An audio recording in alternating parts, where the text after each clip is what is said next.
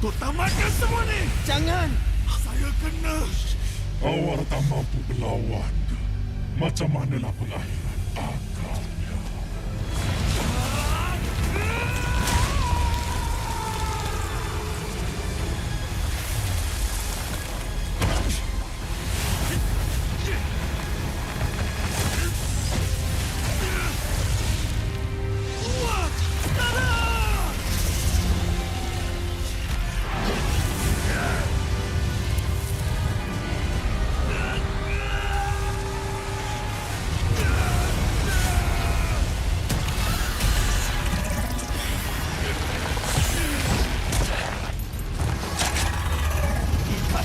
Sumpahan!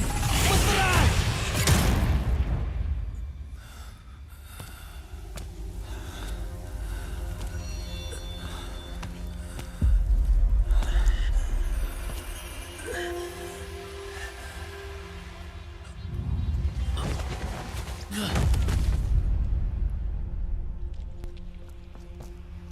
Awak patutnya bunuh saya. Ya, tapi ini hari bertuah awak.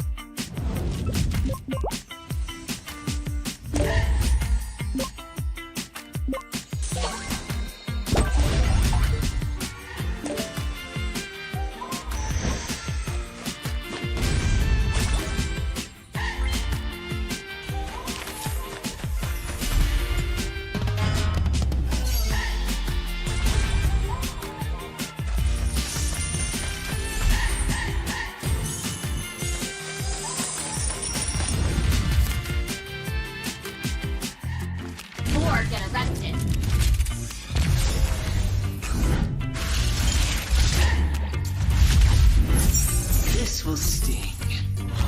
You have my word.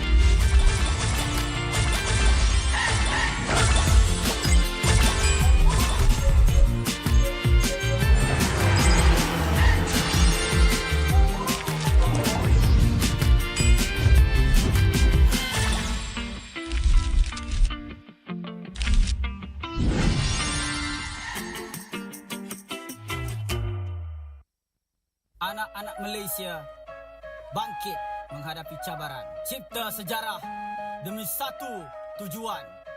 Pertahankan tanah air kita demi kemuncak M6.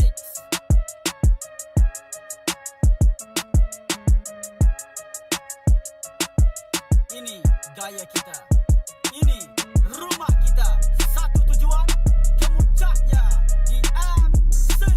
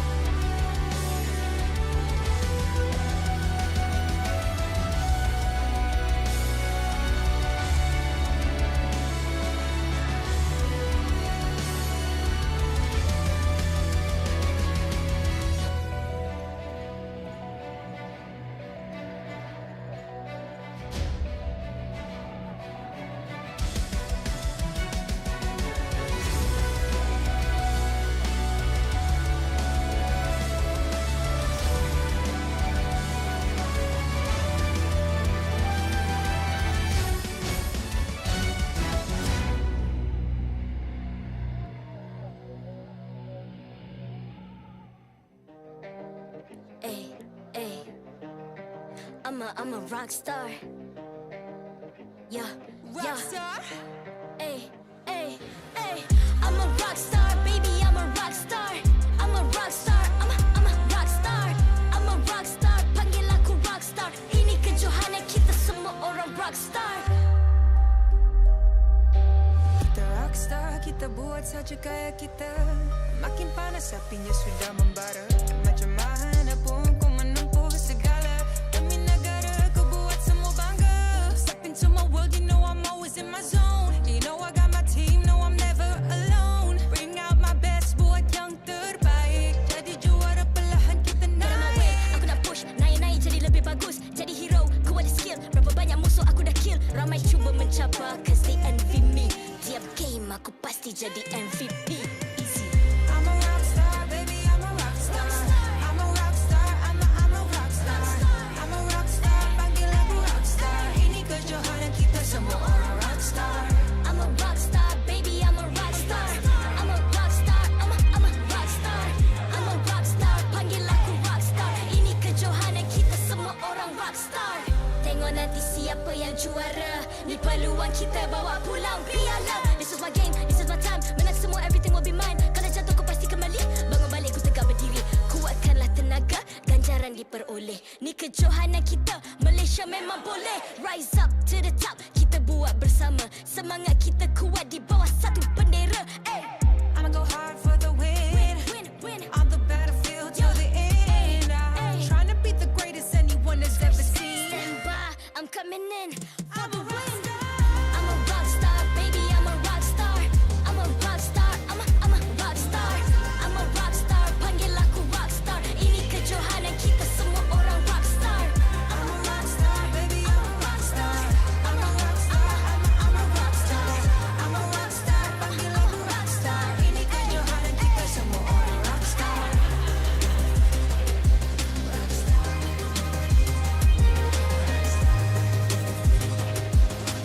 Ini kejohanan kita semua orang rockstar. I'm a rockstar, baby, I'm a rockstar. I'm a rockstar, I'm a rockstar. I'm a rockstar, panggil aku rockstar. Ini kejohanan kita semua orang rockstar.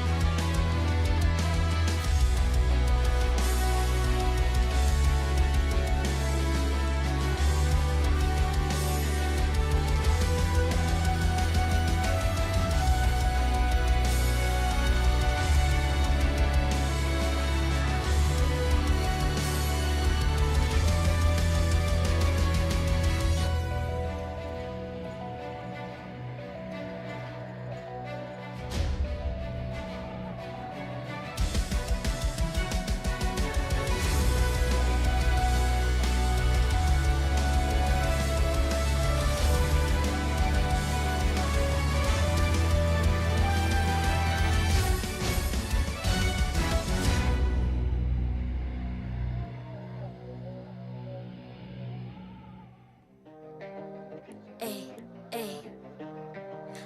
I'm a rock star. Yeah. Rockstar? Ay. I'm a rock star, baby, I'm a rock star. I'm a rock star, I'm a rock star. I'm a rock star, panggil aku rock star. Ini kejohanan kita semua orang rock star. Kita rockstar, kita buat saja gaya kita. Makin panas apinya sudah membara. Macam mana pun ku menempuh segala. Demi negara ku buat semua bangga. Step into my world, you know I'm always in my zone. You know I got my team, no I'm never alone. Bring out my best, buat yang terbaik. Jadi juara perlahan kita naik. Aku nak push, naik-naik jadi lebih bagus. Jadi hero, ku ada skill. Berapa banyak musuh aku dah kill. Ramai cuba mencapai, cause they envy aku pasti jadi MVP. Easy. I'm a rock star, baby, I'm a rock star. I'm a rock star, I'm a rock star. I'm a rock star, panggil aku rock star. Ini kejohanan kita semua orang rock star. I'm a rock star, baby, I'm a rock star. I'm a rock star, I'm a rock star. I'm a rock star, panggil aku rock star. Ini kejohanan kita semua orang rock star. Tengok nanti siapa yang juara. Ni peluang kita bawa pulang piala. This is my game, this is my time. Menang semua, everything will be mine. Kalau jatuh kau pasti kembali. Bangun balik ku tegak berdiri.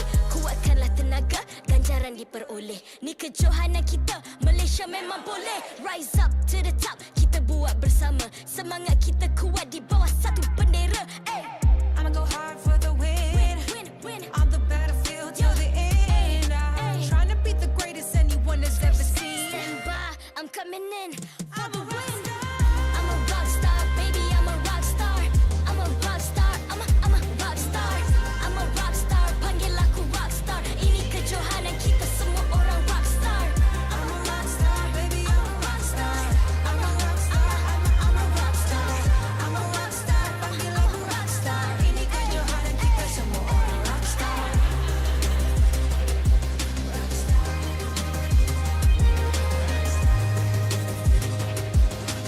Ini kejohanan kita semua orang rock star. I'm a rock star, baby, I'm a rock star. I'm a rock star, I'm a rock star. I'm a rock star, panggil aku rock star. Ini kejohanan kita semua orang rock star.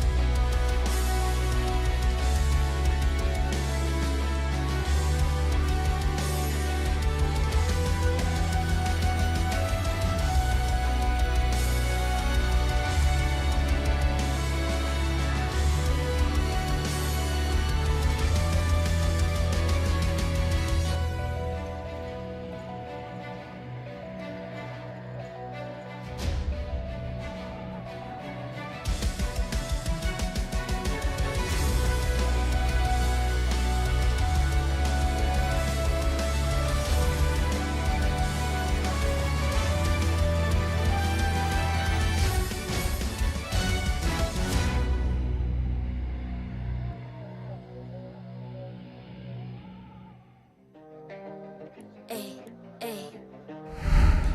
I'm a rock star.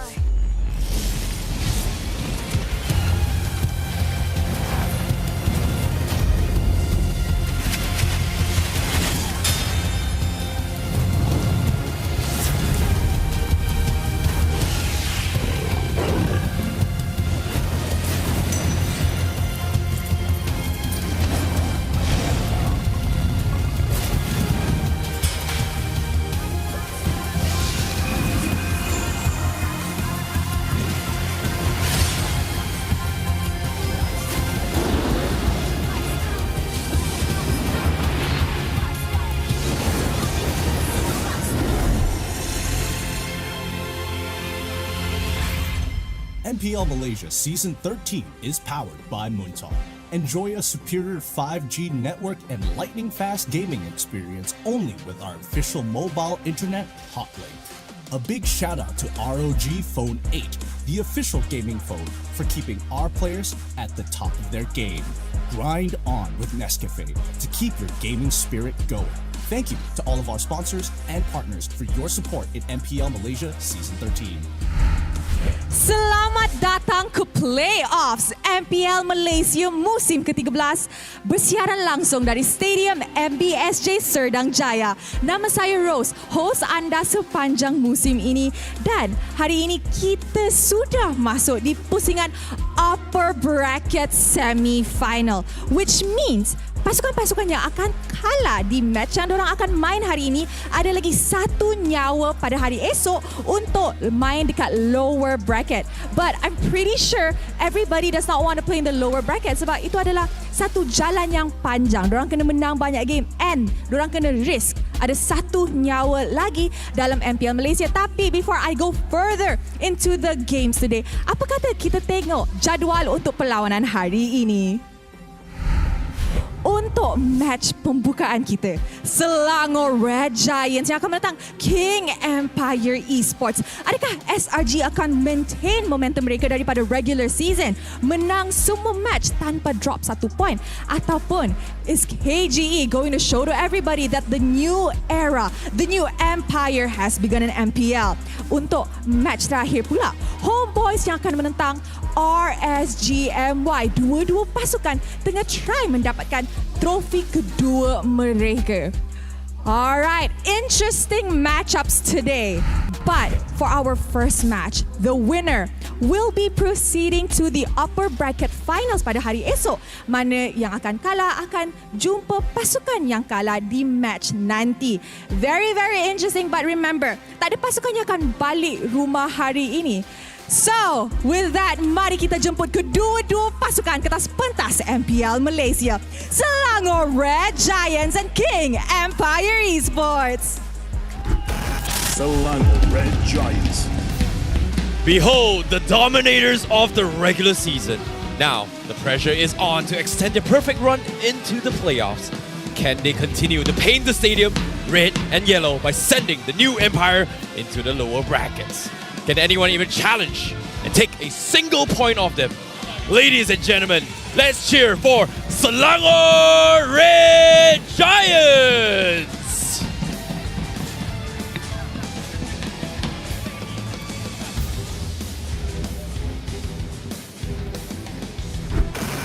King Empire Esports. The Lions have already eliminated one former champion in their playoff runs.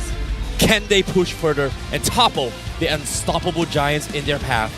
All eyes are on the Malaysian legends, Sasa and his reliable teammates as they strive to achieve the unthinkable today. Put your hands together for King Empire Esports! Sekarang, marilah kita menjemput jurulatih dan analis bersama Head of League Ops Cedric yang akan mengalas tugas untuk memastikan perlawanan sentiasa berjalan dengan adil dan lancar.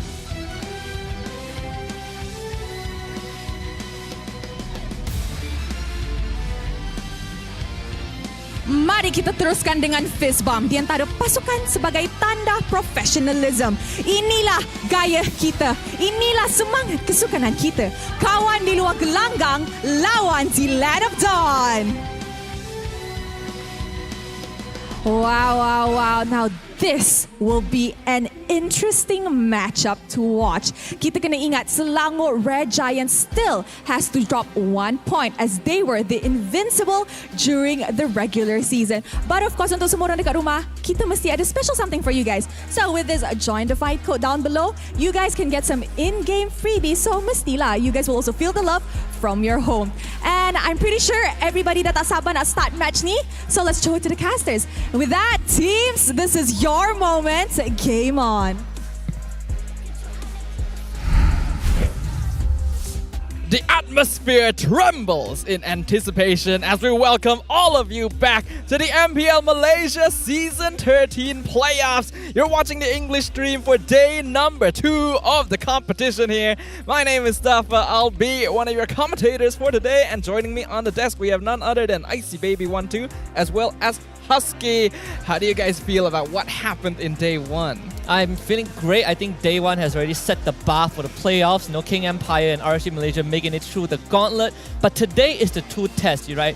King Empire, they're taking on SRG, RSG Malaysia taking on Homebois. This is where we see how far can they keep on going. You know, and personally, I feel like yesterday's game was a little bit interesting, right? Who would have thought that all the matches would be this close, considering the fact that anything can happen in the playoffs, and that's the beauty about it. And of course, when it comes to the meta itself, you know, we've got like a hot patch, hot fix in about 3 or 4 days. For teams to adapt is not exactly easy. They need to be fast, man. Yeah, we've had hot patches, we've had hot fixes, but we also have Hot Link right here for all of you guys to check out. Secure lightning fast 5G connection for your MLBB games, as well as enjoy superior 5G network latency and smoother gameplay, all only with Hot Link. Yeah, and what do you know? We have a player called Smooth who's going to be playing on stage in just a little bit, and definitely that Hot Link package has been helping these teams perform at the tip-top condition, right? We see some very crisp mechanic yesterday, which I personally feel like we have transcended what MPL Malaysia has been for the past few years.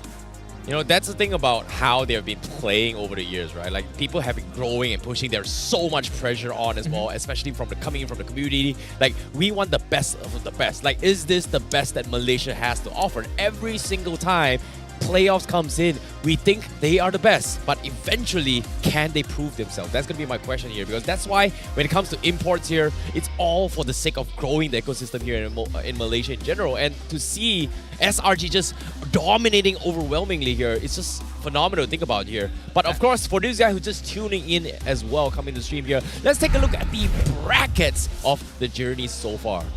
From what we saw on day 1, we had quite an upset here with King Empire taking down Todak. And moving on in the competition, they will be going up against Selangor Red Giants to start off today.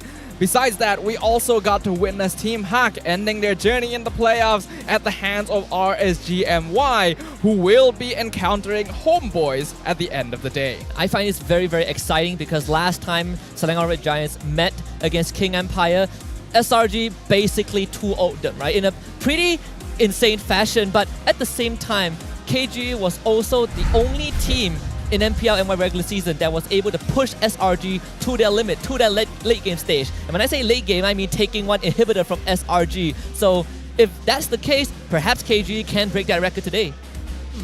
Maybe. I do feel that out of all the teams that are left, it is going to be KGE or Homebois who have the biggest chance of maybe stopping SRG's unstoppable streak. But what do you think, Terrence? You know, to be honest, I feel like Selangor Red Giants have proven themselves to be a staple name here in Malaysia. But in between screens as well, here's a little snippet as well. A lot of the pro teams, tier 1 teams from other region, has said that SRG is a top contender because of the fact that during streams, they have this running tradition, 4-0 all the way. But so far, not and single team has ever 4-0'd Selangor Red Giants on unofficial streams. And there are a lot of praises coming in from the other regions, especially coming from VNVice, who formerly were world champions as well, on their broadcasts. Yeah, I think the Filipino region has definitely shifted their perspective about SRG as a team, right? And not just a team, but also individual players like Innocent, who has been in the spotlight for so long. But we also got to look at the Sasa, which is on the other side of the aisle, because yesterday Sasa was a beast. This guy came online and put KG on his shoulders. One of the original Kages himself, the Malaysian legend who carried King Empire to victory in an unexpected result on day 1 of the playoffs up against the Innocent Beast, the brand new goal laner from the Selangor Red Giants, who has been tearing up the Land of Dawn since the beginning of the regular season. It's going to be a goal lane matchup for the ages. You know, to be honest, we've seen Innocent just performing out of his mind. Like, he's set the record and the bar so high that it's crazy. But I really want to talk about our legend himself. Sasa, he has been playing for the longest of the time, and he's also announced that this might be his last season. Well, he actually confirmed it, saying that it might be his last season to retire. But after a game like yesterday, it's just insane. Like, he just popped off and hard carry all the way through, and it's just ridiculous to see him just retire like that. Yeah, it's always going to be a question whether or not it's truly the case. I mean, we already see the situation with Zorn as well. But speaking of Zorn, I want to know about other roamers too. Okay, Zorn, kalau diberi pilihan untuk ideal roamer, boleh tak pilih 3 roamer dalam 3 kategori ni? Okey, boleh. Okay, yang pertama, rotation. Nak pilih siapa? Rotation saya akan letak Yums. Tak dinafikan lah, sekarang dia nombor 1 kan. Rotation dia sangat mantap. I think I will give this to Zorn lah. Sebab dia agresif. Dan enemy macam takut-takut sikit bila lawangan dia. Tapi saya tak. Rotation Yums. Noah. Saya tak, kemungkinan besar saya akan letak Ray Felicia. Sebab Red Malaysia banyak pakai hero support, tapi sebenarnya korang tak tahu dia sebenarnya the king of setup dekat MPL PH. Setup zone juga. Mungkin Zon. Zone. For setup, it would be Zorn because I think in any situation he is able to catch any hero that he wants. Short call, untuk short call macam susah sikit. Short call. Saya lah. I will give this to the Roma KGE.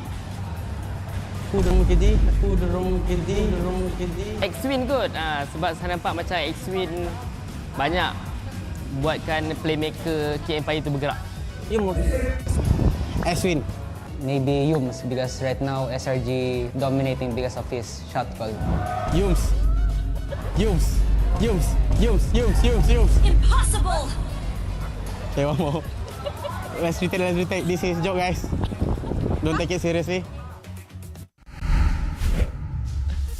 The job of a roamer is a very important responsibility, and we do certainly have some interesting personalities among the roamers here in MPL MY. I do agree with them. I think the names that popped up a lot, Yums and Zorn, are definitely the players to keep an eye on going into these playoffs, and we're gonna get to watch both of them today as well. Yeah, I think eventually we'll get to see those two be pitted against each other at their maximum power, right? Disregarding day one of regular season, I think the Homebois were not on form.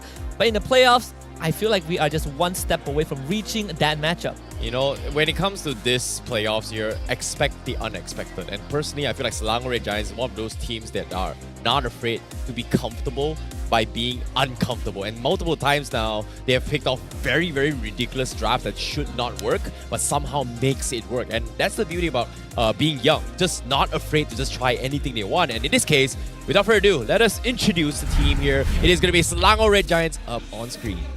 Alright, we got Selangor Red Giants, the dominators, the win streak.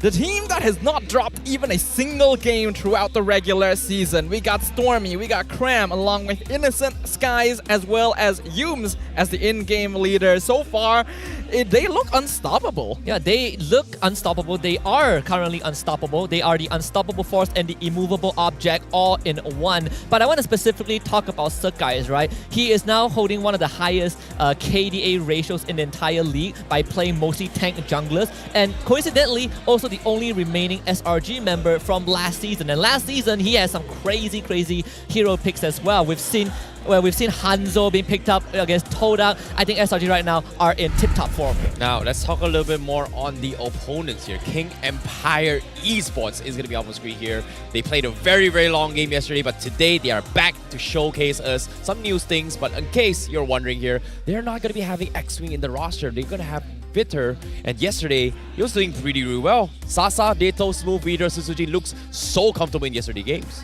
King Empire ran into a bit of an issue later on in the regular season where it seemed obvious that the way you play around his team is by banning out the pocket picks. The Benedetta from Smooth, the Novaria from Deto, Grok away from X-Win. But I think with the introduction of Vitter, as well as a little bit more practice under the hood, they definitely look a lot cleaner. It seems like they're able to play more aggressive early on, which is another weakness that they had during the regular season too. So perhaps they are in a much better spot now to potentially take a game away from the Red Giants. And to expand on that point, Staffa, I think one of the biggest difference between having X-Win and Vita for KG was the fact that X-Win, even if you give him heroes that can set up fights like Arlet, Edith for example, there's this, it feels like you are still lacking that aggression, right? That initiative that doesn't exist in X-Win. Perhaps that comes down to the shot calling, but Vita changed that around. I think when it comes to the play styles here, it was very apparent after watching Vitter's gameplay yesterday is that he prioritized on the macro aspect of the game, whereas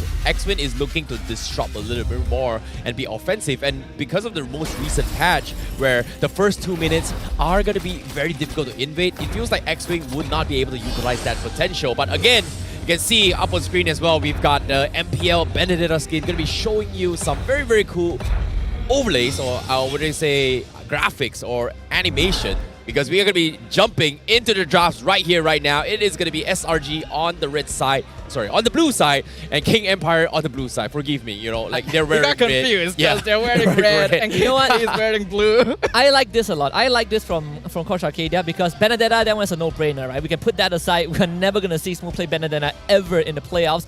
But Edith and Arlott, those were the two picks I just brought up, right? Something that allowed KG to be proactive. SRG, they want to eliminate Vita's potential to set up these fights. Yep, and the fact is, they've actually allowed the Novaria through as well. This has been like 100% ban against Detto specifically. So perhaps Detto will finally get to pick it up himself as King Empire ban out the chip. Red Giants going for the Moscow first pick. Okay, this is going to be a comfort pick coming from Selangor Red Giants, and at the same time as well, you know what's really surprising for me is that when we talk about this meta hero chips, right, it was buffed really, really hard, and a lot of the roamers hasn't been able to adapt to this hero itself, because when it comes to the new hero, who is comfortable using it as of now? And so far, the only two players that really stand out throughout the entire regular season is Zorn as well as Viter. No one else has played chips to its full potential. And on top of it all, and there were times where SRG had the chips open up in their favor, Yums didn't even pick it. Yeah, I think they are just very comfortable with what they have, right? I was looking at the Yuzhong first phase from KG. That was a focus that they really emphasized in that last game against Toadup, where they realized that, man, we need Smooth to have a good game, and when he gets a good game, we get a good game. This Yuzhong first pick is something that I think would be more exclusive to KGE, but also you put Baksa in the equation with the recent changes to the jungle, it makes KG's early game a bit more robust.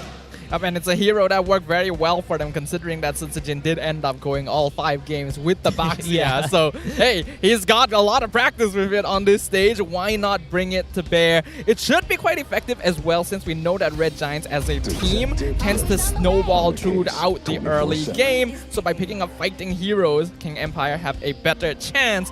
But they're gonna have to deal with the Matilda and Fredrin. I like this. Just Fredrin Matilda, you make an immobile tank a lot more mobile, and you have the Moskov that you don't really have to worry about. We've seen iterations, right? The Guiding Wind, the Praesos Rav, Guiding Wind into Energy Eruption, something that SRG is very great with. And you even pointed out in one of the games that Yums is one of the premier Matilda players. Yeah, and speaking of Premier as well, to be honest, I'm a little bit surprised that SRG is deciding to put him on the Matilda this time, considering that he has a track record to become very, very impressive, right? From time to time we hear the Cho, but something is happening here, because I'm hearing a little bit of a breaking noise, because I think KGE has decided to go for the Claude instead of the Natan. Wait a minute, this is not what I was expecting coming from King Empire. And you know what's really surprising about this? They did not prioritize on Dato's heroes as well. I'm surprised they went for the Claude, I agree. I was expecting a Natan for Sasa. That felt like the more direct choice for Ryzen. But, of course, there's a fun fact for SRG.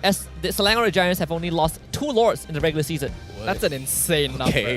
Only losing 2 Lords. Like, we knew that they had won every single game in the regular season up until this point, but only losing 2 Lords on top of that is a crazy statistic and shows how dominating they have been overall. Let's emphasize on the statistics, right? So they played 9 teams, so 9, and they 2-0 all of them. So a total of 18 matches, and they've only lost 2 Lords.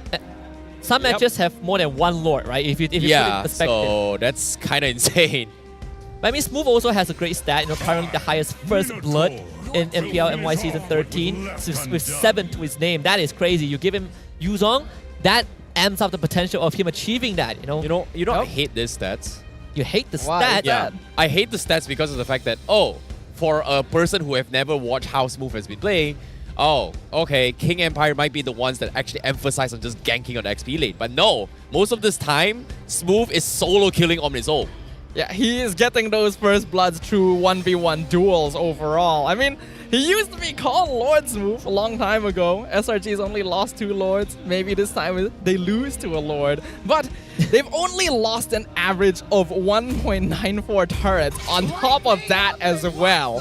So, yeah, the numbers on SRG are just crazy. I'll do one better. I think they only lost 1 inhibitor in the entire regular season. They did. Let that sink in. You know, let's talk about this here. What about Lord Dato? Because think about this, he's never made it past the first stage of playoffs. Think about this. That's true. Now he's finally won a single game. So it's like improvements, but again, He's made it to the double elims, right? That's a step That's forward. a big step, yeah. We also have to talk about Deto's Lord, who stole the Lord. Deto's mini Lord, and Lord's cousin taking Lord. Well, in this case, Deto is the guy that just does it, you know? Like, some of us were joking as well. Maybe he should apply to Homebois, because Homebois' requirement to join the team is pretty much everybody's gotta, take turns to steal the Lord, man. Every single row has done it, but he has done it on a different level. He's played it on the mage, he stole the entire series, and guess what? He stole a Lord while being dead. Yeah, because he had his own Lord. I mean, you get the Vexana, right? I think it's very straightforward that this Vexana gets picked up. I think it's good that KG is moving away from Novaria. Now you have different options. I'm looking at SRG, I'm looking at the XP lane. It could be a Barras angle since you have the Matilda to compensate for it. Yes, you are dealing with a Yuzong, but you are always going to be that brick wall. This could be that protect President Innocent. But they're actually going to switch it up. They go for the Paquito Cram. The Paquito on Cram, an interesting choice here. Me leaning to a slightly more aggressive EXP lane. Gonna be looking for a mage now. Stormy would typically gravitate towards something like the Valentina, I guess, in this situation, since the Loi is already banned out. But we will see if that is what the Red Giants go for. Right now, King Empire have a pretty solid early to mid game. They're setting up the scale Aurora on this Claude, but Mr. Aurora, I recognize that voice line anywhere. I think this is good for SRG. Like, think about this, right? Like, they need a way to kite with KGE, but wow! They bring in the Tigreal for Veeder, the most annoying roamer in all ranked games. High elo, mythical glory games. It's just like people just don't want to play with Tigreal. And for King Empire to bring it out, wow. This is such a fast-paced draft from SRG, right? We already have Paquito, we have Moskov, who has global presence, Matilda to bring it around the map. But Aurora, some people might not remember this, she can stop turrets from firing. So tower dives is going to be a thing if SRG gets going. Yeah, I'm 100% expecting tower dives coming in from the Red Giants here, because that really is the main reason you would go Aurora over any other typical mid lane pick. So we're going to be jumping into game one very, very soon. I think it's going to be very fast-paced because both these teams have drafted fighting compositions straight up, and I am super excited to see what happens in game number one. Well, to start things off with day number 2 of the playoffs, the first match of today, Selangor Red Giants versus King Empire. Super excited for this first game because right off the gates, you are looking at this Roamer mid combo, right? And when we talk about mid laners, you want two things. Wave clear, rotational power. Matilda solves both of it. Aurora can wave clear, Matilda can bring Stormy around the entire map. This is something that KG needs to be aware of because your Tigreal is never going to be able to catch up to the Matilda, so you need to be one step ahead. Yeah, when you play against a Bharat composition, one thing you'll always have to worry about is that the enemy team is always going to rotate faster than you. But with the Matilda, Red Giants completely negate this possibility. And we can see that Yums is already shadowing Veeder wherever he goes.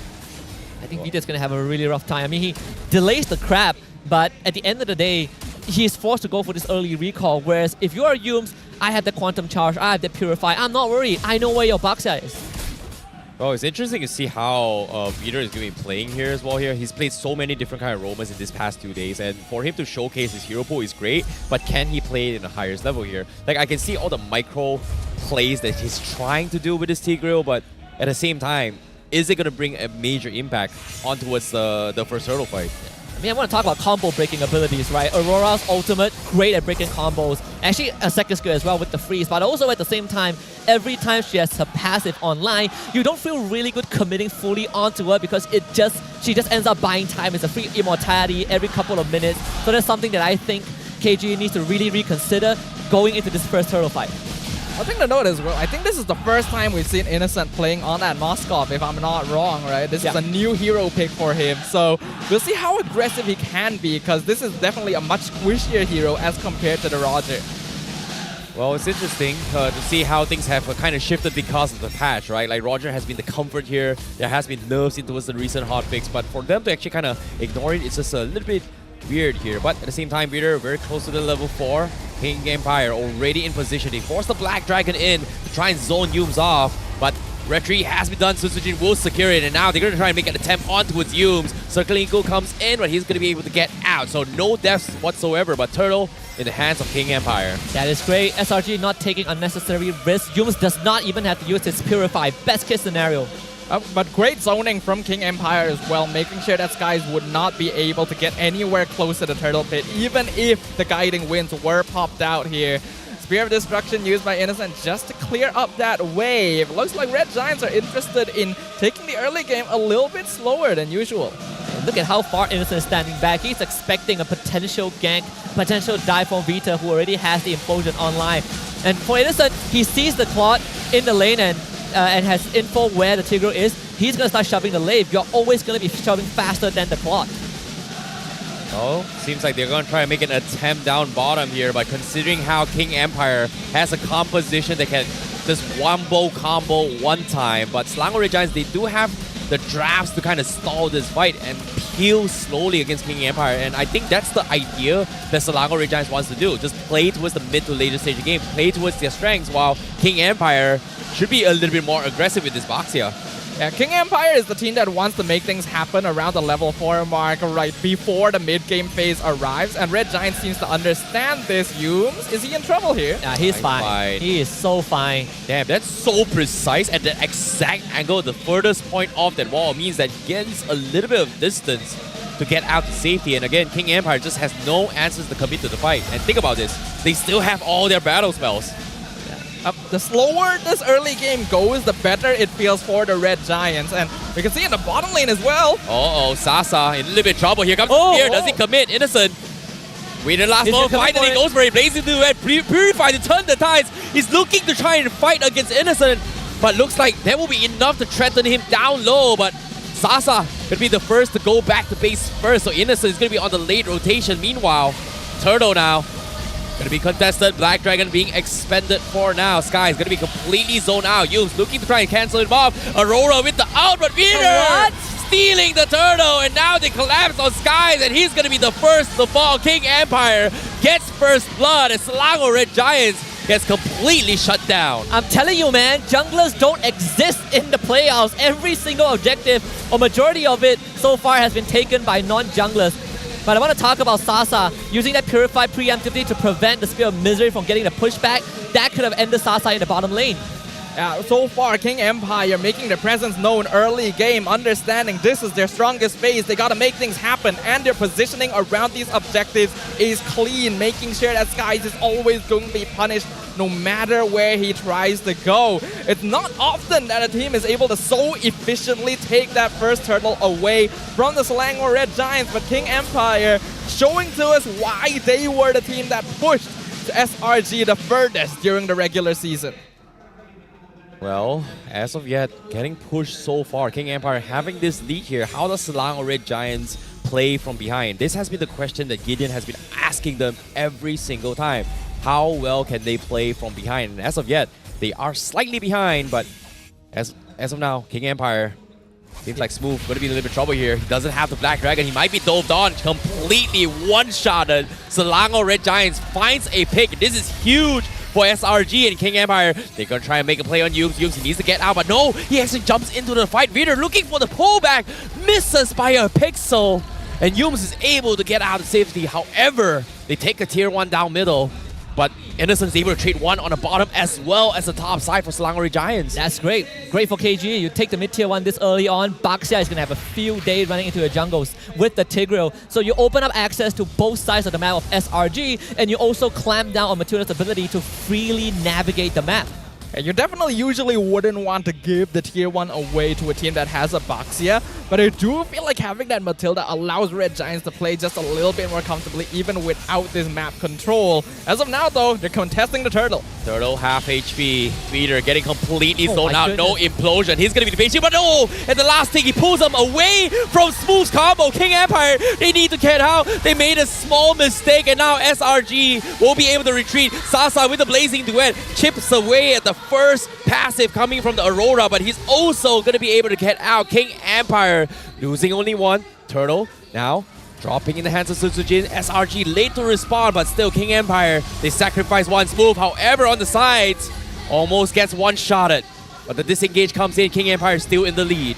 King Empire playing such a good game right now. Very calm, controlled, collected, getting all 3 turtles. But of course, good response from Selangor Red Giants following the protocol. We shut down this Tigreal. We know that he's going to have a big problem getting close to our backlines without the flicker. And even with the flicker, with Matilda, with Aurora, we shut him down.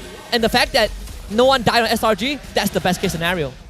Red Giants still looking to play for that late game. We can see that even though they've lost basically every turtle in the game so far, the net worth difference is actually nothing. And that is very beneficial for them because it means that they have actually been farming and scaling to match with King Empire, who are spending a lot of time rotating across the map. The main worry though is that Sasa is actually starting to do quite a lot of damage here. And we can see that Sasa, he's really been enabled this playoffs. It feels like he's playing a lot more aggressively, a lot more confidently than he has been for a couple of seasons actually.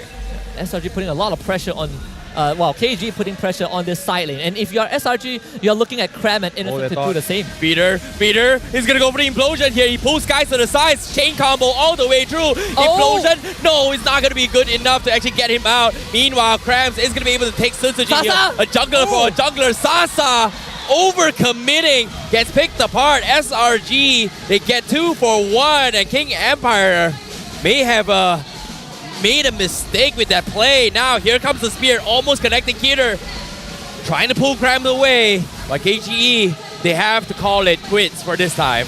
Biggest difference maker, Matilda guiding light. That guiding wind, the extra shield saved Innocent. He was about to go down to a full-blown blazing duet if not for Yums and the flash of the Oasis. I can't believe how much health Innocent got just from that guiding wind. I thought that Innocent was gonna get picked off there. That would have been disastrous for the Red Giants, but he had so much faith that Yums was gonna be there to make the difference. And now that Sasa has been picked off, that's actually gonna really affect his scaling. Red Giants are gonna slowly start coming online unless King Empire can shut down this Moskov.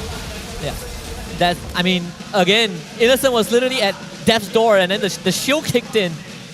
But at least for Sasa, he just completed his Holy Trinity. And when you look at the difference in terms of net worth, there's actually no difference between those two. They are literally in the same boat. This Lord fight though is going to be important. Will SRG lose that third Lord in the league? Well, speaking of which here, looks like they are going to try and contest this here. Sunsujin going to be focused down here. Circling Eagle has been expanded, so that's huge for King Empire. Meanwhile, Sasa needs to clear off the middle waves for now. SRG, they're trying to bait something out. His move, he has the Brute Force breastplate. But how are they going to fight this? Innocent from the side. Scares off Dato. He's dropped out pretty low. Forced to recall back. And King Empire, they're not letting off the pressure yet. They try to go for the spear. Selangor Red Giants almost catches Dato. It's going to be needing to join the fight anytime soon as SRG still holding them hostage here. Here comes the pin. Peter taking once more too much damage. They're peeling them apart. Still holding on to the Lord half HP. But the Lord gets resetted. King Empire gets the reset as well. SRG has to reset. They don't have Aurora out anymore. Used it very early to try to get Vita, but he's a bit tanky. KG can now go back on the Lord. Very tense Lord fights. Oh, Peter! Implosion connects on 3. He's gonna drop everything. Peter will be the first to fall, but the Lord will be stolen. The Lord by Skies. They tried to catch his move. He's taking too much damage. King Empire, they lost the fight. But the spear from Innocent. He catches Sasa on the back, finding a double. Sasa, do you know how to play Moskov? Guess what? I can do it too, baby. The innocent beast indeed. First time playing the hero in MPL MY, landing a snipe like that. First of all, let's talk about how KG got the engage on a hero with Purify. And then Innocent responded with the Spear of Misery. He pinned both Vita and Susujin together and then killed off Vita before they could do anything. And that pin allowed Skies to get the Lord. And the rest was just a snowball effect. Sasa forced out of the fight because his team could not support him. Now, another pin. Oh my goodness, here comes the pin. Wow. Done all the way. Smooth just can't play the game. Suzuki now, the Toys Must sought to clear off the minions. He's dropped down pretty low. Sasa as well, very low. Tier 3 in the middle will fall. SRG starting to take away with everything, man. How quickly this game has slipped away from the fingers of King Empire. The Red Giants are completely online. From a game that had been even for 10 full minutes, there's now a 6k gold lead just from a single series of engagement. The Red Giants know exactly what they're doing. Perhaps the biggest difference maker is Sasa, who just got that Winds of Nature. Previously, he was not able to power through Innocent, but then again, Innocent is 5-0. Even the AI prediction is saying that SRG has a 70% chance of winning this. The only thing holding KG together right now is the fact that they still have one inhibitor left on the top side, but damage down ranking is just Innocent pulling ahead of everyone else. My god, where is Innocent getting all this damage? That's insane here. But at the same time, you give Selangor Red Giants an inch, they will take them out. And that's a perfect example of what they have done thus far. King Empire with their backs against the wall. This Tigro for Vader not working out against SRG at all. I think it's also SRG conditioning KG to go for the Tigro, right? They ban out Arlott and Edith, heroes who have way more easier time getting these fights off. As a Tigro, you need Flicker Implosion, but then you have to deal with high mobility heroes with Purify. Yeah, that's the thing, right? King Empire Esports had a composition that needed to make things happen early game. Get big teamfight victories around the level 4 mark, snowball off of that. But they couldn't do so because the Red Giants, even though it looked like they were on the back foot early on, were taking very controlled trades. Peter though with the conceal. Conceal focusing on Cram, going for the one shot. They missed the combo again. He's going to be able to get out. Mistakes, miscounts from King Empire, and now they have to back off. Black Dragon expended, and every single CC was just omitted by one wrong move from Vader. What a mistake. And now forced to make a play, half HP on the Lord Vader, giving the information. Sun Sujin, he needs to run in, but Skies is just zoning him off. And King Empire, they have to just let it through. They have no ults. No, nothing they can do, but here comes the stun grab! Two-man stun from Smooth, but he's Smooth, he gets pushed away, and now they shove them all to smithereens. Killing spree for Stormy, and now the rest will fall. Selangor Red Giants in one fell swoop wipes everyone, and now Tito in a lot of trouble. Innocent will still run him down through the tier 3s. Selangor Red Giants with a flawless wipeout here in game 1. The undefeated from the regular season. The streak continues for the Giants. I cannot begin to emphasize how crazy this game was for SRG. That last fight, I'm telling you, Smooth got the best possible two-man petrify. And what happened? Innocent Spear of Misery stunned him. He pinned him against his own teammate, and that prevented any follow-up. The Red Giants are too good, man. They're too good to understanding the game knowledge. The way they approach the Land of Dawn is just completely different than any other team here. King Empire put up such a solid performance, and it still was not enough. It felt like Red Giants knew the plan from the very beginning. You can see the fans, the coach, they're hoping that this might be a way for King Empire, but Selangor Red Giants, they have their hopes up. The fans are supporting, and with just one game, it feels like King Empire, from all the fatigue from yesterday, is starting to show as we got a glimpse on Sasa's frustration and Vader having not a good time in that game. This is gonna hurt their run right now. I mean, I want to spin it a different way. I feel like it's not the fatigue. It's more like KG did everything according to protocol, right? All 3 turtles, the macro was great. They got a tier 1 mid at 6 minutes, and it came down to one Lord fight, and then it just spiraled out of control. Would you say that KG misplayed? I don't think so. I think they were put in a position where it's hard for Vita to make play, but more so, SRG shut them down so fast that there was nothing that they could do.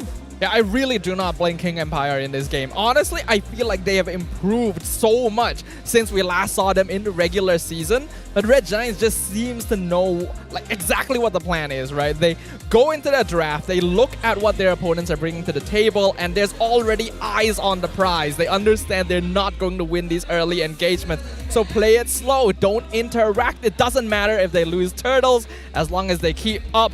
And now let's award our MVP of the game. I think we know who it is. It's gonna be once again Innocent on the Moskov. What can't this man play?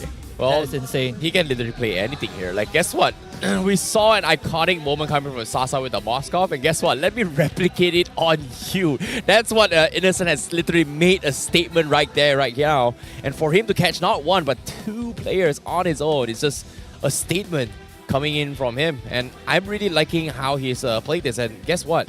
He actually opted to go for the Master Assassin in this game. Yeah, it's all for the early game advantage if I have to fight Sasa head on. But at the same time, it's also, if I wanted to clean up stragglers, Master Assassin is a great tool to enable that to happen. I just gotta say, I feel like this game, a lot of weight is put on Smooth and Sasa's shoulders, and they just were not able to pull it across the finishing line because everyone else were not given the room to make plays. I think they still did their best though. Like yeah, they Smooth definitely early on, zoning out Skies, not allowing Red Giants to get turtles. Sasa playing very aggressive, getting a very early kill. But Red Giants, again, look at the KDAs on their side of the field. Only 2 deaths, both on Skies, who was forced to be the pincushion a little bit to try and get these objectives. But the space they got in exchange was well worth it. Yeah. Spacing, I think, was something that SRG demonstrated very well. They completely understood how close they can get to a Tigreal, to a Yuzong without getting jumped on. And every single time you see Vita walk up, he just does not feel confident enough to go for those plays. Yeah, and at the same time, like, I don't know what you're talking about about King Empire doing all the right plays here, but I feel like macroly, yes, they're doing it right. Like, when in terms of team fight potential, I don't know what happened, but it seems like the team just not, I would say they're just not used to having a Tigreal as a play. Like, everyone from side KGE dropped all their spells on the initial implosion, but what happened was Vader just opting to just shove everyone out of spells. Like, there was a Petrify stun coming from Smooth, there was the Vexana's out on it, it was the Blazing Duet, there was a Tortoise was on. Everything was stacked up in the one little corner, gets completely shoved out to safety, and I think there was an instance where Cram was able to survive because of Vader saving his life. Yeah, I mean, you have to look at the factors that made that possible, right? Like, for example, SRG being 7k go ahead. Have you ever thought of that? You know, used with Blood Wings and Flash of the Oasis. And the fact that Cram had Flicker and he had the empowered left hook, double shield. So I think KG, they had to make a Hail Mary play. Didn't work out. Very unfortunate that that was the case. But if you don't do that, it comes down to the Lord fight. And we saw how that Lord fight went.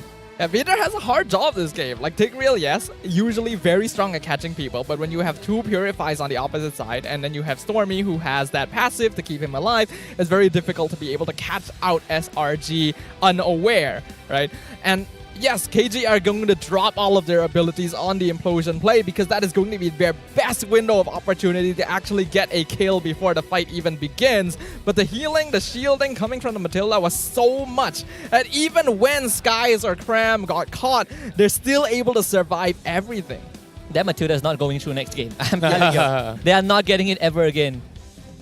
Yeah, it's surprisingly to see how SRG has kind of adapted in a way where whatever that suits the composition would help them a lot. In this case, normally you don't really see an Aurora in this game, right? Like, it's rare to see SRG kind of play a meta composition, but when they picked this Aurora, it's so good in a sense where, think about this, they needed a way to buy time because of the fact that if KGE drops everything Implosion, Wombo combo, what's next, right? They can't peel more than like 15 seconds, 30 seconds. They can't really prolong the fight as long compared to how SRG, which in this case, think about this. Aurora has low CDs, Fredrin has low CDs, Paquito has low CDs, which you can kind of peel very, very slowly throughout the fight. Whereas KGE, once they drop everything, very long ultimates on Black Dragon, very long ultimates on the Eternal God, very long ultimates on Implosion, very long ultimates on Blazing Duet, which I think getting this Aurora helped them in so many scenarios for SRG. Yeah, I think Aurora is also one of those unsung combo breakers, right? Everyone talks about Vexana having a Terrify as a great mechanic to disengage, but Aurora, although not having a Terrify, has 2 ways of freezing you, and it includes turrets, and that, I think, makes him so much scarier. And at the same time, compared to a Vexana, this is the only mage, aside from Nana, that has a quote-unquote second life. That second life going to be very useful because, like what you guys mentioned already, the goal of the Red Giants was to delay fights, was to slow them down because they know that King Empire are going to be very cooldown based when they're playing around the Yuzong as well as the Tigreal. So having the Aurora is a stroke of genius because it not only prolongs fights through CC, it also provides a form of zone denial, right? It basically makes it so that you cannot enter a certain part of the battlefield safely, and that's going to really affect King Empire because they have a front-to-back lineup that wants to really dive on the enemy. Yeah, and the only downside of having an Aurora is pretty much like if you think about previous match prior to this, right, it's always been Nana versus Aurora, Nana versus Vexana to a certain degree because of how much damage output it brings to the table.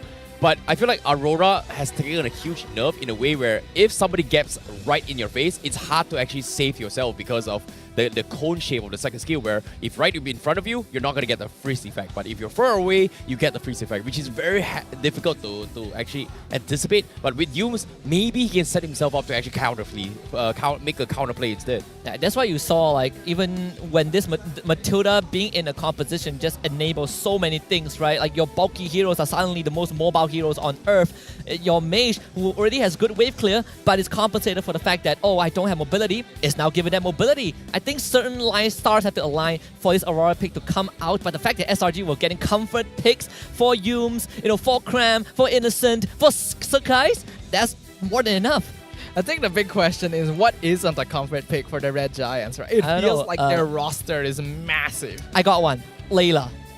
Honestly, I would not be surprised if it just suddenly got pulled out, right? Considering Innocent, he really wrecked shop in that game. 826 GPM, 75,000 damage dealt to heroes overall. Suchidin forced to beat a sandbag for his team. And then Yumes having 12 total assists.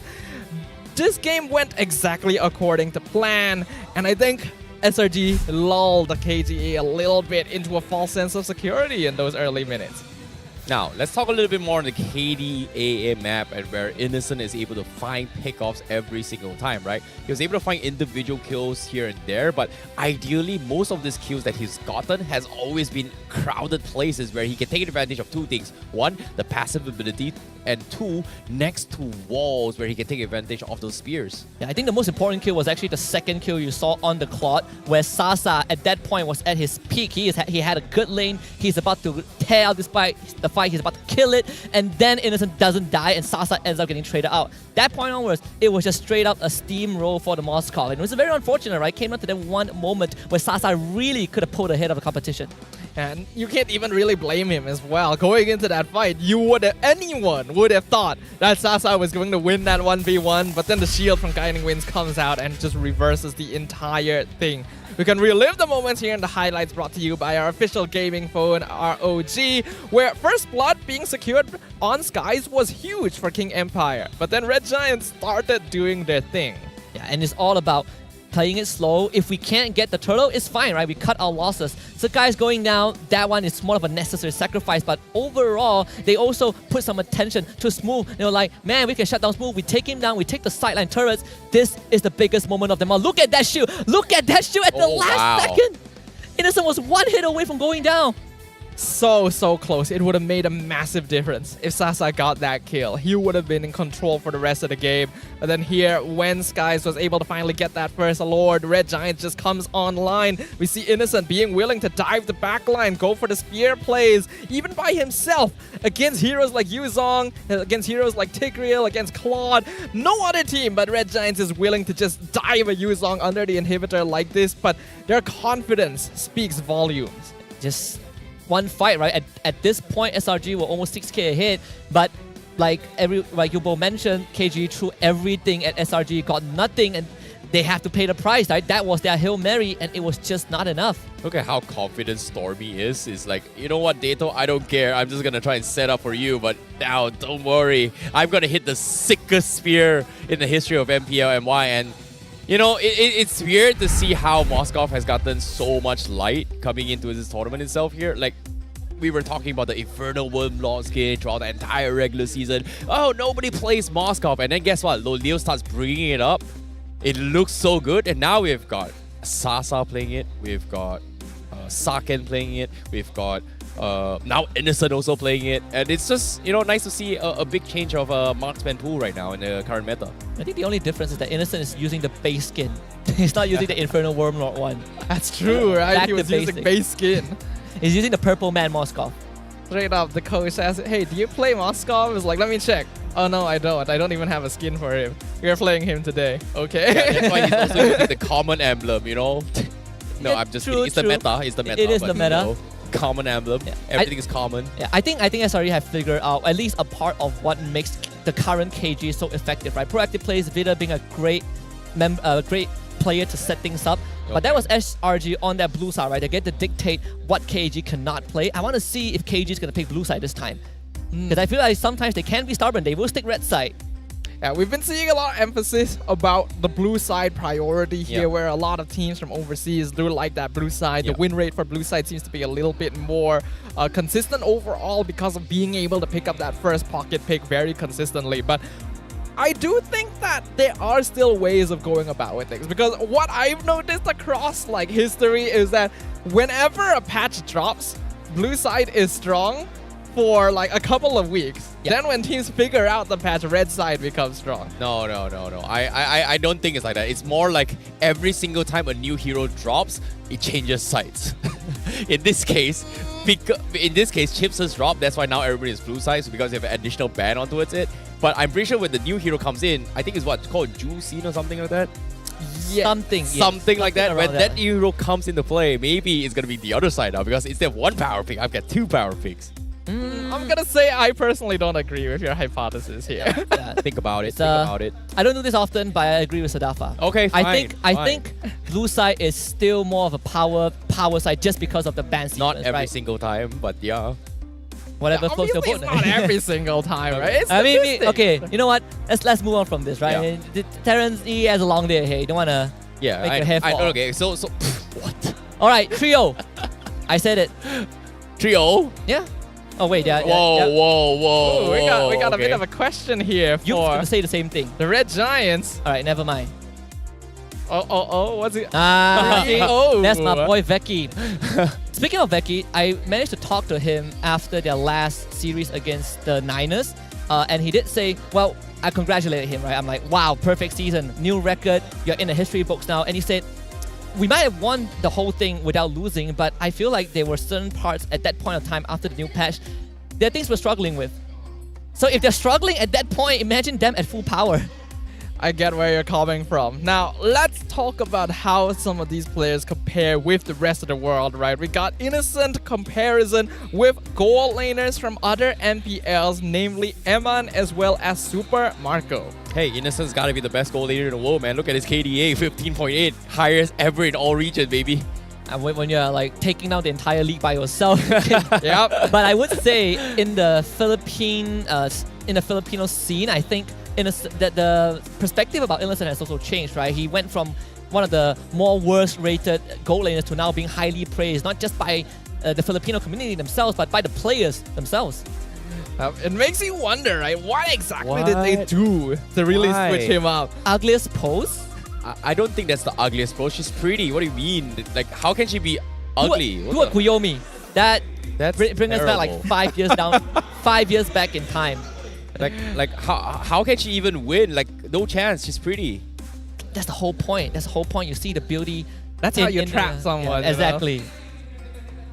Well, let's have a look at the average KDA ranking for Season 13. SRG has been dominating this ranking the entire season. And even in the playoffs, they're still doing it. Man, Cram not getting love, huh? Used as a 9.0 KDA. Check that out. This man's a roamer, by the way. Yep. That is so unfortunate to see Krams is the only one that gets left out here. And I feel like somewhere along the line, the manager has got to be like, Krams, if you don't step it up and get into the top 5 right now here, I'm going to fire you and hire somebody else. Kind of like, your contract hangs in the balance. You better make that top 5. You got to hit those KPIs, baby. He might be able to do it tomorrow. Like if everything goes well, and if let's say Homebois wins the next series, they play SRG tomorrow, perhaps Cram will make that happen, right? You just gotta kill Udio a couple of times, and then boom, Cram is up there. Oh yeah, you gotta kick him down, right? Yeah, you gotta bump it down a little bit because Homebois is looking fine. If I don't recall, Cram is actually on 6th place if I'm not mistaken. I think like he's just very close. one He's very point close. away. Yeah, he's very, very close. But those rankings are pretty close up together, right? Like before this, actually, Skies was number 1, Innocent number 2, and then after he got what 7-0 in that last game, he went up to first place again. So Red Giants are just competing with themselves at this point. I bet Sky was like mocking Innocent. You let Barracuda take you down like 5 times in that series, right? You better catch up, kid. And then Innocent proceeded to get a flawless game. So I would say I think this game it comes down to that Vita. I'm still looking at Vita just because he wasn't able to make the plays with the heroes he was given, right? But this game, KG, please take that blue side. I think blue side is very important for KG, just so you can get a better head start. Maybe that Yuzhong could be a 3rd pick instead of a first 2. It does seem like compared to other teams, the Red Giants are much more willing to allow pocket picks through for the side of King Empire. So maybe they can make use of that information to give themselves a slightly better position going into the Land of Dawn. But as we jump into the draft for game number 2, we can indeed see that the sides have been swapped and now King Empire will have first pick.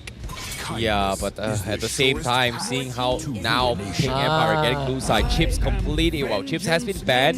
King Empire will get the priority on Moskov this time, so teams have been prioritizing the gold lane this time here, especially the second lane playoffs, rather than the majors or even the Luo Yi, which in this case also been banned out from King Empire. Yeah, some extra layer of pressure, right? Sasa getting a bit pumped up because yesterday he was on fire, but this also means that the Frederick Matilda gets let through again by KGE, and we saw how that happened. I think KG at this point, you gotta pick your poison, right? You can't constantly be banning Matilda every single game. You just have to admit the fact that, okay, SRG are getting comfort picks, but how do we play against it?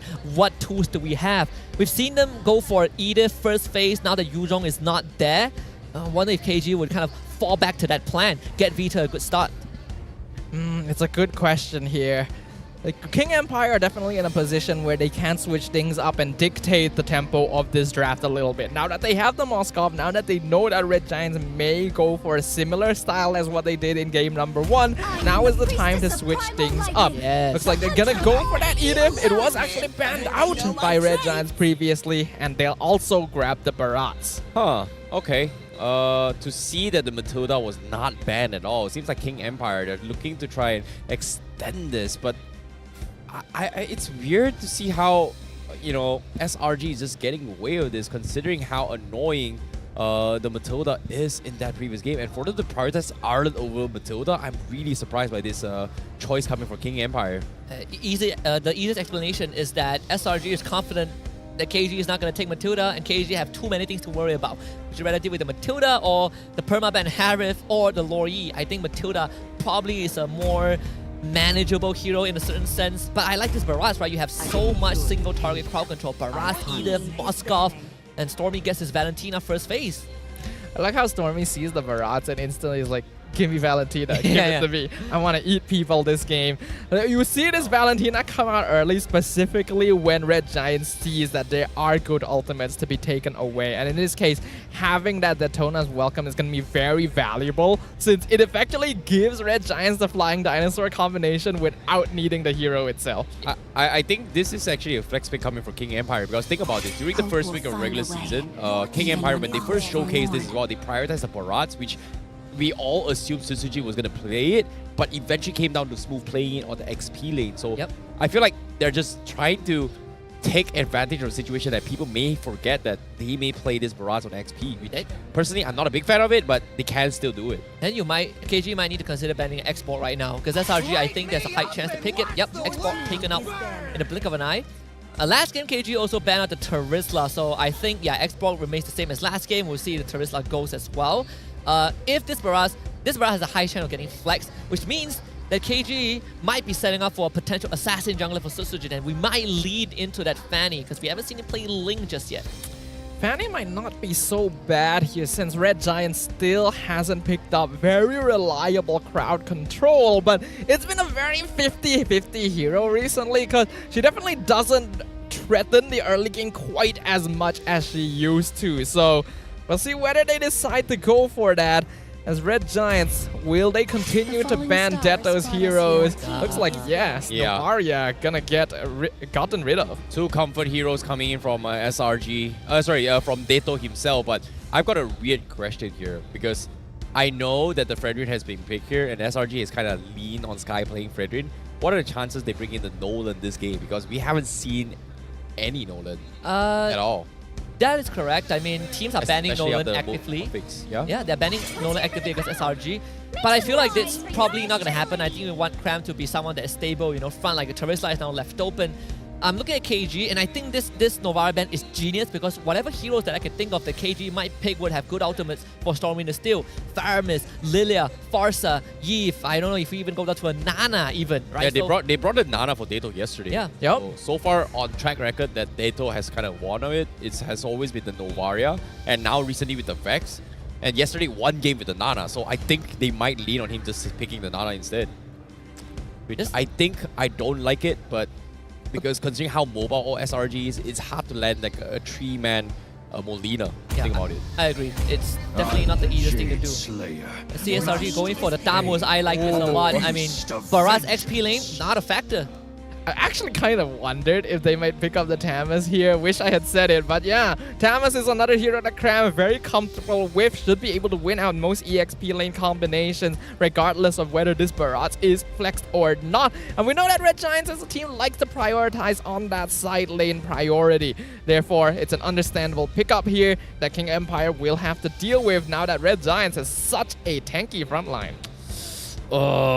This is a tough one for King Empire because as of now, like you guys said as well, what should Dato play? Like if he goes for comfort, Farsa, if he goes for comfort, it's going to be Lilia or maybe even the Nana. But if he wants to go a little bit YOLO, do they bring in the Odette as well if they want to? Which I don't think they would, but let's see. It is going to be the Nana, comfort, Terisla as well for King Empire. So this is a jungle Barat for King Empire. I think you just want the Barat to have a good time, right? Into the Tamus, you're going to suffer a little bit. I think Dato is a player that doesn't really stray away from picks that he's not already comfortable with, so this Nana is very straightforward. At least you're not giving away something like a Nether Realm to Stormy. But now the question is, who is going to be in that gold lane? And this is most likely going to be on the Tan. The Tan against Moscow, very straightforward for SRG. I actually wondered if they might go for the Roger, considering its innocent signature, and it has been left open, but nope, looks like they will prioritize the Natan so that they can match the Moskov in scaling, just in case that early game doesn't go according to plan. Looking like a very solid draft from both teams here, but will King Empire be able to take one back against the Giants? Well, it is going to be difficult, but we shall see as the Giants have a very strong roster here, looking to remain undefeated. And of course, with the support of their fans, it is getting loud here at the playoffs as we are about to head to the Land of Dawn for day 2 of the MPL MY playoffs. Ladies and gentlemen, game 2, King Empire versus Selangor Red Giants. All right, let's jump right in. KGE this game having 4 flickers on all their heroes except for the jungler, of course. And that means that they are looking to get priority, they are looking to get proactive, they are looking to be the one that forces an issue with SRG. And that has been the case for KGE this playoff so far. But will it actually be successful this time? SRG is still maintaining their undefeated streak for the entire Season 13. And Yumes even forcing the Retri out from Sutsujin already. Like the coverage from Vita and Deto, so even if there's a potential invade, they get to stop it. And Yumes is just getting so much info. And that is good for Stormy as well, right? Because you are forcing Vita back, not getting a flicker, which is fine, but Stormy is gonna cash in on some extra experience just because of the passive. Man, did you see the speed at which Yumes and Stormy split apart for that Earth Shatter? Like instantly, the moment they see it, they're just gone, they're out, and they're able to force Vita back. The micro level of these players continues to impress. And as we can see from the emblems, nothing too unusual here, but I am seeing some movement speed and damage from the mid-roam combo of King Empire. They want to make things happen early. Well, seeing how Sutsujin is starting to make it a little bit invade here, but it's barely even 2 minutes yet, so there is still the penalty of just taking a little bit more damage invading. So this puts Barat in a very awkward situation. Wow. And because of this, he is actually a minute behind Skies right now. And on the top side, Smooth, he's getting completely zoned out by both Stormy and Crab, and even stealing the Crab for Crab. Yeah, because of Cram's early gameplay, Smooth actually missed out on experience. That's why Stormy is able to go to the top wave so fast to hit that level 40. Stormy probably doesn't even need this wave to begin with, and Yums is going to be able to cash in on this mid wave, hit that 4 before the turtle. And note that Yums is gonna hit level 4 when Peter only just hit level 3 as well. Red Giants are battle ready for this first turtle, and we'll see whether King Empire decides they want to contest this or not. Well, let's see, because as of yet, Turtle Dance comes in. Peter, not even 4 yet, but they need to set up a play somewhere soon. And because of Reader not having the Prime Raph, it is going to be a little bit awkward here. And look at Yums, he's so confident just bullying them out. And SRG, they're just taking advantage of this EXP lead right now. Every time I see Vita use that Earth Shadow to try to catch Stormy, that's a window for SRG to press the envelope. And they're not even in a rush. Rooms is getting all this info. Stormy. Oh no, Gato getting dropped in pretty low. He needs to get out. The Molina comes in the counterplay as well. Would he get the play? And yes, he gets out. Stormy, what a save from Yums. Peter forcing the flicker as well, but he just can't catch him. But at the same time, with him on the sidelines, this is an opportunity for King Empire to make a play. Daytona's welcome. Gobbles up and down, but 2-man stun into the penalty zone. But where's the follow-up? They don't have the damage. Sky still secures the turtle. And now King Empire, they have to retreat and they will back off. SRG just doesn't want to continue. They're all so low. They've done the job. Secure the turtle. That's all they need. Man, did you see Cram? He tanked up 3 guys. He forced Susujin to use the Daytona's welcome onto him. And when he did, SRG were like, we'll just wait it out, don't need to rush the Lord, wait for the Barrage to spit me out, and then we rush the Lord down. One thing to note, Cram has played Tamas maybe like once or twice throughout the regular season. Definitely not something you'd consider a signature pick, but I always remember it because it is one of the scariest things I have ever seen. It allows him to be so aggressive and he knows his limits perfectly. So jump in 1v3, no problem, I'll do it. Stormy is like, guys, I'm going to call a timeout because just now I didn't get first blood on Detto. That is not acceptable. So you can see, I believe it's just a type 1 pause. But I wonder if they did get the passive out of the Nana. It felt like Detto still has his passive. I think he does. Yeah, which would have been the best case scenario.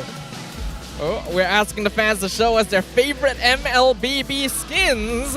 That's actually a good question, right? There's so many skins out there. A good choice, good choice. Oh, the full animation, the whole package. It's a clean and simple skin, but that's what makes it good. Okay, you know, I really like it's a little bit unique as well, but at the same time, you can see the crowd is just absolutely very, very, I would say very serious, very tense, very stressed. But if you were here at the venue, it's just absolutely bonkers. It's just so much noise that I can barely hear both of you guys. So to see some of the players not being able to hear their teammates on stage, I wouldn't be surprised because I can barely hear both of you as well. I'm telling you, next season we're getting a soundproof boost for the playoffs. You know we should. But that's the thing, right? Not for us, for them. Yeah. Soundproof booths, you can still feel the vibrations. I mean, I'd rather feel the vibration than not hearing anything, you know? Yeah. Fair enough, fair enough. I mean, look at the crowd right there. And now we're asking them to do an even louder... No, it's already loud. Okay, let's see. KG hasn't roared yet. Alright, KG, do your thing. We're gonna let KGE do their thing, because Red Giants have been doing it the whole time. So brought out the megaphone. Come on, show some spirit, man. It's a bit hard to hear because we are on the Red Giant side. We are. We're getting completely muffled by the Red Giant side. The cameraman just cuts it to SRG. And this is how you do a cheer. Yeah, look. King Empire versus SRG. In this case, well, SRG's got the man advantage. I hate to say it's not even close, so... No. Hey, they got the man advantage, but KGE has like the spirit advantage, you know? It's the thought that matters. It is. By the way, the cameraman didn't even only show like a quarter of SRG's crowd. I know, we right? We have a bunch of them like sitting in front of us, but obviously the loudest ones are the ones, you know, with the flags, with the drums, with the snares, the megaphones. Their own theme song. I think they are one of the more unique teams that has their own anthem. And interesting enough, everybody knows the song. It's crazy. I want to learn the song, actually. Sounds nice. It's kind of like those musicals in movies where when you break out into song, everyone around you knows the lyrics. For the grand finals, they're gonna do a flash mob. They're just gonna like break out on within the crowd and Maybe so. So okay, let's put it to the test, right? I'm a rock star. I'm a rock star. What's next? I'm a rock star. I'm a rock star. Oh shit, we actually know everything. God damn, that's You've listened to that for so many seasons. Come on. It's like the same 3 words. That's a bit too much, but yes, I agree. What's the Malay line? Okay, to be very fair to the song, I think it's catchy, it's great, it's pop, it's it's very hippie. This is the last season we're gonna hear it, all right? So besides That's true, Rockstar, the one that catches me the most is actually Ini kejohanan kita semua orang Rockstar. That's so cool. Ini kejohanan kita semua ada Rockstar, yeah. I mean, the rap part was great. Heidi did a fantastic job. But again, it's the last season, it's the last 3 days we're ever gonna hear that song, so we gotta appreciate it. We're getting the theme song changed next season. I think it's been so long, right? It has been. I mean, if anyone was like, oh, this guy's leaking something, it was announced, right? It was announced. We're getting a new song. So I will miss this. It is a new era after all. We are definitely seeing signs of that, right? Teams are getting better, going stronger. We have the fans for KGE here. This is where the rest of them are. We got Pose like your favorite hero here being requested from our fans. I'm gonna assume that's Paquito. I think that's what makes sense here. It looks like Masha. Oh, that's possible. His punch one time. It looks like Cho. I think it's Cho. I heard the BM cast say over the speaker that it looks like he's driving. Oh, you might be Johnson as well. Johnson, actually. But how would you know Johnson drives? He might be like a transformer. I mean, like, he is a transformer. He is the transformer. He is a transformer. So, okay. So how would you animate a Johnson then? Like you just slide on the floor? I'll tell you, it's very easy. Optimus Prime, and then you just lay down. Yeah, that's Johnson. Sorry, what? Can you do that again? To push you along. I'm not on cam, but yes. Can you do it again? Filipino fans will love it. See Optimus Prime, and then you lie on the ground. Not even close. Nice try, baby. If my voice gets as coarse as yours, perhaps. Okay. Maybe you could try it. Nope, I'm not gonna do it. But we got the MY on screen, and you know what's up. It's back to the game as we head into game 2 of Selangor Red Giants, and with one fell sweep, no one has died, but Selangor Red Giants 1K lead right now, and Dato getting completely harassed as Stormy takes advantage that he will have a level advantage from his passive. Stormy just knows how to get under your skin, man. There's just something about the way he's played ever since he debuted here in the MPL, where all he wants is to mess with his opponents as much as possible. Yeah, it brings me back to what Sasa said in the regular season about Stormy. It's like, this kid is cool, I love him as a teammate, but I'm getting tired of his crap because he's saying that SRG is a good team, I want to beat him. This is their second chance, but so far Stormy has still been perfect. Oh, this is going to be a friendly rivalry, but it's going to be a very important one. But here comes again another pause. We're in for a treat, people. We get to see the MY again. Wait, what, huh? That is true. PCU. Man, you guys are horrible. Really? Horrible. You gotta give us some heads up. All right. I say P, you say... No, that sounds worse. We'll just see you later, bro. We will see you later. You gotta walk out there. We see P and then we say see you. Nah, the ship has sailed. Yeah, see you later, bro. We'll wait for next time. We'll wait for the next one. But at the same time, seeing how the fans are still motivated to see things go through right here, right now. Personally, I feel like based on the drafts, I like how Stormy is taking advantage of his Valentina really well, right? Like Lafel has bringing this up multiple times now, where each time a Valentina drops his spell onto or damages his enemy hero, he is gonna get additional XP. And on top of it all, if he is a level ahead of that hero, he gets spell wrap off it in terms of sustainability.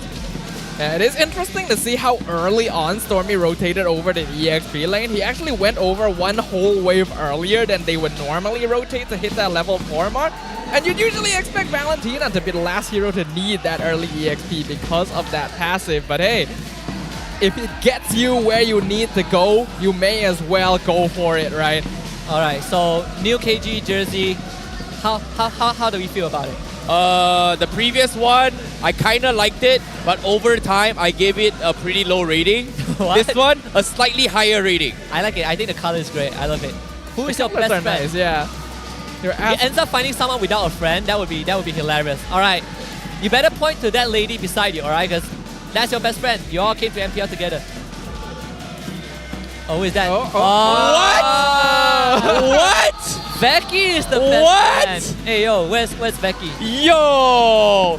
There he is. Yo! Becky sending much love. Looks like the fans has got love for the staff as well. Yeah, love transcends boundaries, you know. This is By the way, these guys are professionionals.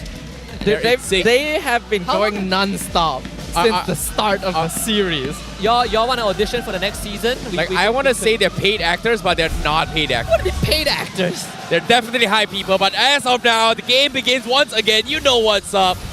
And it is going to be SRG versus KG once more. No deaths whatsoever, and KG manages to get a little bit of reset here. 30 seconds before this next turtle. What's the game plan? Well, looking at the stage of the game right now, only a 500 gold lead roughly for the Red Giants, so basically even as we approach that 5-minute mark. Turtle is going to be coming up in another 15 seconds. And we know that both these teams do have a solid amount of early to mid-game fighting potential, so it is still anyone's game. Cram though. Oh no, Cram getting chain stun all the way through. Veeder drops the Prime Morale, but the pokes coming from sides hurts a little bit more. Penalties will come in. Cram drops the Inferno. He might actually survive this, but eventually Smooth goes in for the kill. Finds the opening, and this is huge, but at the same time, they have to go in for the reset here. Turtle is on the bottom side, and Stormy looking to try to harass this, and Dado takes a full shot combo, forces him to recall as well, but he has to decide what does he do. Clear the minions or recall, but this is good for SRG and KG, but KG still gets a pick. Man, it took forever to take Cram down. He'll be back for the turtle, no vengeance, so this is, I suppose, a minor plus point. Stormy won't just got his ult back. I don't think you can contest this as KG. Oh, they're jumping onto Veeder once again, just zoning out King Empire Esports. Oh no, Veeder now drops Prime Raft. They want to try and focus on Cram once more. Sky secures the turtle. A little bit late with the spear, but now penalties on defensively to get out, but he's going to get pinned away. Wow. It's the stolen one. No, not even a stolen penalty zone. He actually got shut down completely. The chase was so extended. Sasa had no way into that fight, and he knows it. But KGE, you saw that they were just trying their best to peel away from the fight, and SRG would not let them go. And the best part is that Innocent got the kill. Yeah, I think King Empire needed to just back off at a certain point. Once that Daytona's welcome was used and Suchijin realized, oh, I can't spin him back into my team, that would be a bad idea. That's already too many resources being wasted by King Empire without gaining control over the turtle pit. They should have backed it off right there, and they would have been able to get out with no casualties. But that's going to allow Red Giants to slowly build up their lead again. Already 2K just before the 7-minute mark. Yep, now Circling Eagle comes in. They're targeting on Veeder. Complete shutdown. Coming in from Selangor Red Giants as they take him out barely a second, man. King Empire. It's just so fast. I know, right? Now, Sutsujin doesn't have stacks. They have to kind of defend against this as Selangor Red Giants starts to kind of cut off all their exit point here, taking so much space of King Empire. I'm starting to get a bit worried right now because SRG, surely you might think that, okay, 2.5, 2.8k goal advantage is not too much, but we've seen Selangor Red Giants work with 0 net worth lead, right? And the fact that they're playing that fast and you see this jungle XP gap is going to be a constant 2 levels until that first Lord, that's something that KG will find it pretty difficult to remedy because what are you going to do as a Baraz? You power farm your jungle, and SRG, they're keeping you away. Susujin, he's like, I need to go into the enemy jungle, but there's nothing there. It's not a good sign because we saw in the previous game, Red Giants knew, oh, our early game is not as strong. We're going to play it slow and scale up, keep our net worth even with the opponents. But in this game, they're playing way faster, right? They're going for that snowball. They're going for the ganks, which leads you to believe that they have a lot more faith in what their team composition can do in game 2. Now, SRG making an attempt here to zone off Veeder. So once again, this turtle going to be left completely untouched by King Empire as they need to figure out where they should be playing around with. But now, Cram taking a little bit of a harassment, but again, this Tam is just super, super aggressive. He's so fast. I mean, we expected this Edith pick to be on KG's side because we have no Arlet. Tigro Minotaur doesn't feel like a good option against Matilda, but still, this Edith is struggling because they're not allowed to play fast, right? That's the whole point of this draft. We flicker, we get the single target lockdown, we make sure that we get the kills, but SRG, they're not giving KG room to do that.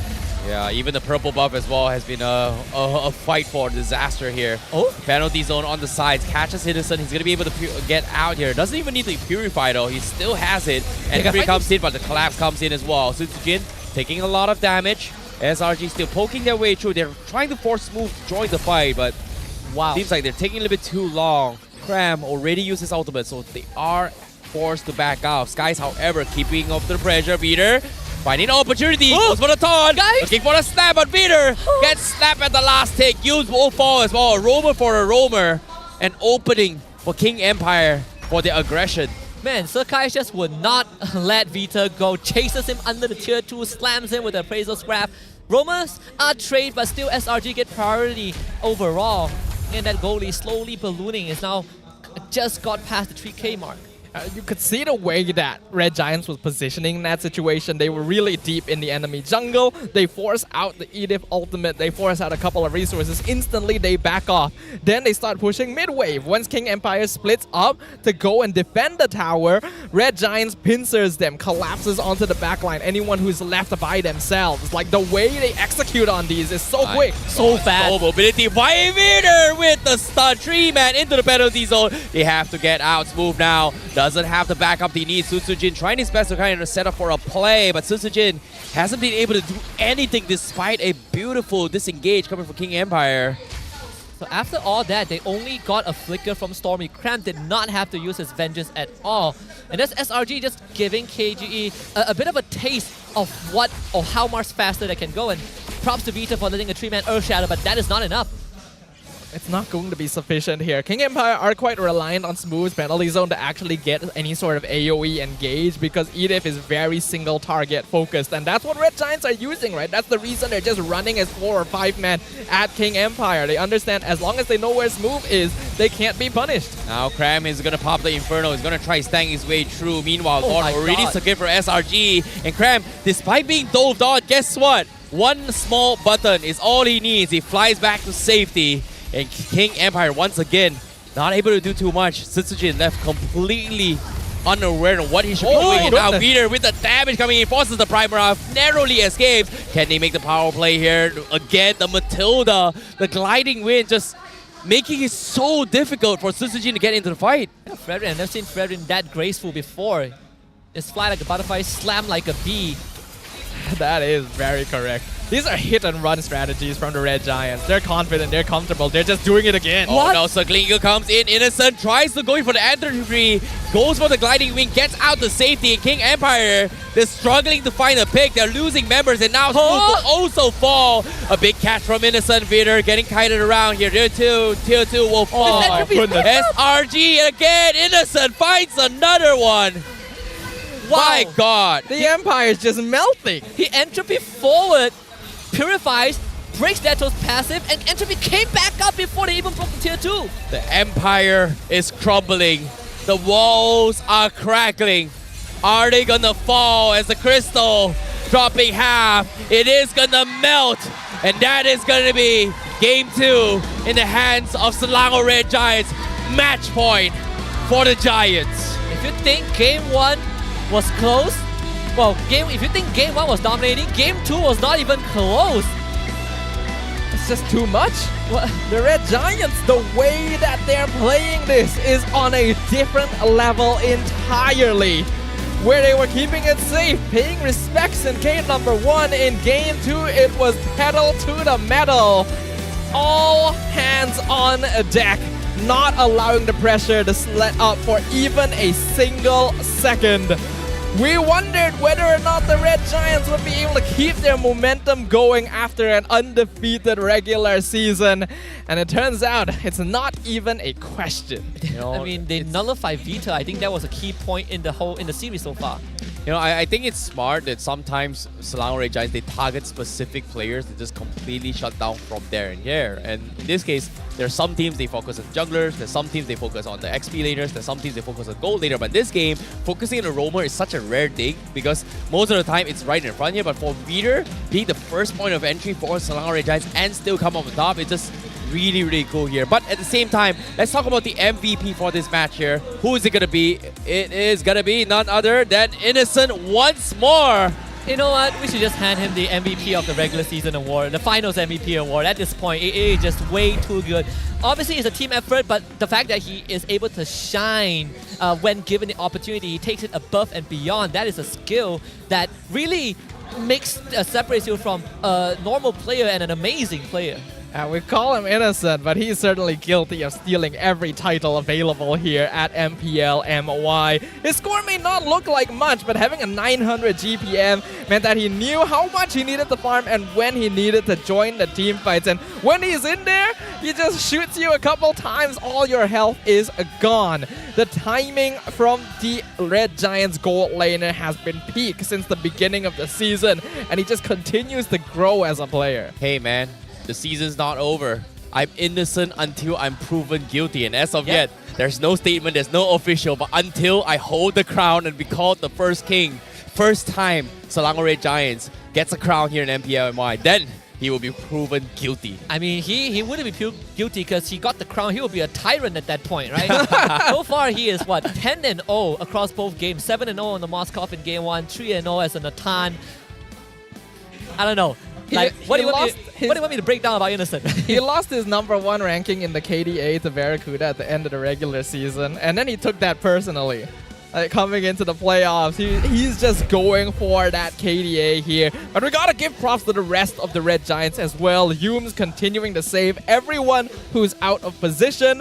I think Cram especially played a massive role in this game because I want to follow up on what you mentioned earlier, Terrence, about choosing which player to target. In game 1, Viter was focused heavily to make sure he couldn't set up implosions. In this game, Cram was assigned to Smooth.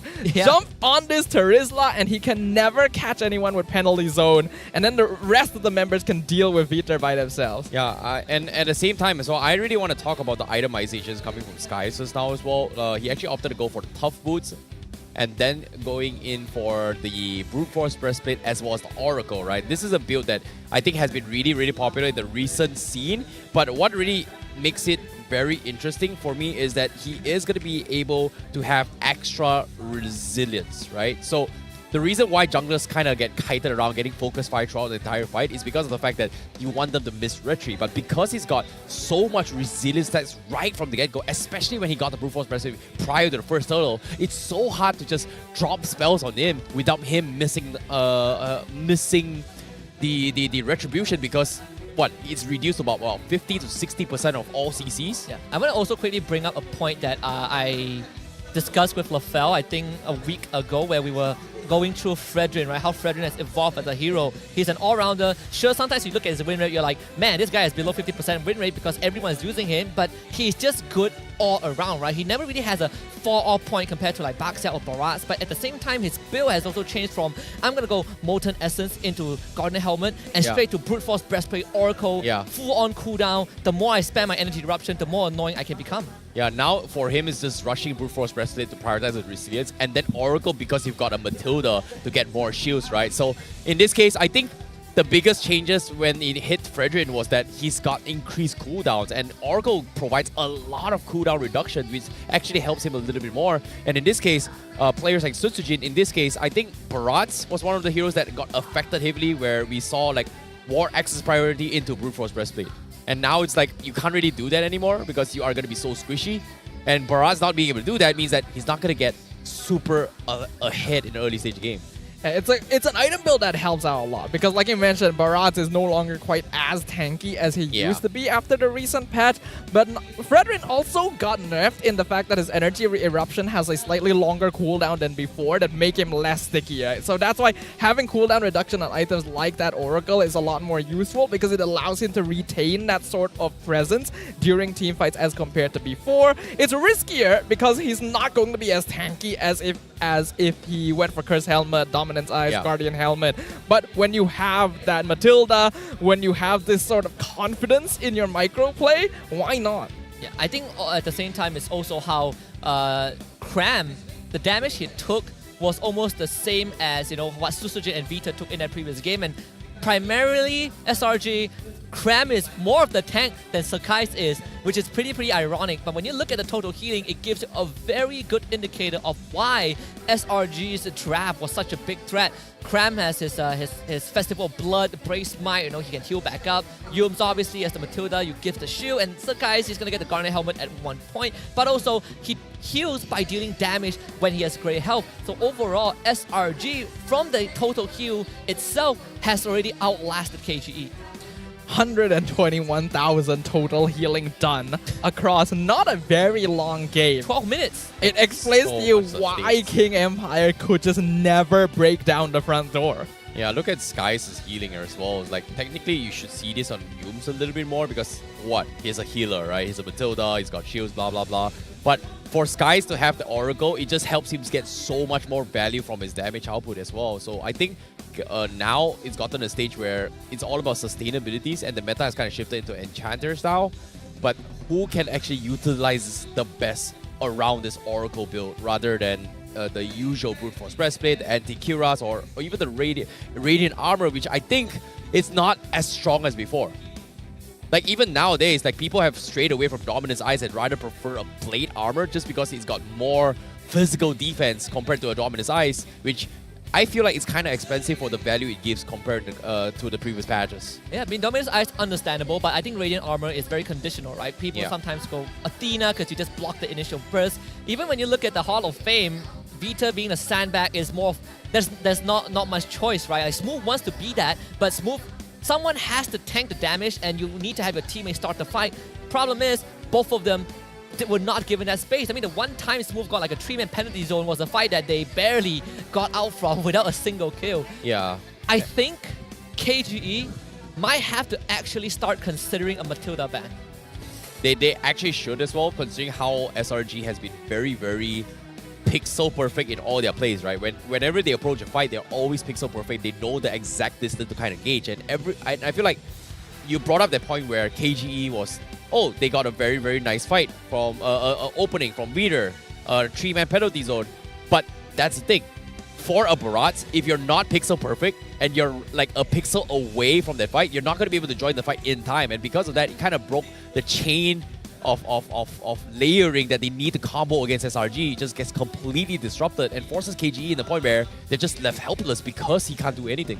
I think we could see that the Selangor Red Giants really know how to position during team fights. Even during the regular season, the way that they juggled aggro and manipulated damage being tanked by different members was on another level entirely. So when you add the Matilda to that calculation, which gives you even more freedom to reposition and not get punished just in case you make mistakes, it may be just too much for King Empire, as we can see from the highlights here. Red Giants looked very comfortable right from the beginning. Yeah, this one, look at the commitment that Smooth had to go for. He committed a flicker to take out Cram because Cram didn't die due to Yums. And that itself is an indicator of how SRG has already taken the small lead, even though it's not showing in the goal graph. And then they start snowballing. They take objectives, they take fights, they take these extended fights, which is only made possible when you have someone like a Matilda on your team. And KGE, once you run out of cooldowns, you just have to run. Yeah, this was the play I was talking about as well. This was so sick that because of the counterplay coming in from Smooth, but after that, if Tsutsujin doesn't join the fight, he's just get completely shut down. And even here, the Totus Welcome completely whiffing the mark. And SRG, again, pixel perfect dodges, just completely just outclassing King Empire again in game number 2. And game 1 may have looked close, may have looked still kind of one-sided, but this was just an absolute stampede by the Giants. Yeah, I mean, if for Natan and Matilda lovers out there, now you just found out a new combo. Natan Entropy in, Guiding Wind out. Guiding Wind out, yeah. That's the so best cool. of both There's worlds. too much utility in Matilda, right? You go in, she has a way to get you in, she has a way to get you out, she has a way to get herself in and out. On top of all the healing and shielding that she provides, it's understandable why the hero was so heavily banned and contested during the initial stages of the regular season. But now that we're going into game number 3, Red Giants 1 game away from solidifying their win streak and being the first team to move on into the upper bracket finals. What does King Empire need to do to try and stop this? I think when you are KGE, you probably need to start getting heroes that can set up plays. So far, they have not been getting. I think that's the most important part. find ways to start an issue with SRG. It feels like Red Giants aren't allowing them to do that, but I think we should ask some people what they think about it. Let's throw it to an interview. Terima kasih kepada caster-caster kita. Hai semua, this is Rose once again. Dan sekarang kita tengah buat sikit interview dengan mewakili ataupun representative dari kedua-dua pasukan ni. So, kita ada daripada side SRG dengan KGE. Let's start with you dulu. Hi, what's your name and can you bagi tahu semua orang apa yang you buat dalam KGE sebenarnya? Okay, nama Yin. Saya brand ambassador untuk KGE. Apa yang saya buat lagi Saya rasa saya buat menyemak je kat sini kot. Oh, kalau you buat macam tu, apa kata kita tengok kat sini pula? SRG, okay. What's your name and obviously apa role awak dalam SRG? Okay, hi. My name is Bohaski. Role saya dalam SRG is community leader, di mana saya akan chant dengan fans untuk SRG before they start their game. Wow, okay, interesting. So, je. Wow. Tak, tadi tak dengar suara KGE punya, tak dengar. Bukanlah, kita orang memang simpan tu hari ni. Esok pula. Oh, esok baru seru kan? Betul, seru betul. Saturday. Betul. Okay, kita tanya Yen pula. Okay, so Yen, kita nak tadi nampak ni best of 5 series. Sekarang SRG dah pegang match point dah. Diorang perlukan satu mata lagi untuk dapat clean sweep sekali lagi. You rasa apa yang sepatutnya KGE buat untuk stop win streak SRG daripada regular season?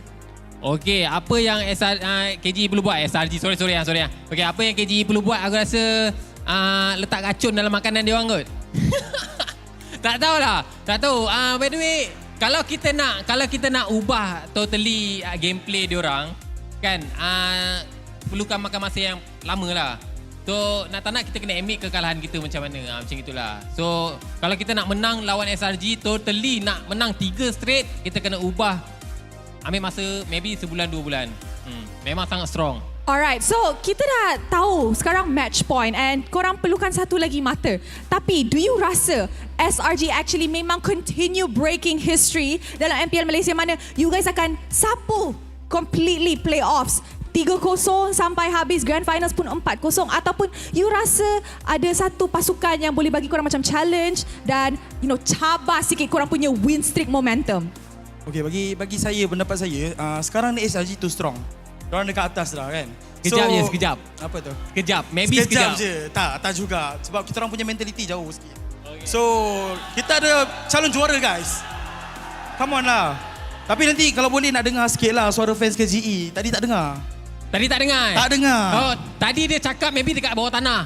Kejap lagi kita bagi alright, sikit. dia cakap tak dengar. So sebelum kita start game ketiga, apa kata you lead fans KGE, the battalions, untuk cheer kepada fans korang? Okay, KGE, okay, sorry, salah. Okay, KGE, kau semangat sikit Kau tak semangat, esok duduk situ.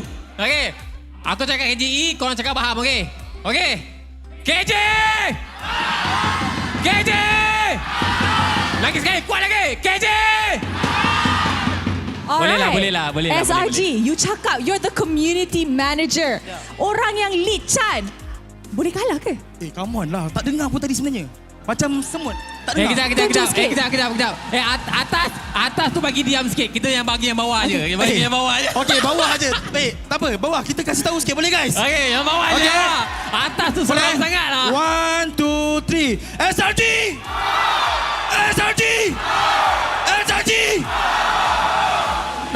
Main tipu. Nak dengar lagi tak? Okey. Lagi sekali Kau kuat-kuat jangan malu aku. Tolong sekali je. Aduh. Okey. KJ!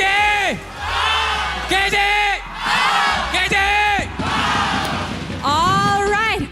Okay, kita dah nampak fans are cheering for their favorite teams. This is a match point game. Pasukan mana akan dapat game ketiga? We're about to find out sebab mari, let's throw it back to the casters for game 3 in this best of 5 series. Casters, silakan.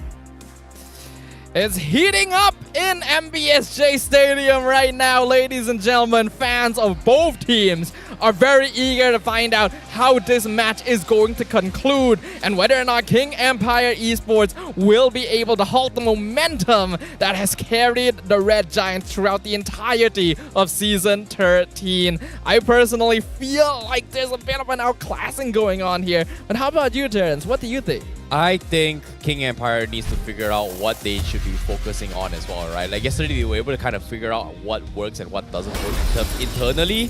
But this game, they have to pull in all their strategy here. At least fix their position. Even if they lose now, it's fine. It's still tomorrow. But they have to use this as a standing ground to kind of figure out what went wrong. Because Peter, 2 games in a row, hasn't been performing like he is yesterday. Yeah, and it's also limited by the heroes he's getting. I like the Matilda ban, right? Brought it out just now. I think Matilda is a core part of what allowed SRG to really steamroll KGE, but that's just part of the problem in this equation. That's just part of the equation, in fact. The solution is still needing to get Vita a hero that can set up plays, and that means that we are looking at Arlet as the primary one, perhaps Edith and Minotaur as the second choice. So far, KGE, they're still going back to the Harry ban. I can expect a Loi coming up pretty soon.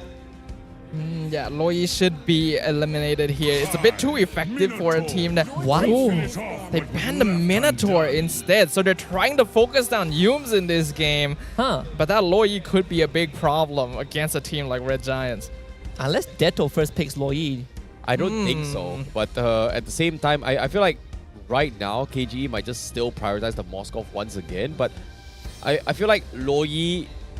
I don't think Dato has a good track record with Loi. I know like Stormy, the Mage Prodigy, can play anything here. He's close to becoming the king of Mage in Malaysia. But again, flawless run for him. He's played almost every single Mage he's played so far has had very, very high impact in games. And I feel like SRG has put him in a spot where they like to put him as a flex role in terms of draft just because of how big his hero pool is. But you have a good call here. Loi being banned out. KGE now. Do they still go for the Moscow for Sasa?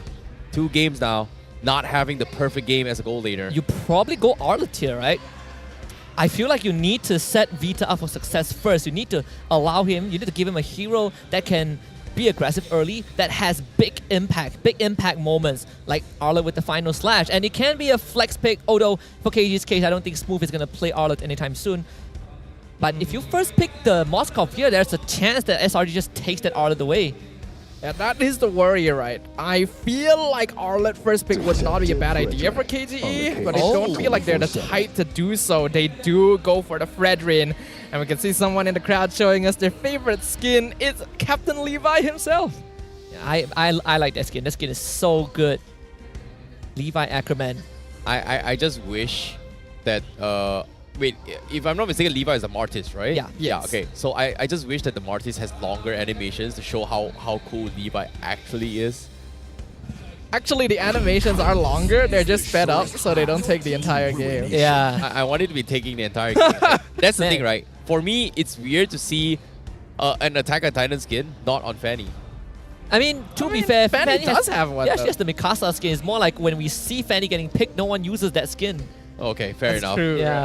Fair enough. And I tell you, now that you brought it up, last time we saw, the first time we saw it was actually KG against SRG, game number 1. Sushijin got Fanny, but uses the Aspirant skin instead.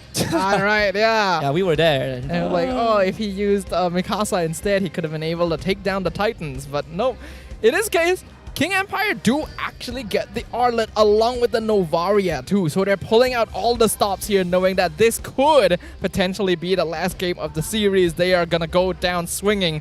But when you have a Valentina and Yuzong in the hands of Cram this time, Red Giants are looking to respond in kind. The Valentina pick was already very smart because I feel like Arcada saw this coming from a mile away. We're letting the comfort picks through, so we pick heroes that can utilize what KG is going to come up with.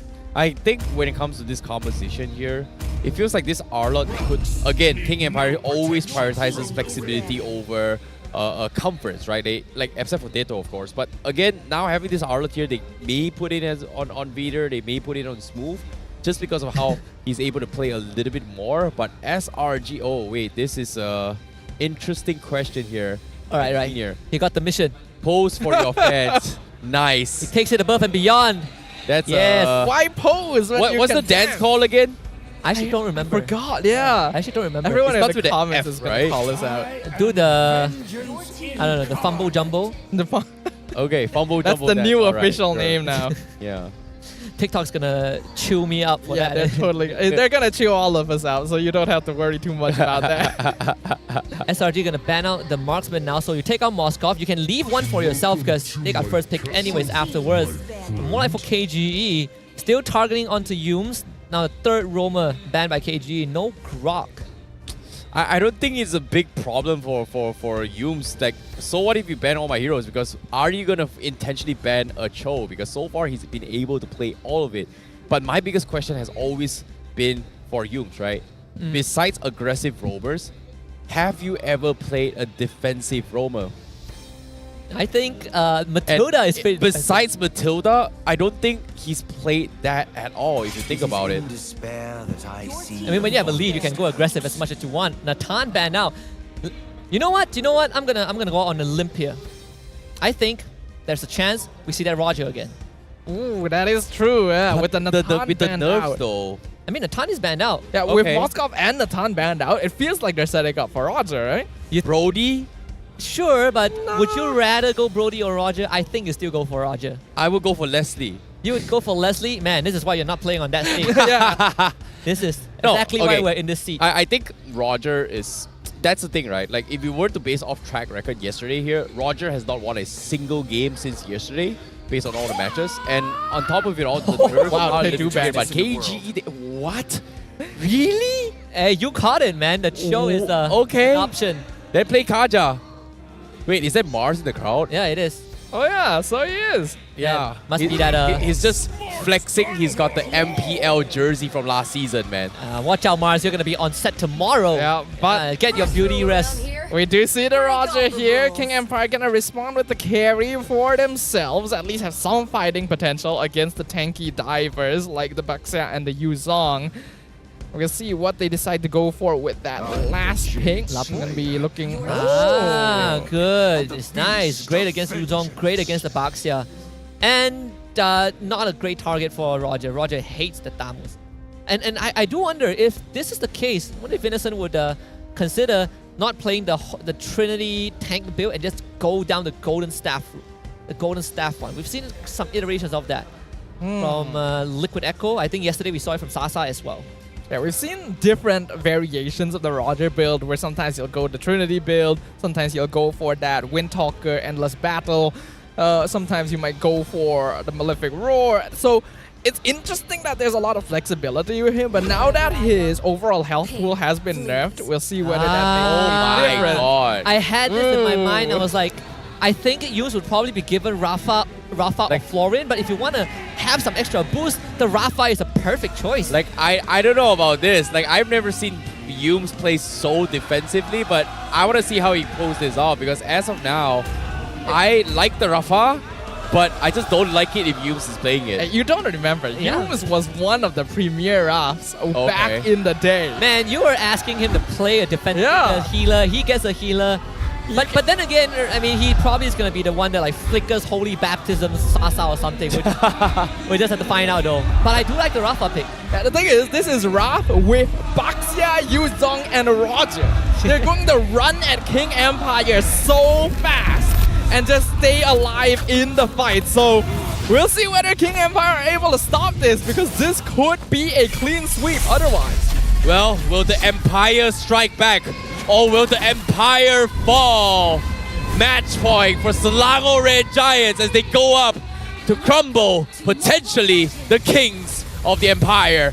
This is Game 3, King Empire versus Selangor Red Giants. I feel like out of all 3 games thus far, KG's draft for Game 3 probably has the best chance in every single aspect to be able to start fights, to scale, to be able to play this early in the mid-game. Oh my Man, goodness. I say that Deto had to blow the flicker already. This is the first blood. Oh, Storm is so low, one hit! Nice. That's exactly what we want. You give Vita the Arlet, he gets to make a play. His first blood on Stormy, that is already great. Oh, one more HP. The heal, He's not healed. healed. What? Not at all. Oh, no. Let's go, baby. He thought the regen from the Vengeance would be enough. Oh, Man. so unfortunate. If only he had 2 stacks of that would have been different. No, he tried. Like he only had one. Tried. Like how the heck did Veer got Stormy down low all by himself? That was really impressive here. So the aggression coming in from Selangor Red Giants, and this is what I'm talking about, right? Like when you have Yumes, he's super aggressive, but this time Stormy doesn't have that backup because of the fact that it's a Rafa. Level 1 to 4 before 4. What can a Rafa do? What do you mean Rafa do?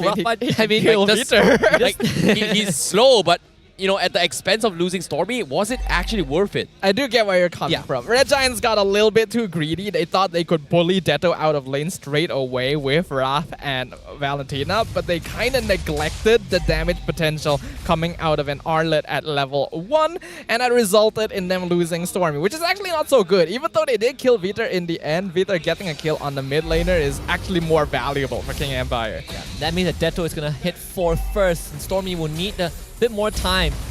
His turtle will be given to KG unless the guy steals it. Oh my god, Veer has just had enough of Yumes getting bullied here as he shuts him down. But Sujin, he secures the turtle, but he's pinned in the rock. A Brazier comes in, it does connect, drops Cram down pretty low, but they need a finisher. It's up to Veer. Smoke looking for the Smolten Snipe, it doesn't connect, but it's Veer that saves the day once more. He's had enough of bad games. This time, he's here to prove himself. Very well done from KG. Vita again.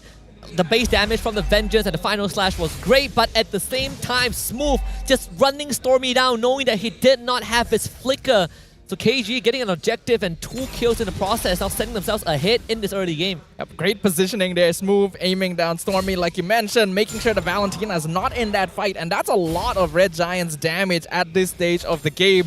Just removed from the calculation entirely, after which they can chase them down. Vita looking a lot more comfortable now that he has a hero he can set up with. And Red Giants actually on the back foot here in this early game. Yeah, but at the same time, Innocent also losing up a little bit much. And a finger play from Vita, the final slash to try and get him. But Innocent is going to be able to get out here, but Innocent is getting a little bit greedy. Snipes comes in. Oh my god, the side step, so close.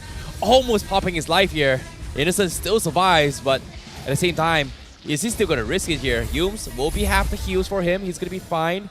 But for now, KGE looking a little bit more confident from the previous 2 games. Oh yeah, I mean, they have so much more tools, right? Vita on the Arlet. It's just so much different compared to Edith or Minotaur, Tigreal. Your reach is so much longer compared to the heroes aforementioned. And that means that Vita not only has long range, but he has high base damage that can easily take down unsuspecting victims. And he'll always have backup with Detto as well on that Novaria. He's gonna get dived in. Nice side step to the side. Final slash connects on 2. He goes for the stun. He's getting by a little bit more time. So Sujin looking for the counter play. He taunts 1, but not enough to finish the fight. A pickoff from SRG. That's actually a great pickoff as well. Vita has some net worth onto him. That one given to Innocent. Oh, actually, no, Yumes. Sasa forces the Purify, take a little bit more. Here comes the Echo, comes in! The snipe is good! And a double kill for Sunsajin. They finally find the kill on the Innocent man. Honestly, this is just a very good proof of why teams ban Novaria on Detto. That Astral Echo and sniping presence is so good in helping out all of these ganks, and King Empire getting that 2k net worth lead, getting a turtle. Red Giants gonna be put behind probably the most we've seen the entire series. And at the earlier stage as well, right? We've never seen Red Giants playing from behind this early on. But this is a good test to see how does Red Giants play from behind. How do they recover from a bad start? Yep, and as of yet, Yumes, he will scout out Vader. He doesn't see Sasa, but finally shows himself.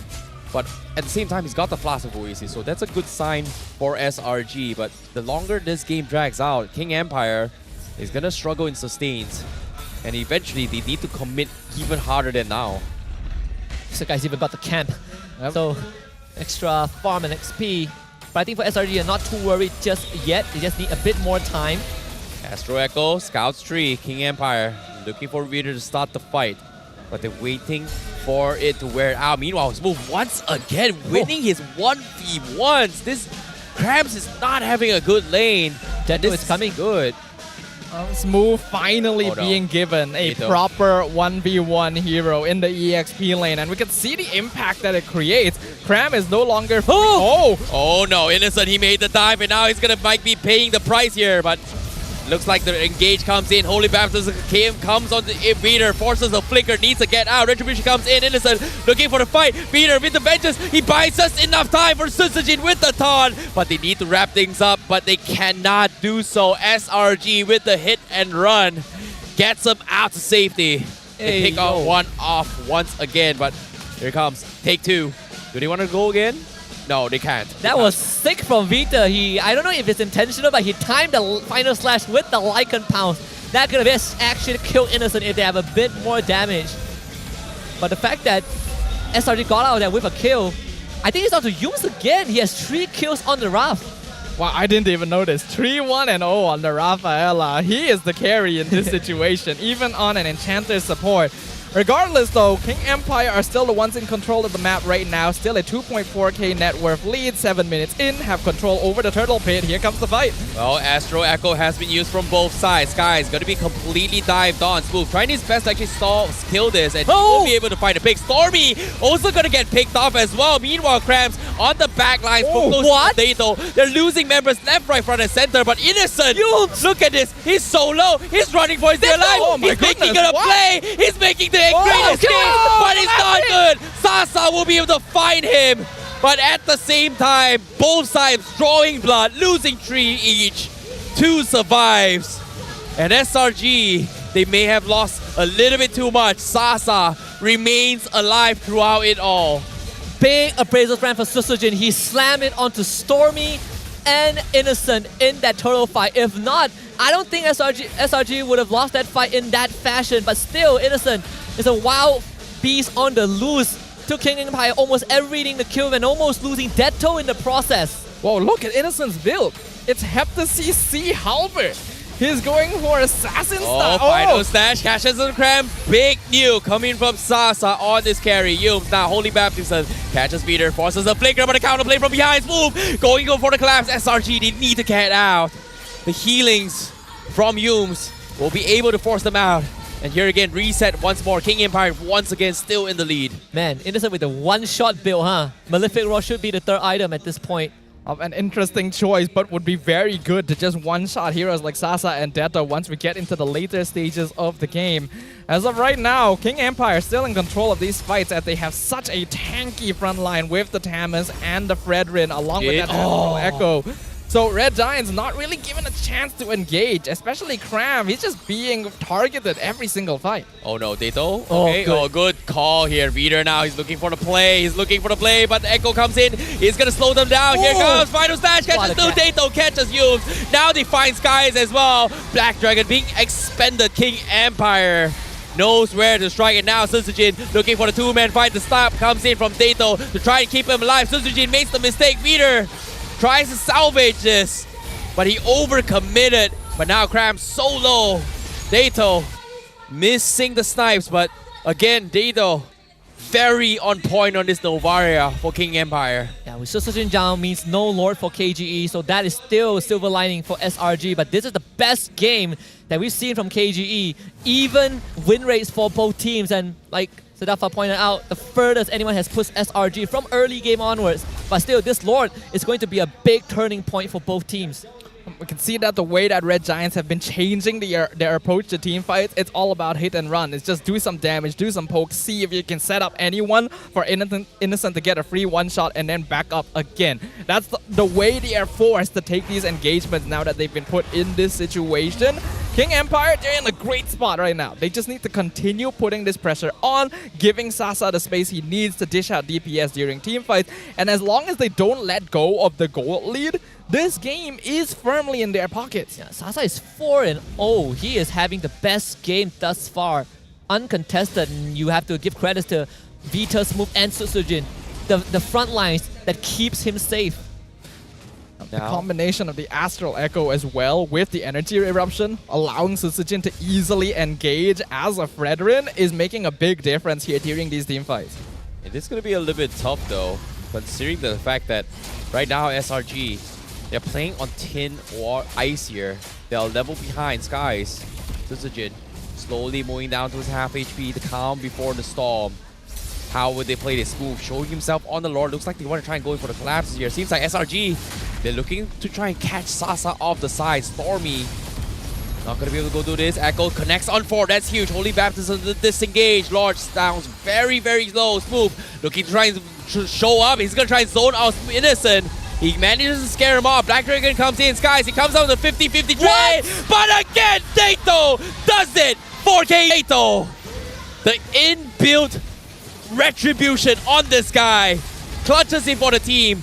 But now Peter making the play. Innocent goes in for collapse. He's going to get dropped. Mistakes were made.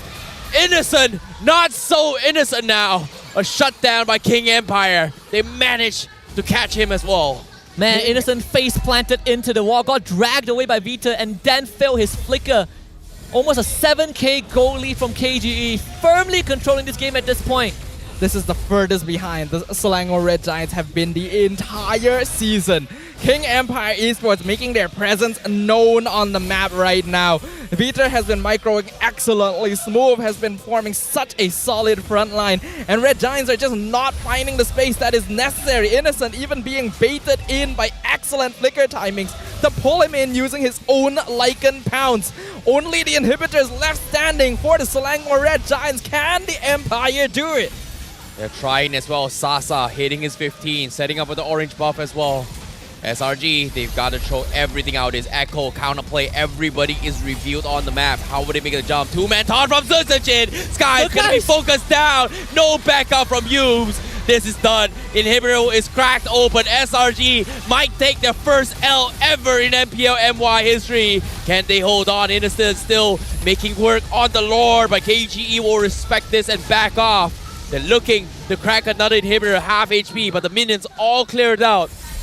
Take 2. SRG, they need to wait for this. Innocent getting taunted up. Here comes the counterplay. Smooth looking to zone them off.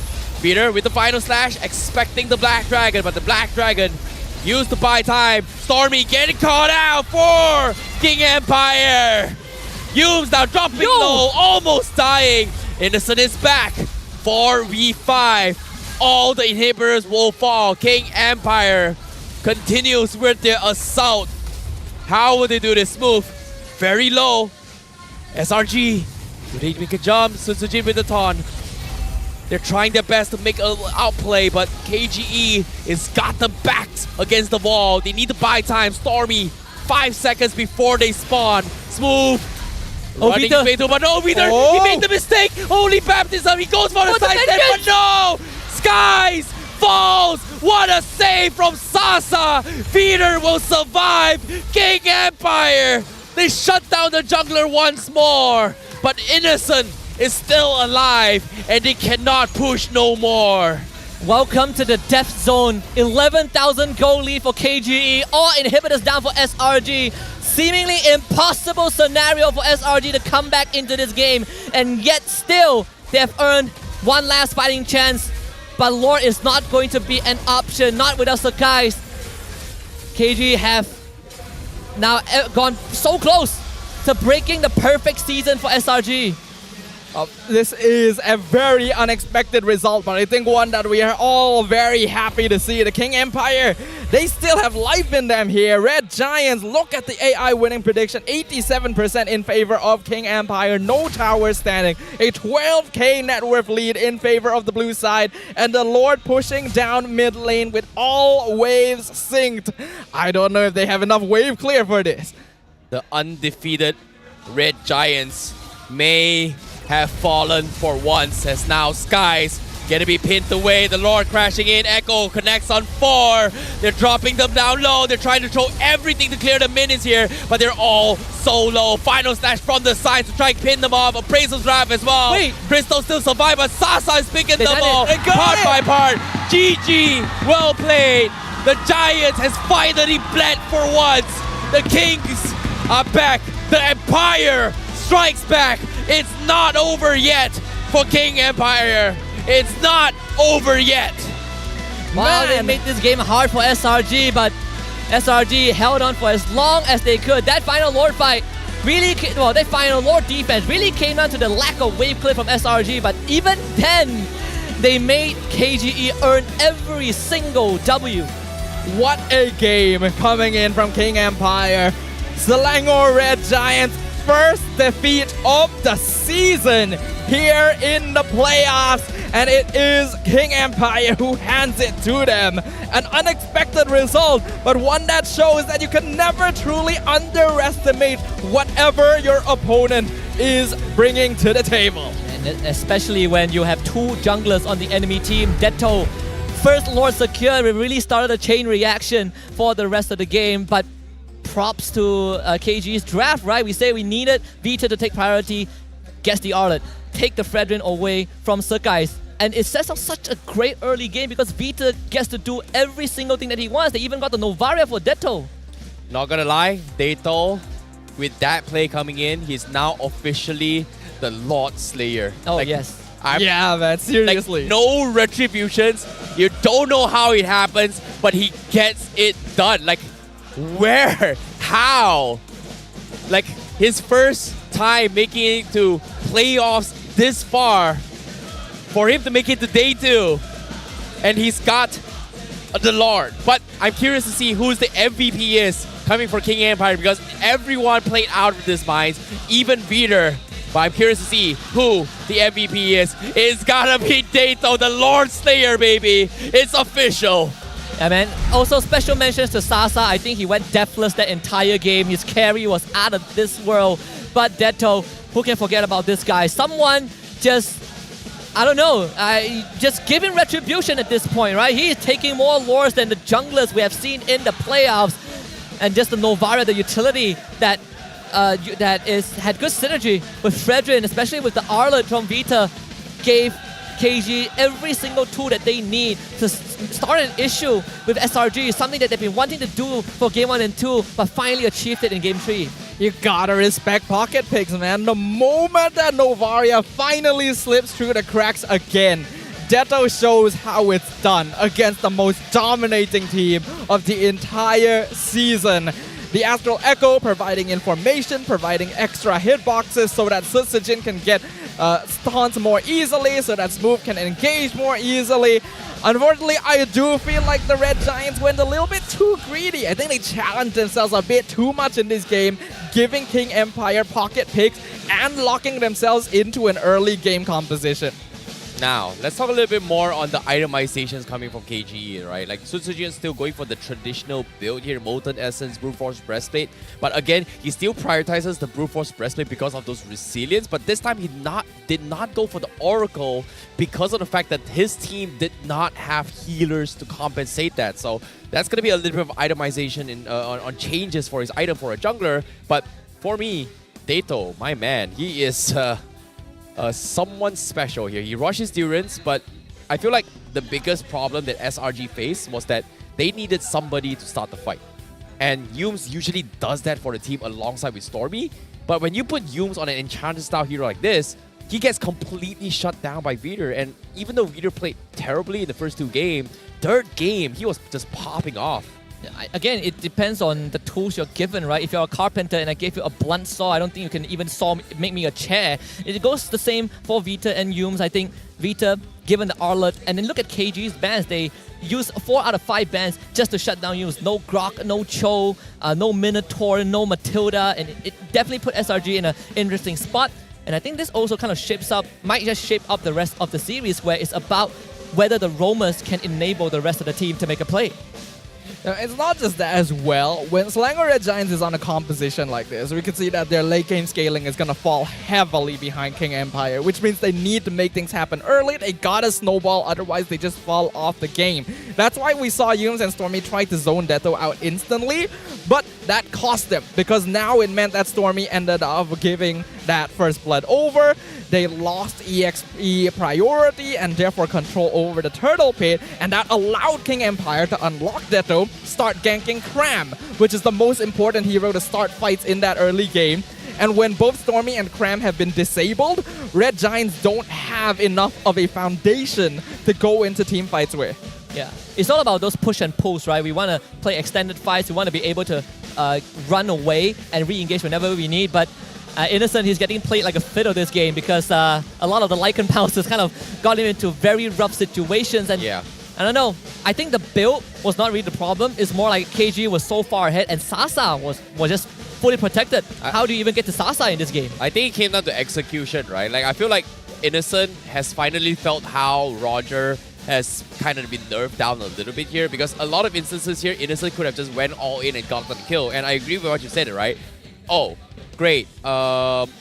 We could have gotten the kill. But I feel like a majority of these fights is because of the fact that the moment the Astro Echo from Dato comes in, everyone from SRG has to disengage and wait for it to bleed out. And because of all these multiple instances, Innocent doesn't have a counterplay where he can just straight away go in for the one shot and then get a kill. But despite all that, what really surprises me is that this Innocent is still able to maintain high damage against Sasa, who quote-unquote is the tank slayer. And in this case, SRG's got Skies and Cram, one of the tankier ones, but still, they melted like butter in front of Sasa. Yeah, the moment you saw Sakai's got melted in like 3 seconds in their own base, that's where SRG rings the alarm. Like, oh boy, our front line is no longer a front line. Our Baxia with percentage damage reduction just got shredded in 3 seconds. It's an unprecedented situation because SRG went a game without dealing a single point of turret damage. That has never been seen before. It was such a one-sided performance that you wouldn't even expect it coming out of these two teams, right? Red Giants, when they drafted this composition, went in with the plan that this is going to be an in and out comp. They need to maintain some sort of presence so that they can engage, disengage repeatedly, because they don't want to take extended fights against Carry and Tamus. That's why we see Innocent going for one-shot build instead of the more common like Windtalker or Trinity, because they don't want to stay in fights for a very long time. But when they lose the heroes that enabled him to go in and out of the fights, then that entire game plan falls apart. This time was also a very pivotal pick for KGE, where Smooth just sandbags everyone on SRG. Oh, he sees Stormy, he jumps on Stormy. He sees the guys, he does the same, and he completely shut down Cram in the lane on his own. And that itself made it pretty tough for SRG to really have any sort of impact in that game. Even the Hall of Fame, this time Sasa gets his spotlight. Richest man, the carry of the team. Sakai's no choice, gotta be the sandbag on the Baxia, but who can forget about the best wingman? 16 assists on Deto out of 19 kills. Yeah, they have been playing a really, really good game here, and it just shows you to this fact that, you know, sometimes with the right tools, they can win the games. So let's give you a little bit more stats here later on. I think Fredrin, thus far, as well as I think Fredrin in particular is 100% win rate in this series, and Moskov is also 100% win rate in this. No, sorry, actually Moskov is not 100% win rate. Yeah, it's only the Fredrin that is 100% win rate. And I feel like getting the priority for the Fredrin for Suzujin has helped him a little bit more. And to be honest, I think the Novaria is something that SRG just couldn't handle, because a majority of these fights is because of the fact that Stormy isn't able to zone people out, while Deto was just secretly peeling everybody from afar. Yeah, it's a problem stacked on top of a big pile of problems, because they let the Novaria through with the expectation that Innocent or Cram would be able to easily find him during team fights and just take him out of the fight most of the time. But again, the problem comes in with the fact that Skies and Cram are not able to frontline. They're relying on being able to survive with the rough healing to actually prolong these fights enough that they can go in and out repeatedly, but they couldn't get that happening. And even though we can still see Red Giants macro play, micro play like this where Innocent nearly escapes, it's not quite enough when their game plan has been truly disabled. Yeah, I think the turtle fight right before that almost great escape was really what set the snowball in motion, because I think if Suzujin did not land such an impactful Appraiser's Wrath to bring SRG members down low, I think we probably would have had an equalizer. But from that point on, where Sasa had already gotten 4 kills, and then we have the Deto is the true jungler moment. Yeah, like how did he do it though? He just dropped a first spell, he went for the snipe. Oh, he actually sniped it. That was a sick play coming in from Dato.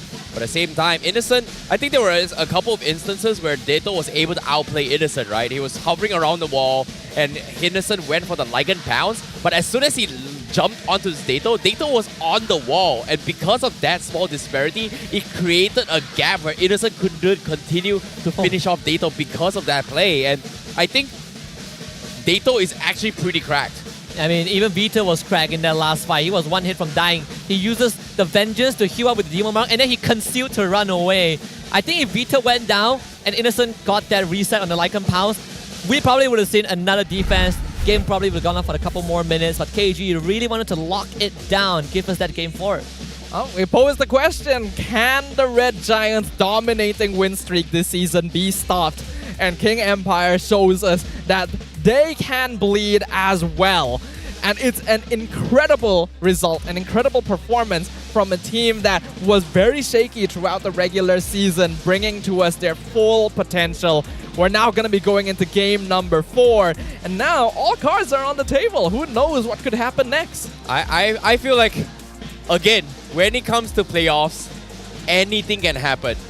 And I feel like if you give the right tools to the right person, they will be able to make it happen. In this case, KGE broke SRG's 20-game winning streak. Now, the question here is it impossible or is it possible for them to make the full 3-0 sweep?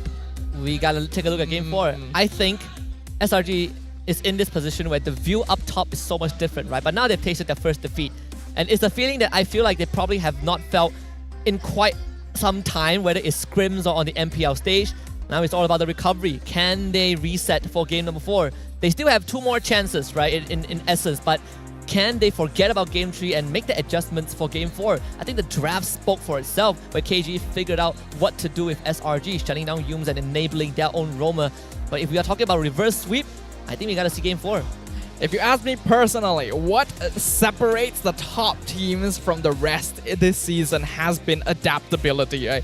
Being able to switch things up during the game itself is very important. But being able to switch things up outside of the game is something that we have not yet seen from the Red Giants due to circumstances. So we will see what happens. In the meantime, we have to let you guys know that you should not miss the Snapdragon Pro Series Open Final week number 3.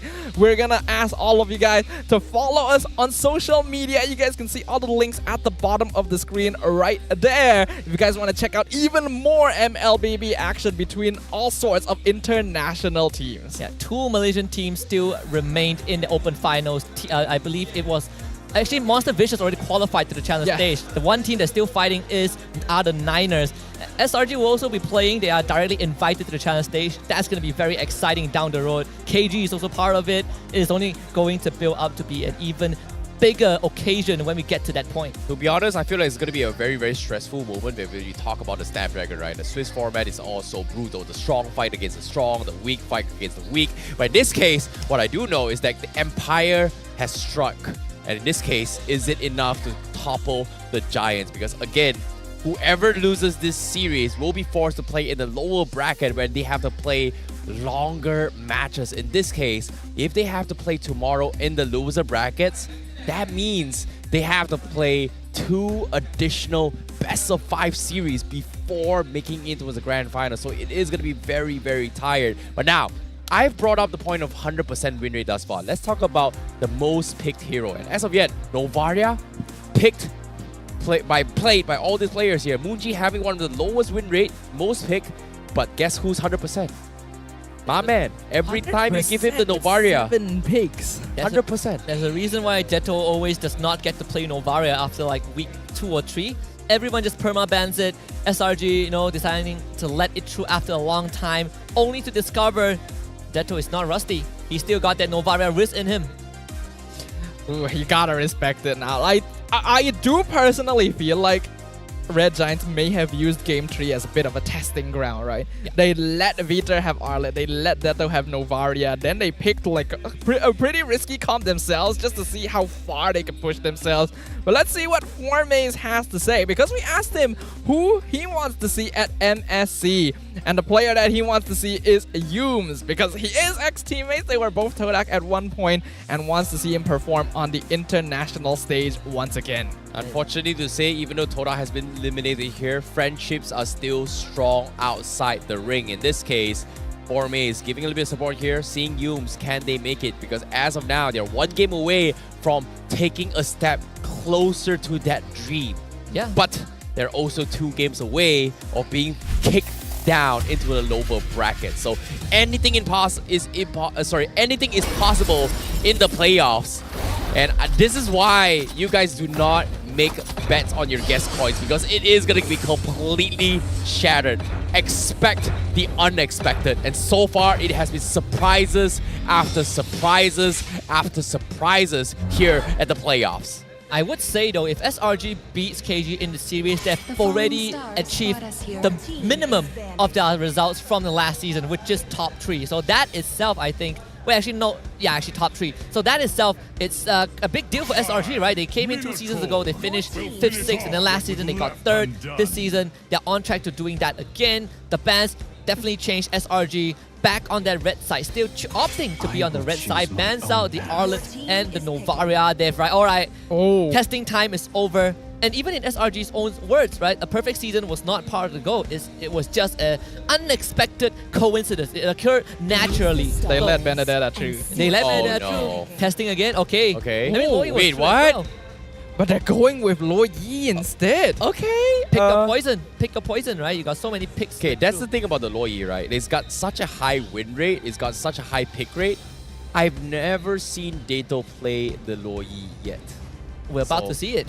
Like, he's shined a lot on his Novaria, but besides that, what else? Like, he's finally shown his Vexana yesterday. He's finally shown a little bit glimpse of Nana, but he kind of crumbled just now as well. But for him to show a Lo Yi in this stage here, he's got to really bring up to the table. And on top of it all, now respect brands on the Arlet as well. Viter did not have a good 2 games, but with the Arlet, he was just popping off. So this time, can he bring something new to the table? Because Viter is the reason why KGE is able to have good fights. Now go back to the Moskov and the Fredrin. I like that. There are some ways to do with the Lo Yi diversion. First of all, having vision, having big AoEs to count engage or counter engage. Benedetta coming out for KGE. First time in a long time we've seen that onto Smooth. After being put in the freezer for majority of the regular season, SRG gives them a chance. They're really testing things here, the Red Giants. Letting Dato have Novaria, now letting Smooth have Benedetta. Like, it's not even them just letting it slip through the cracks. They are purposefully leaving the draft open to just straight up test themselves against these situations. We see the Paquito come out, probably the EXP laner to match Benedetta, but the flexibility is there. I mean, at least all of us, perfect season obsessed fanatics can put that thought to rest, right? SRG now is just about playing a normal series. Paquito into Benedetta is a very common combo, but I want to see what SRG is going to focus on. We still have the Roamer and the gold laner yet to be picked by KGE. We might go down to the Edith ban again. Yeah, I think they should. They should at least just shut down Viter's hero pool so far. He hasn't been able to deliver it. But again, it came down to a situation on how they outplay each other in the drafts, right? Like game 1, game 2, SRG, tried to test Viter on his as his maximum, and then suddenly out of nowhere, he pulled in the Harlot, which in this case was something that KGE kind of banned in first 2 games. And when they got it, Viter was just popping off. But the way that how KGE drafted with game 3 was that they also limited all of Yum's hero, like forcing to play Enchanter's heroes, which is something that I feel as a person who's a fan of or a caster who's seen him for so many years, he is known to be very, very aggressive and very, very good at setting up team plays. And you put him in Enchanter style, it just doesn't feel like Yums for me. And in this case, look at this, Grok ban. Final ban KGE, Cho again maybe? Probably likely. Probably the ban Cho. If SRG don't want to go for like Rafa, Florin, what else do we have? Kufra? Haven't seen that in a long time. It has been a while. I'm kind of wondering whether we might see Yums on more of an assassin type roamer, right? We see him pull out the Hellcurt, maybe the Fanny from all that time ago. Hey, to be fair, I mean, if you pick up the Hellcurt, Lo Yi is vision, right? Just make a blind, turn off the lights whenever Lo Yi goes for the big ult. So I don't think the Helker is going to be enough here. wait.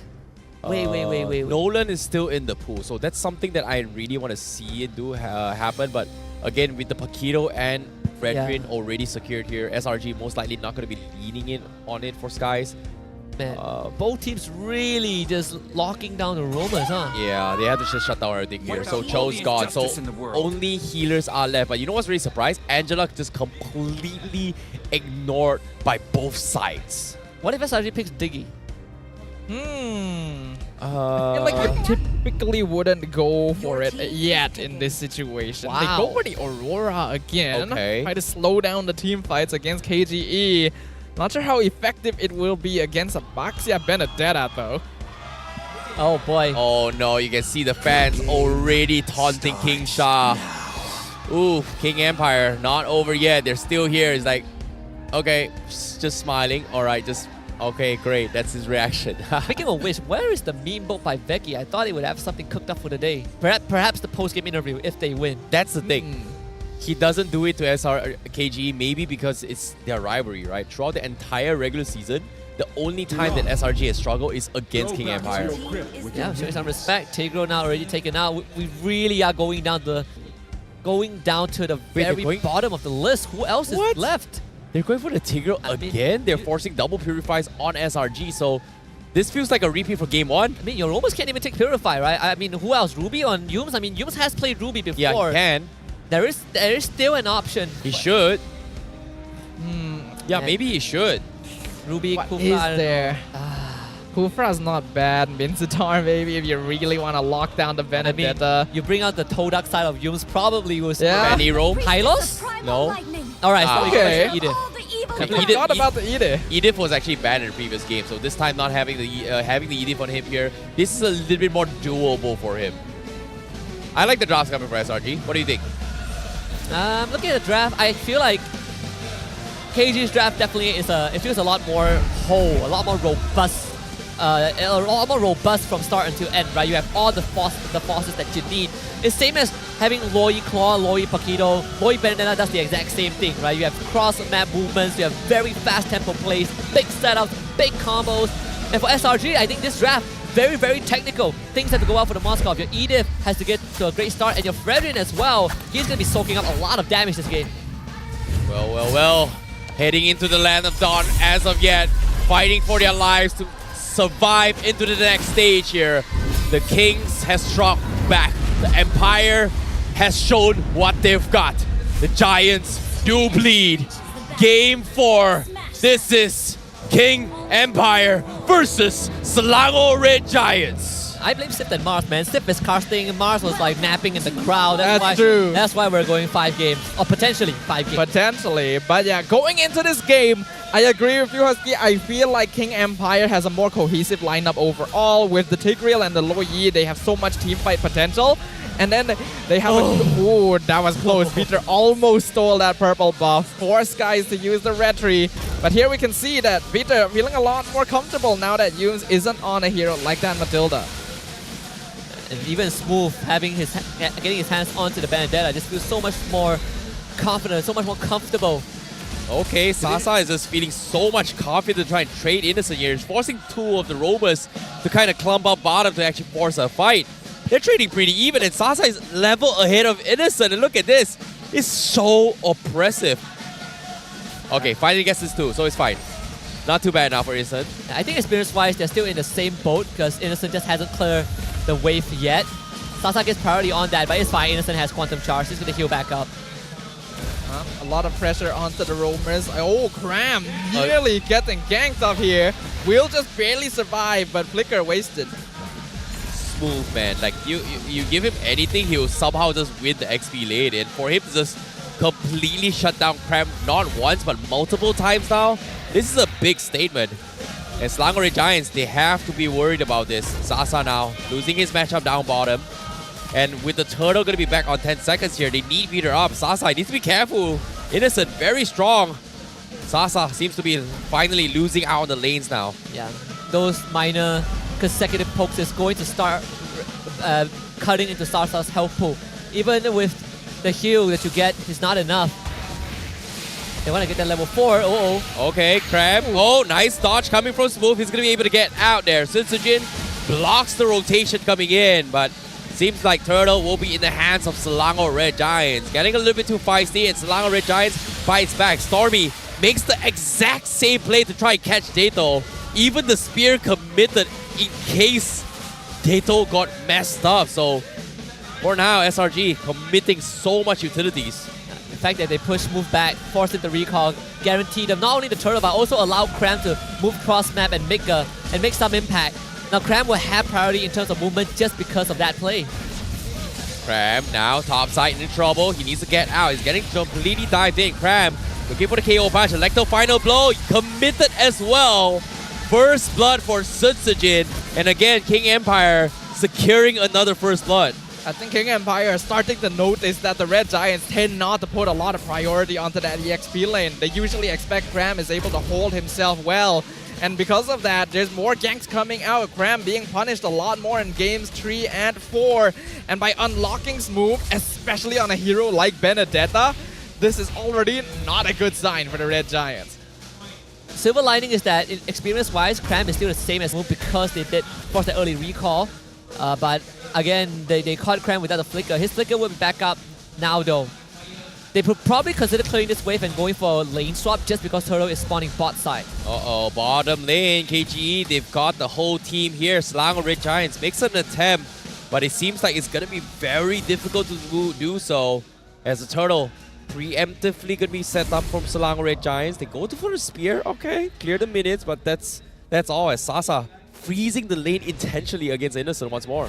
It's going to threaten Innocent. The diversion, huge. Now Peter, Implosion comes in. Crab gets completely shut down, and again, Peter pulls him out of the yin yang over combo, but still will fall. Sunsujin is here to fight against Sasa. 4v2. I think Sasa might be dead. Aurora with the CC dodge. He goes for the sidestep. Sasa, he's trying to hold on for his dear life, but he eventually will die. Now, Skies will be able to get out, but Smooth, he makes it the last moment, but the stun from Innocent saves Sky's life. But Stormy needs to get out. He's not in the clear yet. Peter looking to try and swipe it, but Yooms saves him at the last moment. And guess what? Graham finds a kill on the sides. SRG, near-death experiences. That's a win for SRG. That's insane, actually. A huge win for the Red Giants. They're going to try and transition it to a turtle take. King Empire not really in position to contest. Oh boy, Turtle, Skies. Okay, he's got the Reggie. They know they've got this, but King Empire just pouring everything for their play. And now another divergent play. They set up top. Bottom lane Smooth is here. He's getting chain stun. Nice eye for an eye to get a 2-man stun. Electro final blow as well. He's sidestepping everything. He cleared the minions, and SRG, they are threatened. They will back off instead. Man, if that Earth Shatter was a second earlier, or the onwards was a second earlier, Smooth would have straight up died there. But he absorbed the pressure of the entire SRG team, allowing Sasa to get a top tier 1. Stormy getting dove on, dropping half HP. Sunsujin, he wants to finish him off as well. Peter with the 2-man implosion. They commit 3 guys, but they can't kill him off yet. KGE may have overthink this a little bit here. The King Empire seems to be, again, much more refined in all these fights right now. I feel like we're actually already seeing some Grand Finals level gameplay here. King Empire has come on a line. They don't want to lose this. Smooth, he tried to go for the Electro final blow. He's got caught up, but again, he's able to get out. But top side, Sasa fight Crab once more. XP later, getting shut down by King Empire. Yeah, you can see the pendulum, the scale's really tipping towards Smooth right now. He has escaped 2 ganks. I think he has the tough boost. That's why the combo from Moskov Edith didn't exactly follow up properly. But the fact that they shut down the Paquito 3 times in a row makes it a bit tough for SRG to make any moves. Smooth is holding this bottom lane all on his own, and he's attracting SRG because they want this tier 1. Can they get it though? Seems like they're calling Sunsujin to stop this. Innocent going for the play. Divergent already used, but the minions finished off. Very, very good decisions coming from Selangor Red Giants. They need to make a play. They're transitioning up top. But Sasa, he needs to get out. He's hiding here. He finally shows himself. But SRG would not pick him off. So Turtle going to be priority for Selangor Red Giants. Wow. for King Empire is going to be the purple buff. State of the game right now, still slightly favoring the Red Giants. They've done. Oh, hold no, on. Mistakes. Sujin, he's gonna get caught out. Here comes the chain start, but he's so tanky. He's able to survive. The toss was on comes in, but the implosion comes in. Cat next on 2. Sky still gets the catch, but Dato will settle with Yubes. What? The fight makes out. Sasa is on the hunt. He found Innocent, and now he's looking for Skies. He's gonna go for the finish. Appraiser's draft has been used. Sasa survives, and Smooth now looking for the rest of SRG. They're so low. They're holding on from behind. Potato, Sasa from behind. They're solo. I don't think they realize this. They want to go. Okay, they can't. They have to back off. Man, Sasa killed Innocent with the Lycan Pounce before he took that Spear of Destruction behind Susujin. If not, Innocent would have gotten away, got a kill, and perhaps extended team fight. These small minuscule moments allowing KG to come out ahead. Sasa 3-1-1. And even then, KG has not gotten a goal lead. You put that into perspective, SRG are holding on pretty well considering everything that has happened. Yeah, they're going to be relying pretty heavily on Innocent here. They know that Cram has been focused very hard, so it's going to be difficult for this Paquito to exert too much presence during these team fights. Oh no, the divergent play. No way. Just a pixel off. They know what's up. They know they scouted this out, so Cram is safe. He finally gets to play the game for a bit. Oh, careful there, Cram. He's testing. No way! Crab, you just saw the Roger! He still walked up. He got caught. Feeder. What a catch. And now, SRG, they have no choice but to try and defend this here. Tier 2 is very important for them for the space. Aurora drops the out. Feeder trying and stall them off. But SRG, every single objective counts now. They're trying to secure it. And they will be able to get a purple buff while KGE is still looking for that opening against this fight. I'm so impressed by King Empire Esports. They have brought this so far. Sasa's firing on all cylinders. Deto, Sutsujin, Viter all looking a lot more confident. They got their eyes on the prize. They know what they're looking for. No way, they don't see this diversion. No, What? they really don't see it. They're gonna try and snipe the Lord now. Wait, maybe not. Selangor Red Giants. Okay, they're gonna check. They're gonna be fine right now. Peter dropping half HP. He's gonna try and drag Skies in. Electro final blow already preemptive baited out. Stormy, big out comes in. Suzuki still secures a lot, but they've lost Peter first. They need to get out. SRG now on the chase. Skies trying to taunt as much as they can. Innocent finds one. He joins the fight. Dato might be the next to fall. He's running for his dear life, but it's not good enough. Skies takes him down. Only Sasa and Susujin remains. And Sasa, he almost got caught. He's able to reset. But again, Lord favoring King Empire. But Selangor Red Giants, they get 3. Yeah, getting the Lord doesn't mean anything in this game. At least not for KG right now because they have no one to capitalize on it. SRG, they've cleared the mid tier 1 and tier 2s. Cram has already cleared out the top wave and the rest of SRG will just deal with this Lord. There's nothing much that Susujin can effectively do, not against Innocent at this point, who also cashed in on a couple of kills and assists for himself.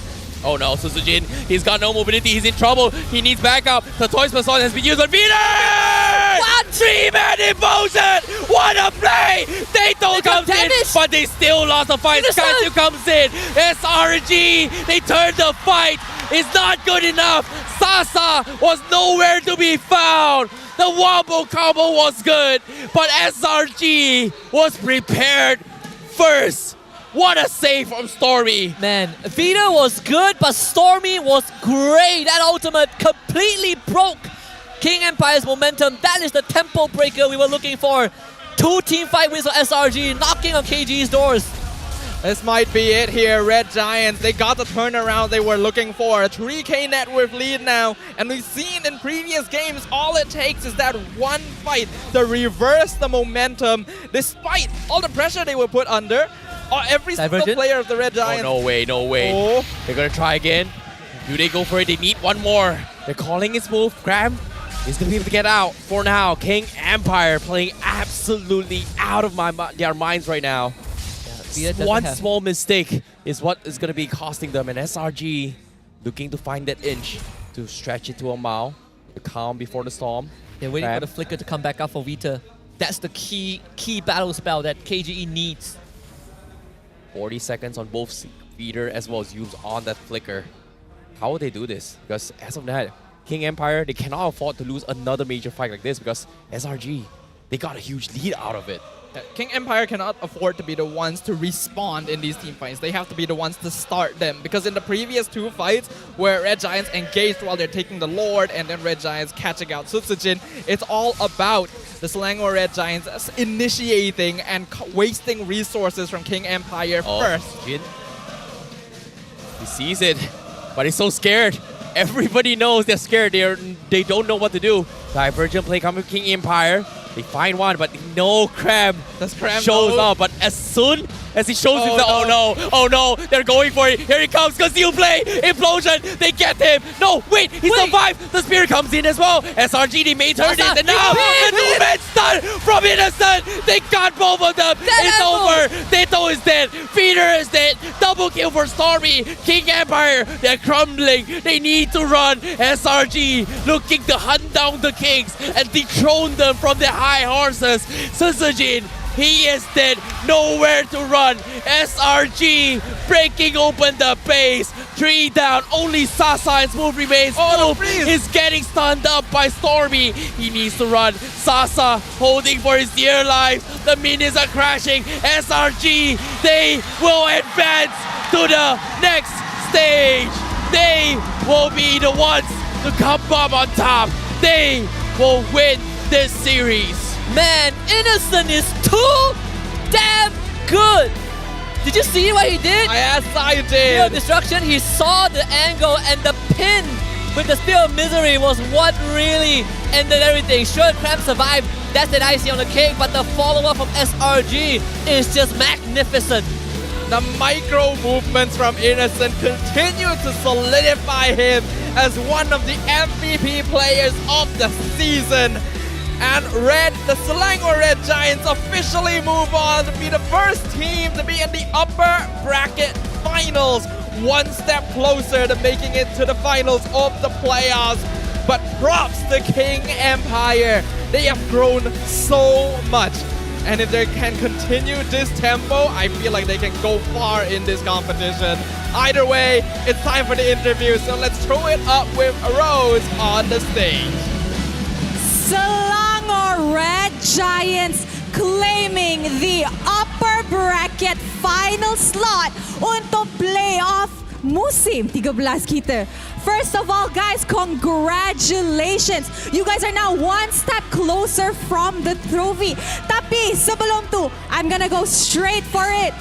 Apa yang jadi dalam game ketiga? Apa jadi dengan perfect run korang? Kenapa dapat kalah 1 point? Actually, maybe sebab biasalah setiap orang ada mistake. So, this time kita orang ada terbuat mistake sikit lah. Dekat draw, dekat in-game sikit. So, it's okay.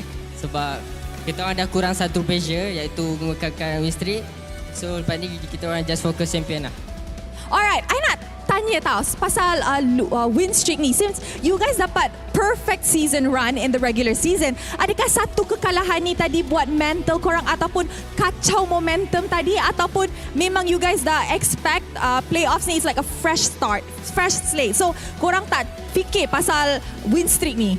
Actually, kekalahan ni satu pelajaran lah untuk kita orang. So lepas ni kalau kalah ke dekat next stage taklah macam mengejut sangat. Kalau kat sekarang ni kalau awal okay. Alright, I like that answer. I really do. Okay, can we please pass it to Yums? Alright, Yums. Sekarang once again you are dah dekat dah dengan grand finals tu kan. So, I nak tanya Yums, okay? Lepas ni ada lagi satu upper bracket game, mana Homebois dengan RSG akan lawan each other. Siapa menang tu akan jumpa korang esok. In your opinion, Yums, daripada seorang veteran dah main dalam MPL, dah champion berapa kali, you nak jumpa siapa esok dan kenapa? Homebois lah. Kenapa Homebois? You yang nak, tapi kenapa tanya Gorgeous Sebab ada Zorn. Oh. You nak lawan Zorn? Saya nak lawan Zorn. Kenapa nak lawan Zorn? Sebab hari tu dia dah bantai saya. Tapi golden dia saya tak mau ada. Alright guys, so setiap match, setiap game mesti ada MVP kan? So, I nak tanya Stadium MBSJ, siapa MVP korang? Louder! MVP kita jatuh kepada jeng jeng jeng jeng. Mari kita tengok screen. Adakah Humes? Adakah Skies? Adakah Rose? Adakah Innocent? Cram? Stormy? Innocent! Okay, Innocent, first of all, what an amazing game you guys ran, and you won MVP for the first 2 games and then technically now MVP of the match. But I really want to ask, just now, in the 3rd game, you got locked. And when I mean locked, you died quite a few times, and not only that, Yums KS a lot of your kills. Did you get angry at him? You're like, dude, I need my items. Why are you killing my kills? Or did you guys take it as a, you know what, just give them 1 game. It's just 1 game anyways. We're advancing further anyway. No, it's okay because we're just trying if Rafaela can carry the game. Right? I said we're just trying if Rafaela can carry the game. Oh, you guys were just trying heroes? Lain macam tau ni. Diorang try hero dekat playoff. Siap, upper bracket lagi. So, the Rafa pick was not planned. It was just a try. Oh, I see. And now we know that it doesn't work with their playstyle because they lost. Okay, let's pass it to Cram. Cram, that last game, game 4, they locked you a lot. Did it disturb your mental state? Did it piss you off? Did it trigger you when you were getting locked? Or you're just like, come at me, waste your skills at me because my team can just, start killing you guys later? Wala, parang wala naman. Wala epekto sa akin. Hindi ka napikon? Ano? Hindi ka napikon? Wala lang. Normal lang sa akin. Wow, okay. Sebab I curious kan, tadi game 4 kita nampak ramai orang geng dia dekat lane dia. TP kat sana, Tigreal ulti dekat sana. I tanya, benda ni boleh buat dia koyak tak? Dia cakap actually tak, biasa je. Tembak I, you tak ada skill, nanti kawan I datang, habis semua. Pandai juga dia ni. Okay, last, pass it to Stormy. Stormy, going up against your former teammates, Sasa and Smooth, before you guys would go through macam korang yang satu team lawan dekat playoffs ni, and now you sent them to the lower brackets. Do you still want to meet them potentially dekat grand finals kalau dorang menang game dorang dekat lower bracket? Yeah, I hope so. We want to easy game more. Oi, Yeah. Stormy, jangan macam ni. Okay, Gorgeous? Gorgeous, ada last words tak kepada fans, kepada orang yang datang, kepada... Ya, nak tengok... Bila dia ni dah tengok I macam ni kan, I rasa he's up to no good, which is usually the case. So, apa tu Gorgeous? Kenapa you pakai spec kat sini? Terang sangat ke? Silau ke? Terang sangat.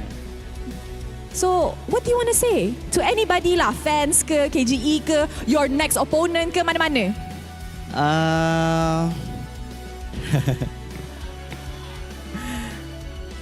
Okay lah. Sedilah. Okay lah. Untuk KGE, gulak lah untuk low bracket nanti, okay? Sebab dia macam ni. Sebab korang pun menang 1 point tu, tapi korang macam menang M6 tu.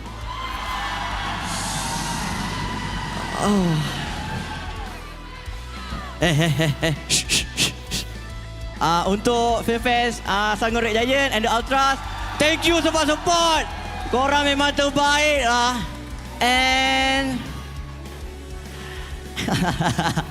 And untuk esok, kita respect, memang kita akan jumpa Homebois. So game Homebois pun memang ramai yang tunggu rematch kita orang. So may the best team win. Wow, gitu. All right. You guys may now go celebrate your victory. Once again, congratulations on securing the upper bracket finals. Kita akan jumpa Selangor Red Giants pada hari esok. Tapi selepas ni, kita ada satu lagi upper bracket match mana kita akan saksikan perlawanan Homebois menentang RSG MY. Tapi sebelum tu, let's show it back to the casters to wrap up what happened in this best of 5 series. Casters, silakan. It does always impress me how much stage presence Gojas has when you consider that he as well has only been in MPL for like 3 seasons and he's matching up the other players that we've seen dominate that stage in the past. But the Selangor Red Giants showing how it's done once again, and Innocent at the forefront of every victory. Oh, I just thought of something, right? The one game that SRG lost, that Innocent lost, was with the hero that really made him kind of the face of SRG, was on the Roger. But nonetheless, I'm staying off the internet for a while because I think it's about to blow up after this series. Probably. But yeah, SRG, the entire series, well, aside from Game 3, the games that they won, Innocent only went down once, and I believe it was Game 4 on this Moskov. Yeah, and seeing how Moskov has been really, really popular in this upcoming games as well here, we have been seeing either it's going to be Nathan or Moskov that kind of wins the game so far. But seeing how Innocent, even though he's got 1 kill here, that final catch to save the fight for the team here, like especially Cram surviving that Divergent gang, was so on point. Because think about this, right? 1, it's so difficult to hit a long-range spear. 2, to wait at the right exact moment to teleport over, jump at the exact same angle to pin 2 people. That is a very, very difficult thing to do. And for him to pull it off and get that win against KGE just pretty much shows that SRG is definitely so much more mechanically skilled compared to KGE in this fight. But still, I won't take away that KGE did not play well because both sides played out of their minds in that game. They did. I think this is the best version of KGE that we have seen in terms of how they draft, in terms of how they adapt. But in the long run, I think Sadafa brought up this point. What makes a team better than great is how you adapt over time. And I think SRG figured that out, right? They were like, wow, Cram is getting ganked a lot. Smooth is really making life hard. We're going to adapt. We're going to change how we approach these team fights. And at the end, they pushed on the right buttons and it forced KG into this desperation mode. And they punished them. I feel like they started using Cram as bait. Like they realized, hey, they keep ganking Cram, let's use him. And when you look at the score as well, Cram was 3-4-3. Yeah, not the best, but considering how much pressure he was under, and you compare to Smooth, he was 0-2-2 on his 100% win rate Benedetta. Red Giants proving that as long as you have the mindset to adapt, as long as you're able to believe and have that confidence and find a way out of any situation, there is always going to be a winning path. Yeah, at the same time, seeing how things is going here coming from KGE as well, I think Dato, he's pretty much solidified himself as a very, very strong mid laner to be actually worried about. But it comes down to execution, right? There were a lot of instances it feels a little bit disconnected from KGE where it looks so good. Like, there were a couple, like, especially the final fight, right? I think we have to take a little bit of a slow pill to check at the highlights on how Peter actually approached the fight. Like, Suzujin, he made a mistake. He was idling too long with Shield Unity. As soon as he got out, immediately SRG make a jump. Peter went in for the save. Smooth tried to make a save. Dato tried to do something, but Sasa was just so far away. It feels like maybe that play from Suzujin might have just cost KGE, and it just caused a completely big ripple effect from SRG, just landslide their way through. Yeah, I think at the same time, it's also Sasa didn't really want to join the fight because he was not with the team, right? I think maybe KG, the rest of them, they felt like they could win that fight. They felt like, okay, SRG, they blew all their spells. They stopped considering external factors like Stormy showing up with an ultimate to break Vita's combo. Because if you remove Stormy from the equation, that was a super good re-engage. Then again, KGE, it's these split-second decisions that really makes SRG such a formidable team to go up against, because it really felt like you can pour your hearts out and SRG finds the way to stop you. I think it's just because SRG knows how to identify these windows, right? They exploit openings. And they will find openings in places where no other team would even see them. Like, you see Cram getting caught out like that. They're on the opposite side of the map. You would think they've engaged. Let's slow things down. Let's control the fight since they've already used some resources. Nope, it's just pedal to the metal, jump on in, get the two-man pin, get the kills. They figure they have the damage. The moment they understand that they have any sort of lead in a game is when the Red Giants becomes a different beast entirely. And it is terrifying to have to play against. I do appreciate the fact that even when you look back at Game 3 where SRG were so far behind KG, they still were trying to actively find a way to fight at KG or at least put out resistance, right? They're not letting KG take whatever they want. They're not letting KG run over them. In a sense, a lot of teams would have done that and it would be a steamroll, but SRG, they're just looking to fight back at every possible moment. Sure, they didn't win the game, but they sure as heck didn't make it easy for you to win. Yeah, and also when it comes to the total healing as well, I'm surprised that SRG just had the overall better heals. But considering that now, let's talk about the Hall of Fame right now. Suzujin, sandbag, he tried his best. He took so much damage in multiple instances here. And the only time that he did the best in terms of tanking is that he has to preemptively pop his Toys Persona and tank everything that SRG has to afford. And if he misses that timing, he pretty much drops here. And it's no surprises why he's going to be the sandbag. But the carry, the wingman, and the rich guy, it's got to be none other than Innocent himself. How can you be the wingman when you're also the goal laner? He's stealing everything. But luckily, he's not the sandbag. If he's the sandbag, well, I live for the day that like a player just takes all 4 of these spots. I think the hardest one is probably the sandbag. Yeah. Yeah, we've seen people get sandbag and wingman together. Yep. But having to combine that with rich guy and carry seems like a very unlikely Probably task. like an over-farm, hyper-farmed Esmeralda can do something like that. Maybe, yeah. Probably. I was thinking of Hylos, but yes, Esmeralda makes a lot more sense. Or maybe an Aldos, but Aldos will be dying so much more. Aldos probably won't even take enough damage to be the sandbag because he just pops. One shots, right? Yeah, fair enough. It's either like an Esmeralda or Uranus. Probably Esmer. I think Esmer makes the most sense. I could see maybe Fredrin doing it too if he's like really far ahead. But regardless, Innocent showing why he is the MVP of the match. And we can once again look at these highlights of game number 4 because King Empire had a very good idea. Unlock smooth on the Benedetta, gank Cram repeatedly over and over and over. It feels bad, honestly. Every single time, man. Like even here as well, because of that play, I think this was the start where King Empire had a very, very good idea. And this is where Sasa as well as Suzujin got a little bit disconnected with the team. They are making a play on the other side of the map, but I feel like Sasa is trying to greed out of the fact that he's still a level ahead of Innocent, and because of that, it kind of caused a disconnect for KG. But again, if they're playing as 5, they're playing absolute very, very fine. There's also a point that I want to bring up right now. Despite Cram being kind of the punching bag this entire game, KG just wanted to really go hard onto him. He was never really far behind Smooth, right? Like in terms of levels, he's almost the same as Smooth. Net worth, probably a bit of a difference, but even up to this point, there's not really a net worth lead for either teams.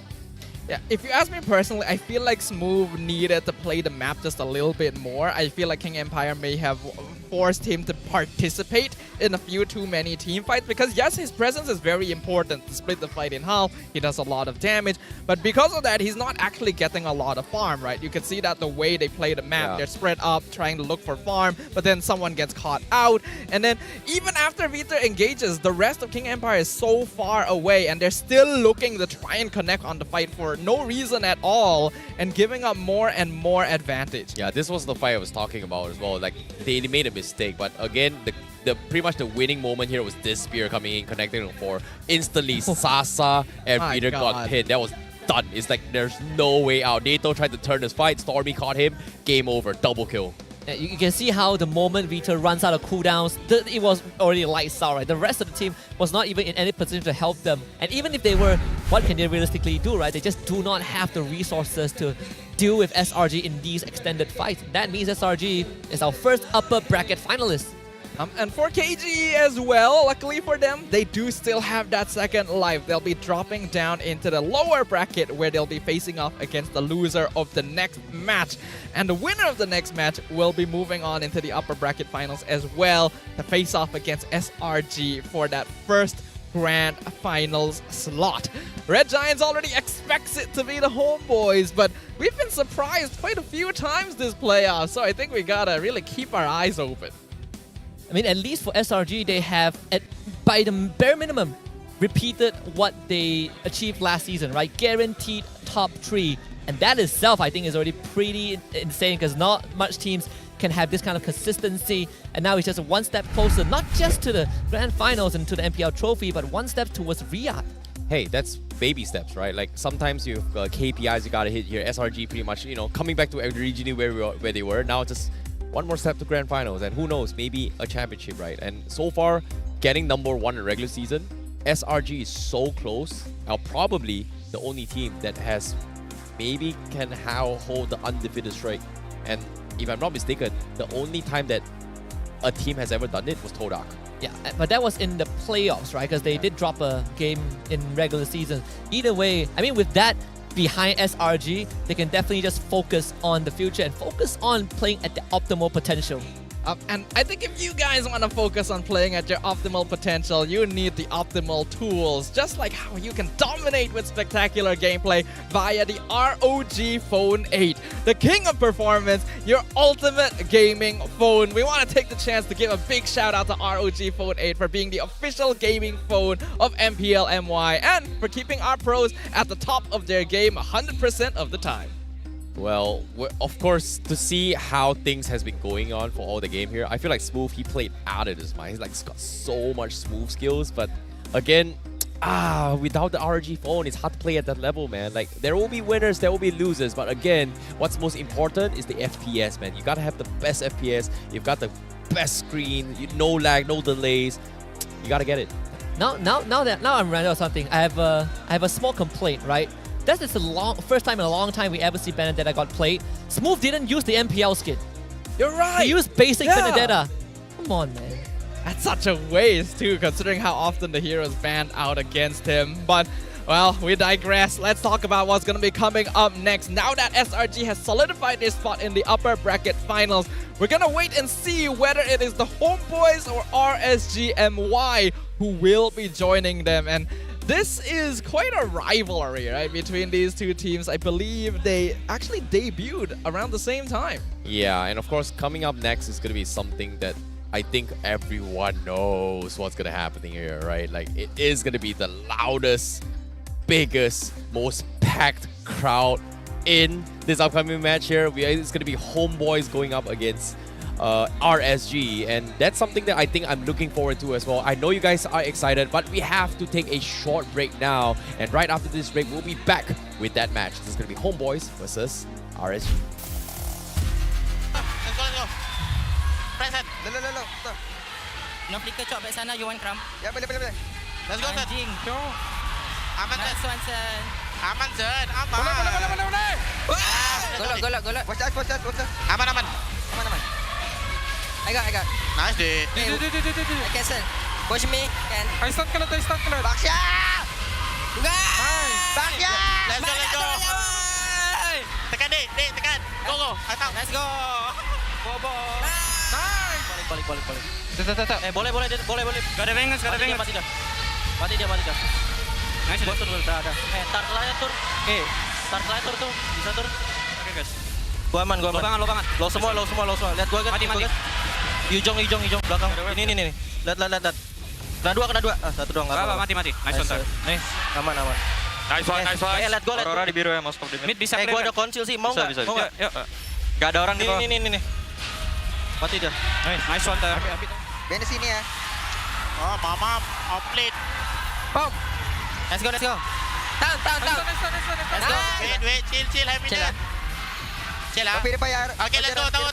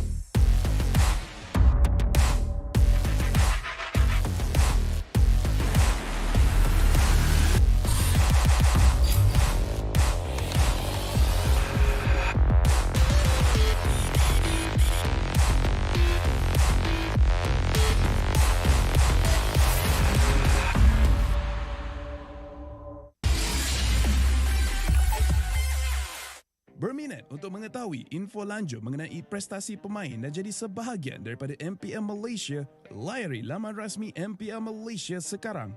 Ayo kita bersama menaikkan mutu MLBB di Malaysia. Jangan terlepas kemaskini Liga Akademi rasmi MLBB Malaysia, MAL Malaysia. Ikuti semua platform rasmi kami. Ayo sokong MAL Malaysia musim pertama. Ikuti semua platform rasmi. Semua peminat dan penyokong dijemput ke arena MPL Malaysia musim ke-13 di Serdang. Anda berpeluang berjumpa dengan pemain kegemaran anda, kumpul tanda tangan eksklusif dan sertai kempen Fan of the Season. Interested in knowing more about player performance and be a part of MPL Malaysia? Visit the website of MPL Malaysia's #1 esports league for the latest news and league updates. Don't miss out on updates from the official MLBB Malaysia Academy League, MAL Malaysia. Follow all our official platforms. All fans are invited to the MPL Malaysia Season 13 Arena in Serdang. You will get a chance to meet your favorite players, get exclusive autographs, and join the Fan of the Season campaign.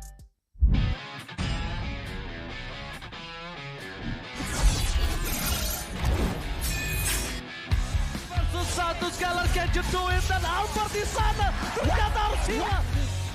Avalanche fight as Lone gets instantly shot down by the Blazing Duet, as well as the Electro final blow. This is going to be easy cleanup for Todak as most of the... Apat yun, pero nasipa din siya yung ninakaw na sipa. Buhay pa rin ang 4v1!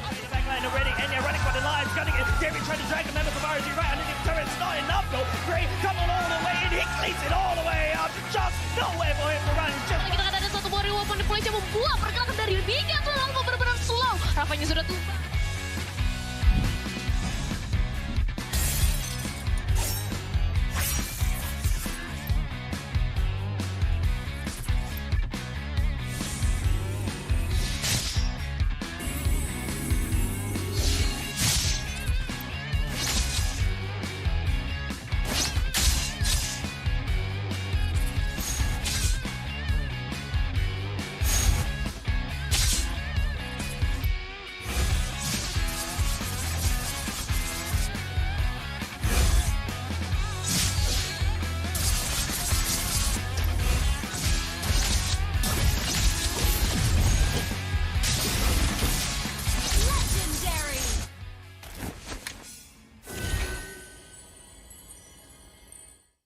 Nikmati jago 5G untuk gaming sepantas kilat dengan Hotlink Prepaid 5G.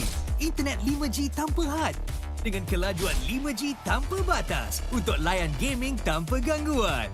Nikmati latensi rangkaian 5G terunggul dan gameplay termantap sepanjang malam. Semuanya hanya RM32 sebulan dengan 20% cashback. Dapatkan sekarang.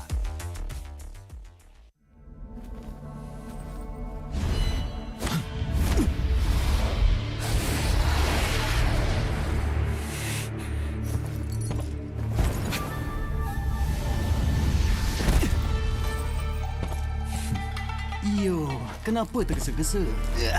Tak boleh tunggu kejap ke?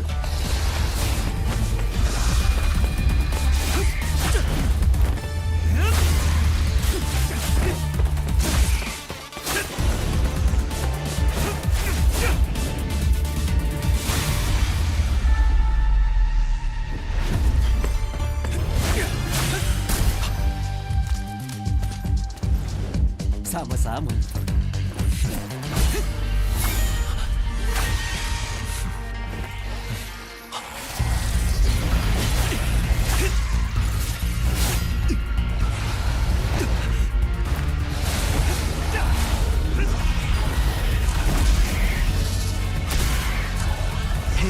Bertahanlah. Awak nak mati kat sini ke? Kalau saya hilang kawan, bunuh saya tanpa lagi. Itu tugas saya. Mestilah.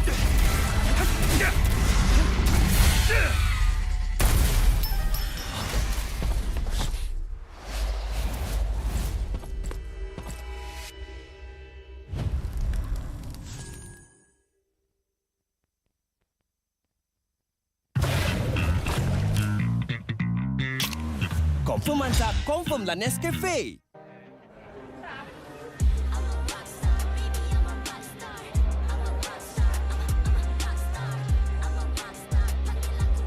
Kami akan bantai Barakuda.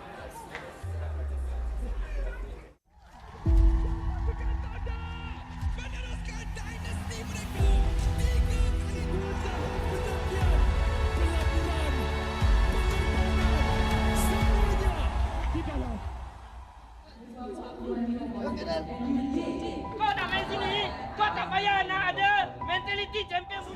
Dia lepas sudah lah. Oi, kau terus lagi lah. Nak cari kit, tak payah tengok.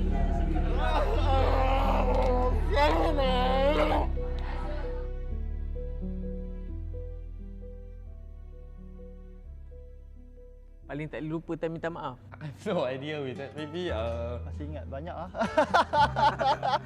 Nak cerita buruk ke nak cerita baik Betul adalah macam conflict sikit, macam saya bergaduh dengan mak saya kan, nak masuk e-sport. Sampaikan saya kena halau rumah. Aku ada terbaca lah orang cakap, ni dah rusty teruk lah, dah boleh pergi kerja kilang lah. tapi ya, aku okey je sebenarnya. Yang video aku viral nangis-nangis apa semua tu, itu bukan sebab aku kecewa dengan kecaman orang apa semua, tak ada. Kecaman netizen semua aku tak kisah pun. Semua tu like aku disappointed dengan aku punya performance je. Dengan apa yang aku bagi, apa yang hard work yang aku put. Tapi end up performance aku macam tu lah. Sebab aku tahu orang-orang yang komen apa semua, diorang tak tahu pun apa yang terjadi. Diorang nampak daripada luar, diorang tak tahu apa yang dalam. Macam ibarat kita tengok bola, dia ni passing betul-betul lah. Kita bukan tahu, kita bukan join training pun. Kenapa Harry Maguire main setiap minggu? Kita tak tahu pun dalam training dia macam mana. Pergaduhan yang paling risau, perit dan pedih lah kan. Kita tak ada cakap apa-apa, cuma waktu tu MPL Season 6 di mana Todak tak ada kalah lagi best of 3. Waktu tu pressure dia sangat besar sebab orang semua mengharapkan kita menang daripada regular season sampai habis. And waktu tu masing-masing pelik gameplay dia. Pelik gila kan, macam timing tak kena, pakai hero pun pelik-pelik and dengan pressure apa semua pun bengang. Mental, ketuk meja, kata kita main apa benda ni kan. Waktu tu nak play off dah. Tak silap pun lagi 2 hari dah nak play off season 6. Kalau korang main macam ni, better aku pergi main dengan parti-parti Indo joki apa semua kan. Lagi bagus daripada aku main dengan korang kan. Biasalah kan, kita bekerja as a team, as a kumpulan kan. So kalau tak gaduh tu bukan team lah maksudnya kan. So bila habis tu dah macam biasa je lah. Basically kita orang gaduh macam tu je. Dia tak ada lebih-lebih sebab try to be professional lah, try to not take it personal sebab in the end of the day kita nak kena bermain dengan orang tu juga kan. The M3 lah for me seriously is so hard for me, the M3. Until now I still cannot forget about it. Just like we scream, we stick. I think for the 2 days already, almost 12 game like that, and then I score to Zaim, I score to everyone, and then we almost want to fight like that. But after that, I still think I'm correct like that, but I didn't say sorry to Zaim and semua that I feel so bad. Until now, like that, I cannot forget. I think this one moment also. Have you ever made someone cry? I think a lot. This one actually is a lot. I feel that I so bad on this. Every season I think quite because of me lah. Because of pressure, I pressure him a lot to cover me to become a best rider. My bad. Sorry. I tank. Saya adalah minta maaf dengan ibu saya sampai saya berlutut. Sampai saya berlutut dah saya minta maaf dengan dia sebab ya kan ibu kita kan nak yang terbaik untuk kita kan. Tapi mungkin sebab dia tak nampak lagi lah masa tu game tu macam boleh buat duit. Dia fikir macam masa tu game tu hanya main untuk hiburan, macam buang masa. Tapi bila saya start yang ni yang sebelum ni saya start tier 2 tu, saya dah start macam menang tournament. Dan tu dengan RTZ kan. Saya menang tournament dapat duit. Dan tu baru dia dah macam dia dah start support, so slow lah dia start support. Kira dia macam penyemangat saya lah untuk teruskan dalam e-sport lah. Untuk yang memaafkan orang yang dengki dengan AJ. Dengki tu maksudnya dia sampai buat sesuatu, sampai menutup perut nasi AJ sendiri. Tapi AJ tetap memaafkan orang tu. Itu yang paling besar. Bagi saya banyaklah salah dengan AJ sebab Masa kat RSG, saya 10, saya banyak marah dia dan buat dia nangis lah sebab saya tak suka sikap dia. Dan sebab saya terasalah sampai sekarang benda yang saya buat tu salah, tapi saya mungkin ego tak minta maaf dan sekarang baru saya rasalah saya sebagai senior saya tak sepatutnya buat macam tu lah kat dia masa kat RSG. Dan saya terharu sebab masa tak ada orang ingat saya, ambil saya, dia yang cari saya dan try saya untuk ke tim hak. Yalah, saya banyak buat salah kat dia tapi dia masih ingat saya dan saya nak berterima kasih lah dekat Iris sebab bagi saya peluang lagi untuk ke pro scene ni. Actually, after the game, I will apologize to them. Just like, because I thinking just like I want to win only. Because for my positive, everything is I want to win. I want to improve myself. I want to improve the tank. But I never care about the people feeling anything like that. So, 我可能不太善于怎样去道歉，但是我会用我的行动证明我的道歉方式是对的。 Aku tak rasa semua orang boleh macam aku untuk minta maaf sebab bagi aku kalau kita minta maaf ni kita dah lepas satu tanggungjawab. Aku dah rasa satu kepuasan. Macam even benda tu bukan salah aku, especially salah aku akan minta maaf. Sebab aku tahu kebanyakan manusia ni dia tak nak minta maaf. So aku minta maaf.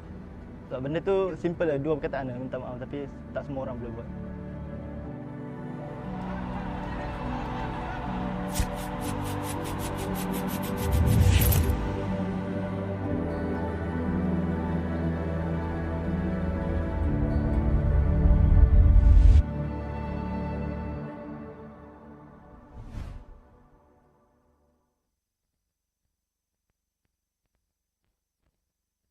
I think even Ducky himself is very vocal about this. They wanted to lose, actually. They wanted to eventually lose against a team because... Pro players put in so much time that I've seen videos that Keyboy's hand is shaking and everything like that. Like he's moving his hand like very frantically, you know, that kind of motion. You know, like I think sometimes we get very caught up in the, you know, Indonesian pride, Malaysian pride, North America pride, Philippines pride, when the reality is like the org just wants to win. You know, that's like the org. It's more of like Team Hawk pride, RSG pride. You know, that's where the management is coming from. It's like I think last year we saw the rise of just MLBB globally. Oh yeah. We saw the downfall of NA. No, don't put it that way. My bad. We're just on equal terms with Malaysia now.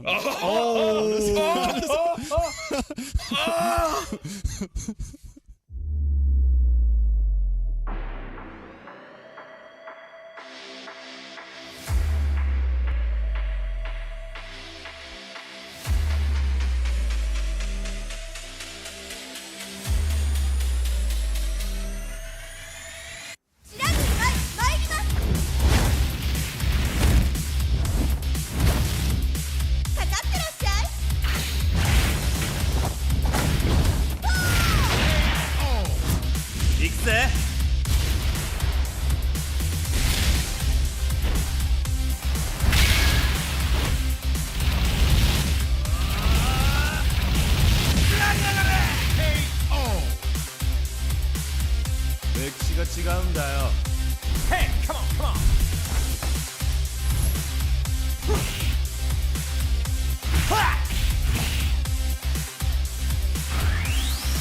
Okay. Power Gazer.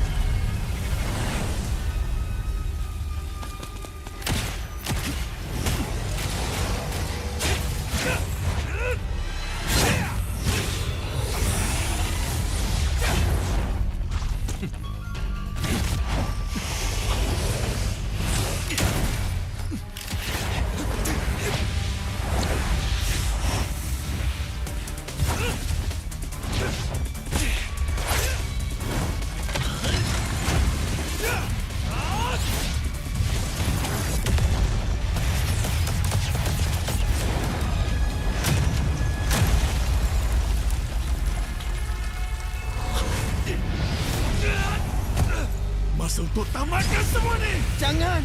Saya kena. Awak tak mampu melawan. Macam manalah pengakhiran akalnya.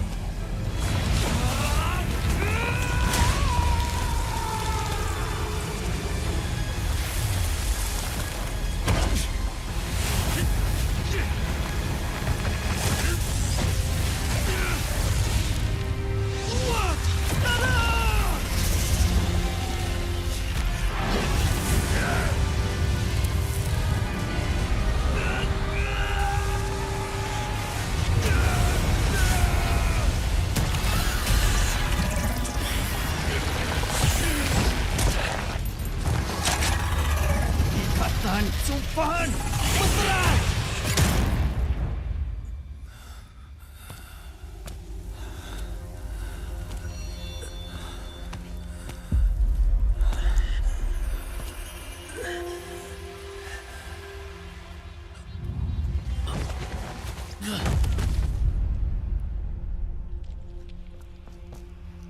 Awak patutnya bunuh saya.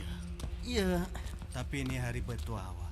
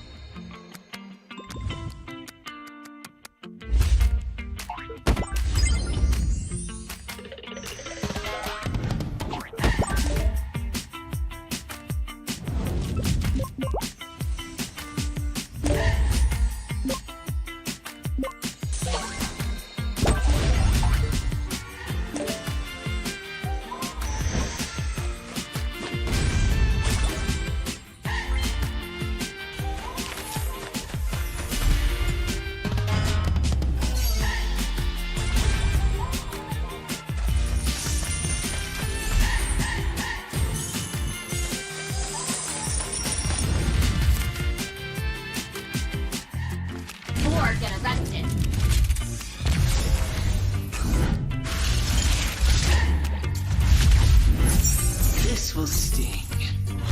You have my word.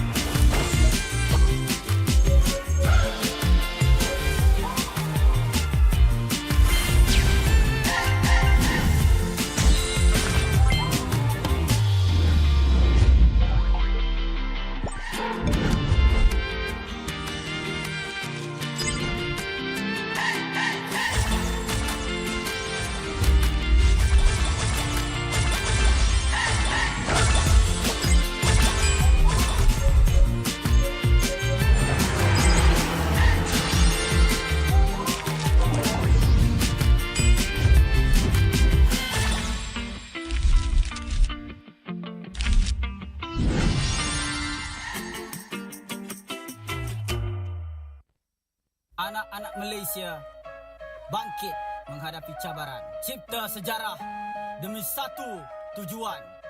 Pertahankan tanah air kita demi kemuncak M6.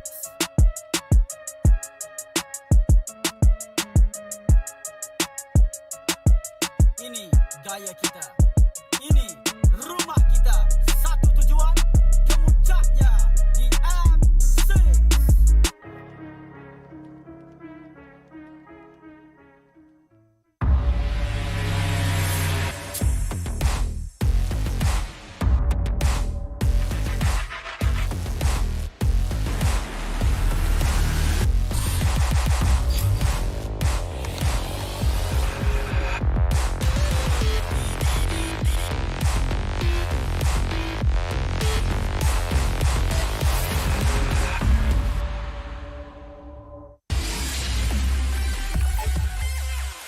Berminat untuk mengetahui info lanjut mengenai prestasi pemain dan jadi sebahagian daripada MPL Malaysia? Layari laman rasmi MPL Malaysia sekarang. Ayo kita bersama menaikkan mutu MLBB di Malaysia. Jangan terlepas kemaskini Liga Akademi rasmi MLBB Malaysia, MAL Malaysia. Ikuti semua platform rasmi kami. Ayo sokong MPL Malaysia musim pertama. Ikuti semua platform rasmi. Semua peminat dan penyokong dijemput ke arena MPL Malaysia musim ke-13 di Serdang. Anda berpeluang berjumpa dengan pemain kegemaran anda, kumpul tanda tangan eksklusif dan sertai kempen Fan of the Season. Interested in knowing more about player performance and be a part of MPL Malaysia? Visit the website of MPL Malaysia's #1 esports league for the latest news and league updates. Don't miss out on updates from the official MLBB Malaysia Academy League, MAL Malaysia. Follow all our official platforms. All fans are invited to the MPL Malaysia Season 13 Arena in Serdang. You will get a chance to meet your favorite players, get exclusive autographs, and join the Fan of the Season campaign.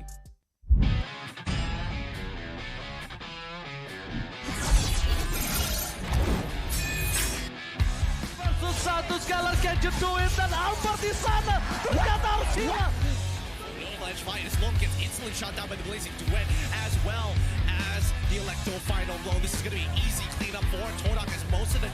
Apat yun, meron na si Patincha, yung ninakaw na sipa. Buhay pa rin ang 4v1! Backline already, and they're running for the lives, gunning it. David trying to drag the members of RSG right underneath the turret. It's not enough though. Gray coming all the way in, he cleans it all the way up. Just nowhere for him to run. Just... Kita kata ada satu buah reward di Malaysia membuat pergerakan dari Liga terlalu benar-benar slow. Rafanya sudah tumbang.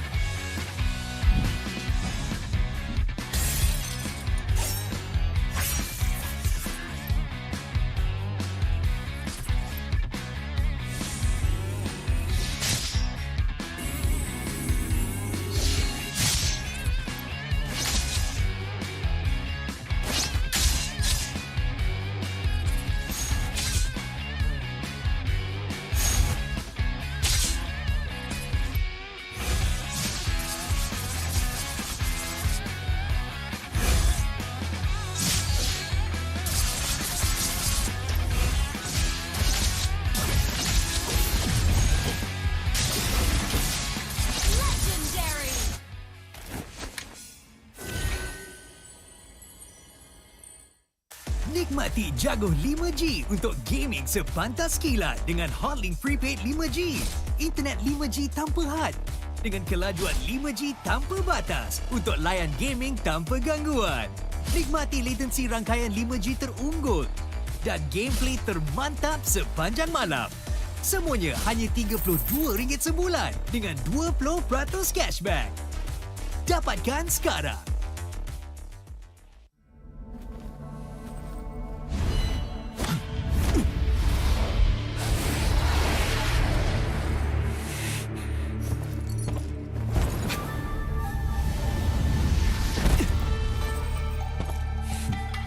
Yo, kenapa tergesa-gesa?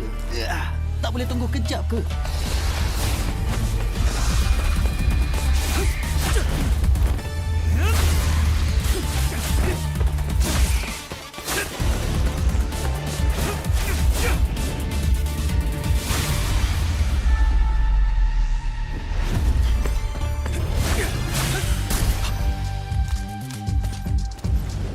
Sama-sama.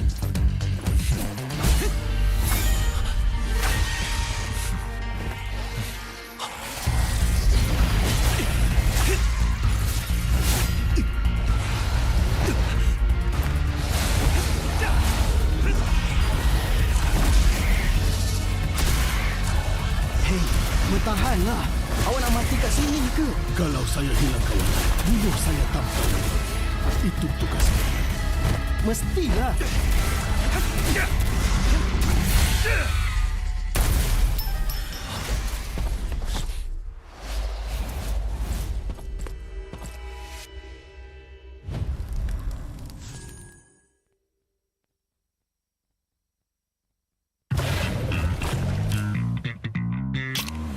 Confirm mantap, confirm lah Nescafe.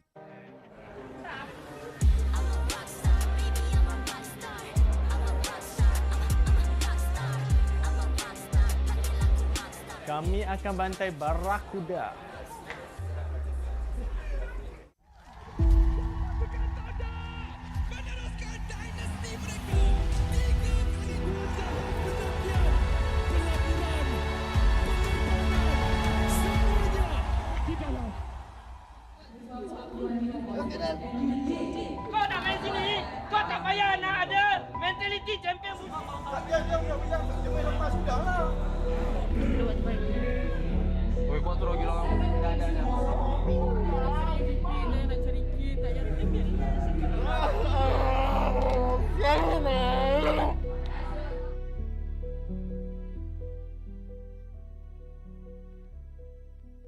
paling tak lupa time minta maaf? I have no idea with that. Maybe Masih ingat banyak ah.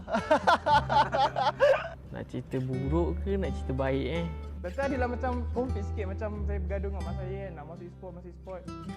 Sampaikan saya kenal rumah. Aku ada terbaca lah orang cakap, ni dah rasti teruk lah, dah boleh pergi kerja kilang lah. tapi ya, aku okey je sebenarnya. Yang video aku viral nangis-nangis apa semua tu, itu bukan sebab aku kecewa dengan kecaman orang apa semua, tak ada. Kecaman netizen semua aku tak kisah pun. Semua tu like aku disappointed dengan aku punya performance je. Dengan apa yang aku bagi, apa yang hard work yang aku put. Tapi end up performance aku macam tu lah. Sebab aku tahu orang-orang yang komen apa semua, diorang tak tahu pun apa yang terjadi. Diorang nampak daripada luar, diorang tak tahu apa yang dalam. Macam ibarat kita tengok bola, dia ni passing betul-betul lah. Kita bukan tahu, kita bukan join training pun. Kenapa Harry Maguire main setiap minggu? Kita tak tahu pun dalam training dia macam mana. Pergaduhan yang paling risau, perit dan pedih lah kan. Kita tak ada cakap apa-apa, cuma waktu tu MPL Season 6 di mana Todak tak ada kalah lagi best of 3. Waktu tu pressure dia sangat besar sebab orang semua mengharapkan kita menang daripada regular season sampai habis.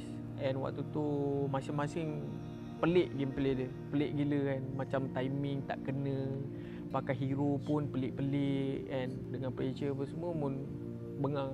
Mental, ketuk meja, kata kita main apa benda ni kan. Waktu tu nak play off dah. Tak silap pun lagi 2 hari dah nak play off season 6. Kalau korang main macam ni, better aku pergi main dengan parti-parti Indo joki apa semua kan. Lagi bagus daripada aku main dengan korang kan. Biasalah kan, kita bekerja as a team, as a kumpulan kan. So kalau tak gaduh tu bukan team lah maksudnya kan. So bila habis tu dah macam biasa je lah. Basically kita orang gaduh macam tu je. Dia tak ada lebih-lebih sebab try to be professional lah, try to not take it personal sebab in the end of the day kita nak kena bermain dengan orang tu juga kan. The M3 lah for me seriously is so hard for me.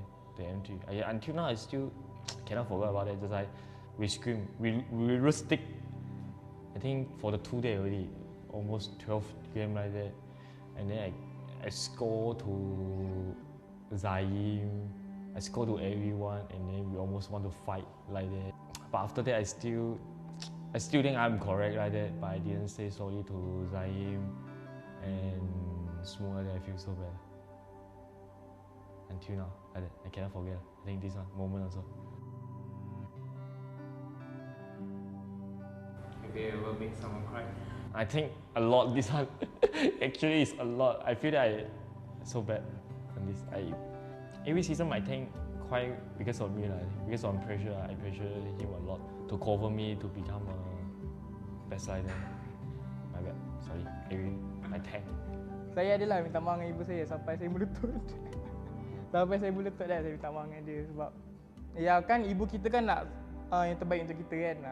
Tapi mungkin sebab dia tak nampak lagi lah masa tu game tu macam boleh buat duit. Dia fikir macam masa tu game tu hanya main untuk hiburan, macam buang masa.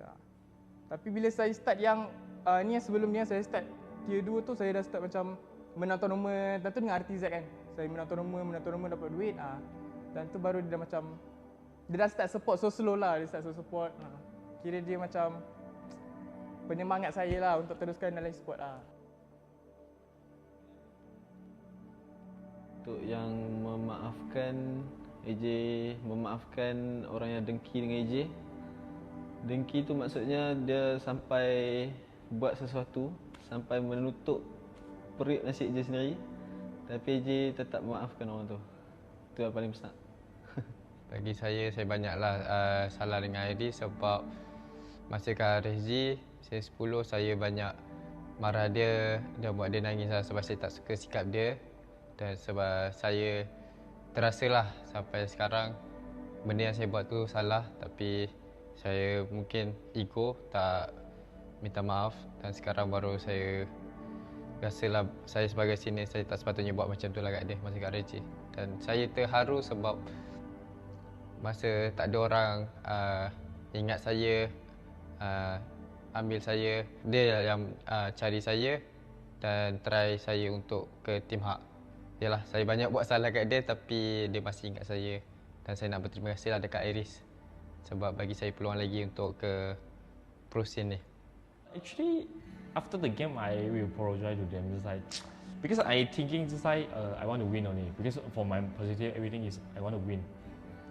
I want to improve myself. I want to improve the tank. But I never care about the people feeling anything like that. So, 我可能不太善于怎样去道歉，但是我会用我的行动证明我的道歉方式是对的。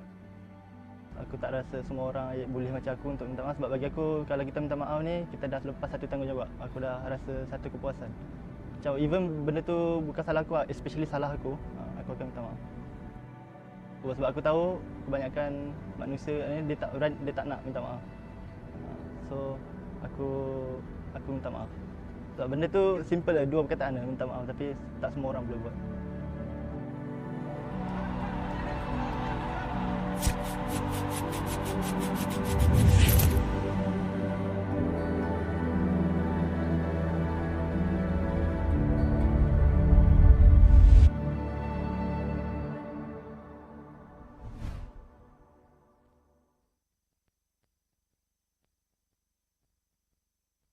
I think even Ducky himself is very vocal about this. They wanted to lose, actually. They wanted to eventually lose against a team because... Pro players put in so much time that I've seen videos that Keyboy's hand is shaking and everything like that. Like he's moving his hand like very frantically, you know, that kind of motion. You know, like I think sometimes we get very caught up in the, you know, Indonesian pride, Malaysian pride, North America pride, Philippines pride, when the reality is like the org just wants to win.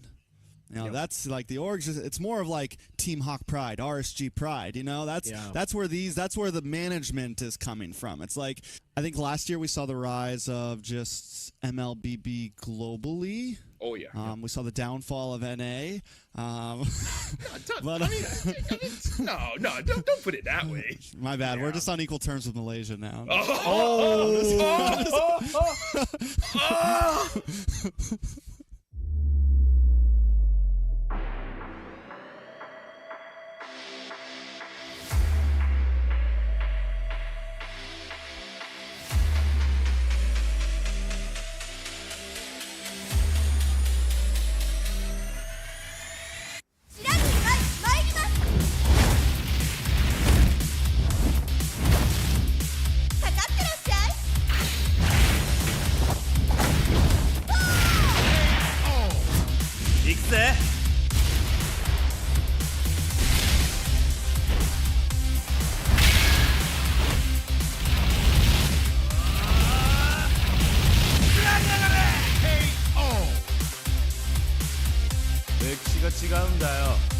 Hey, come on.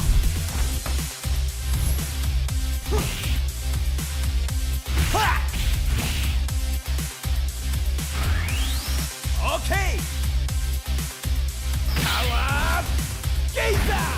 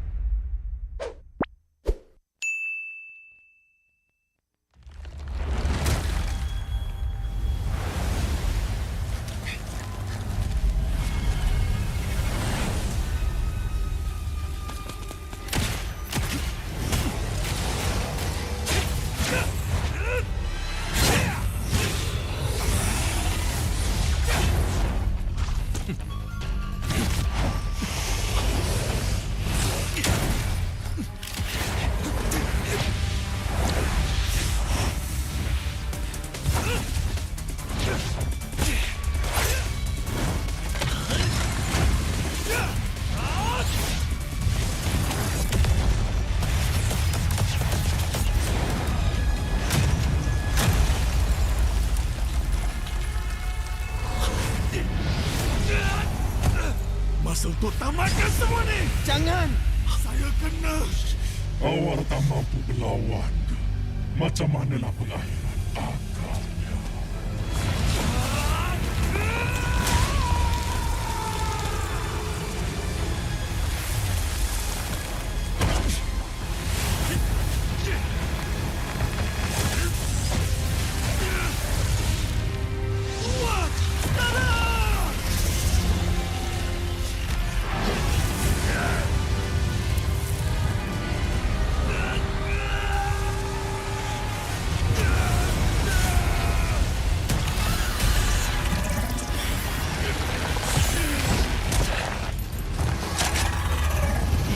Sumpahan! Sumpahan!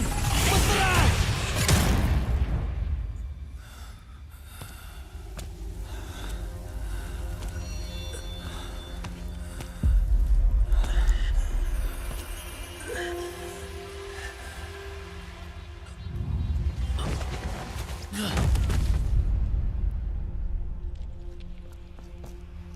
Awak patutnya bunuh saya.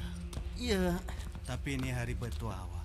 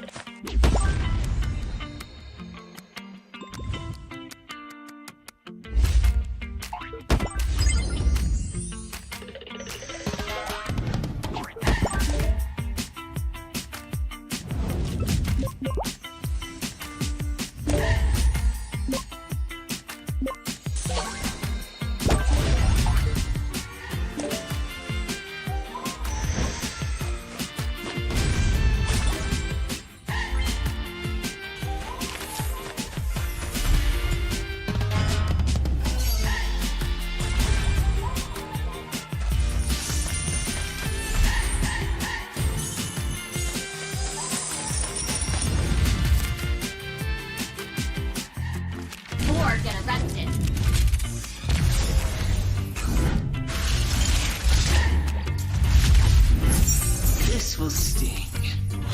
You have my word.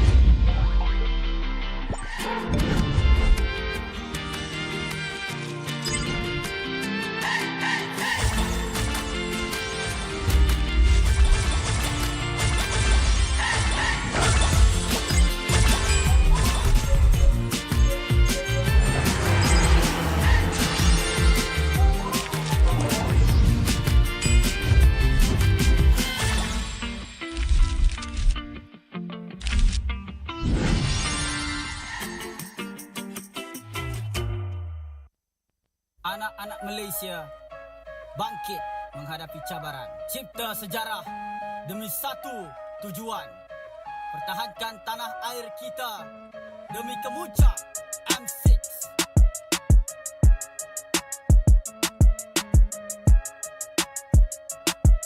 Ini gaya kita. Ini rumah kita. Satu tujuan, kemuncaknya di M6.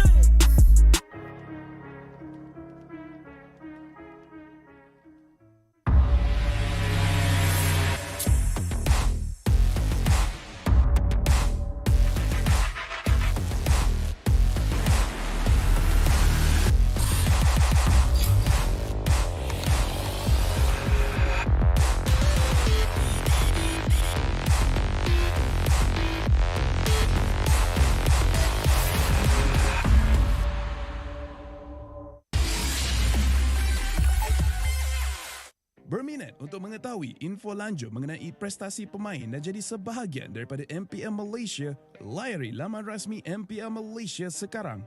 Ayo kita bersama menaikkan mutu MLBB di Malaysia.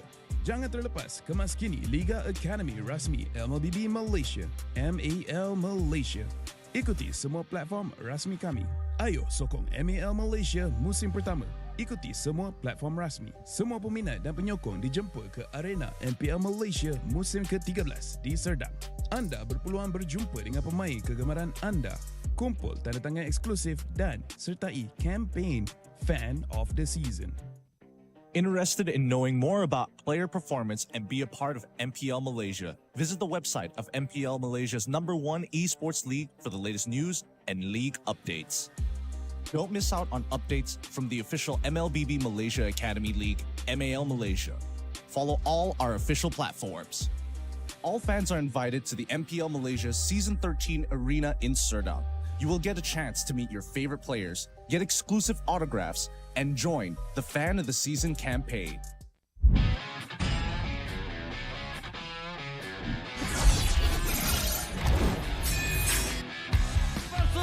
Skylar can you do it? Dan Albert di sana ternyata harus hilang. Ledge fight is low, gets instantly shot down by the Blazing Duet, as well as the Electo final blow. This is going to be easy cleanup for Todak as most of the... Apat yun, pero nasipa din siya yung ninakaw na sipa. Buhay pa rin ang 4v1!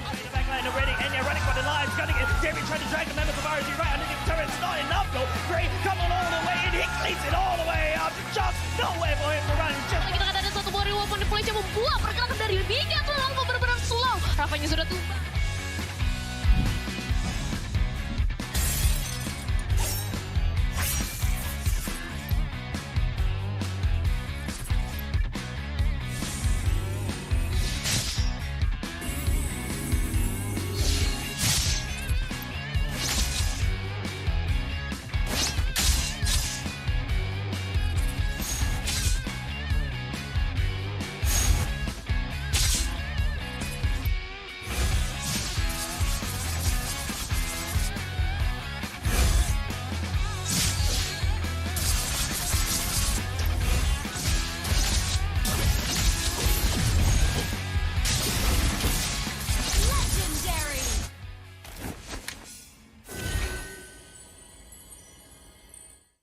Nikmati jago 5G untuk gaming sepantas kilat dengan Hotlink Prepaid 5G.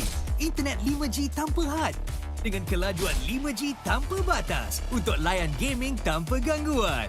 Nikmati latensi rangkaian 5G terunggul dan gameplay termantap sepanjang malam. Semuanya hanya RM32 sebulan dengan 20% cashback. Dapatkan sekarang.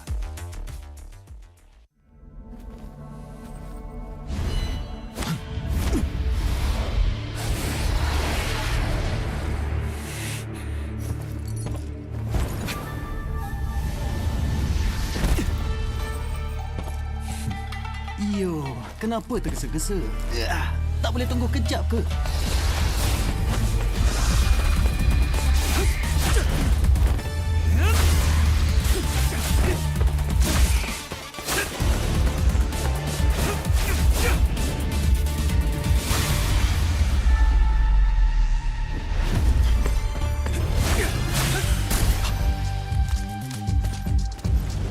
Sama-sama.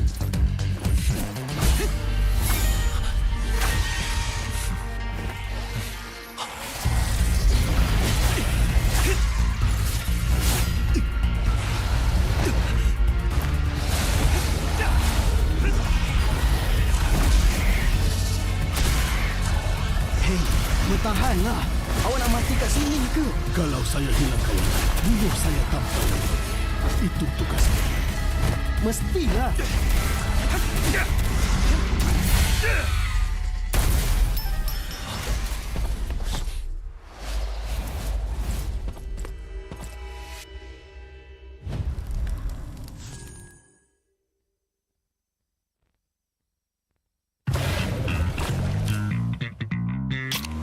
Confirm mantap, confirm lah Nescafe.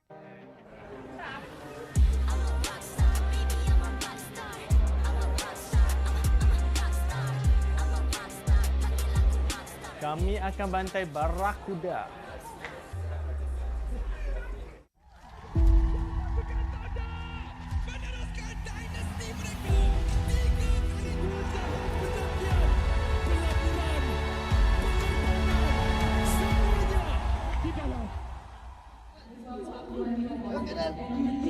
Kau nak main sini, kau tak payah nak ada mentality champion. Dia lepas sudah lah. Oi, kau terus gila orang. Dah. Nak cari kit, tak payah cari kit.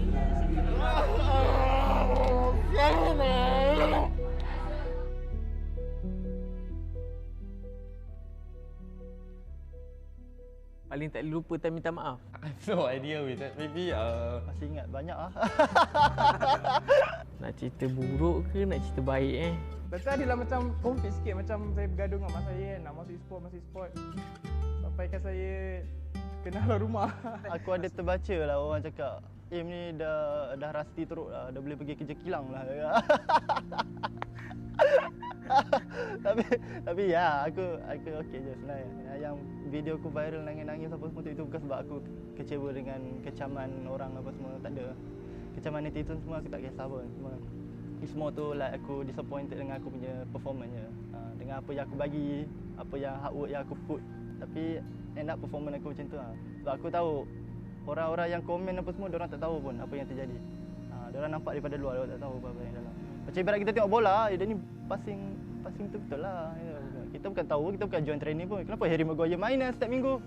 Kita tak tahu pun dalam training dia macam mana. Pergaduhan yang paling risau, perit dan pedih lah kan.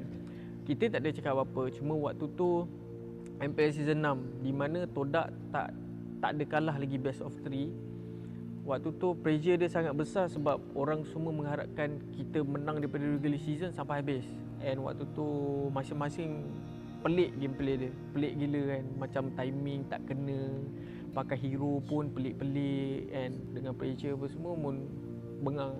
Mental, ketuk meja, kata kita main apa benda ni kan. Waktu tu nak play off dah. Tak silap pun lagi 2 hari dah nak play off season 6. Kalau korang main macam ni, better aku pergi main dengan parti-parti Indo joki apa semua kan. Lagi bagus daripada aku main dengan korang kan. Biasalah kan, kita bekerja as a team, as a kumpulan kan. So kalau tak gaduh tu bukan team lah maksudnya kan. So bila habis tu dah macam biasa je lah. Basically kita orang gaduh macam tu je. Dia tak ada lebih-lebih sebab try to be professional lah, try to not take it personal sebab in the end of the day kita nak kena bermain dengan orang tu juga kan. The M3 lah for me seriously is so hard for me. The M3 until now I still cannot forget about it. Just like we scream, we stick. I think for the 2 days already, almost 12 game like that, and then I score to Zaim, I score to everyone, and then we almost want to fight like that. But after that, I still think I'm correct like that. But I didn't say sorry to Zaim and semua that I feel so bad. Until now, I cannot forget. I think this one moment also.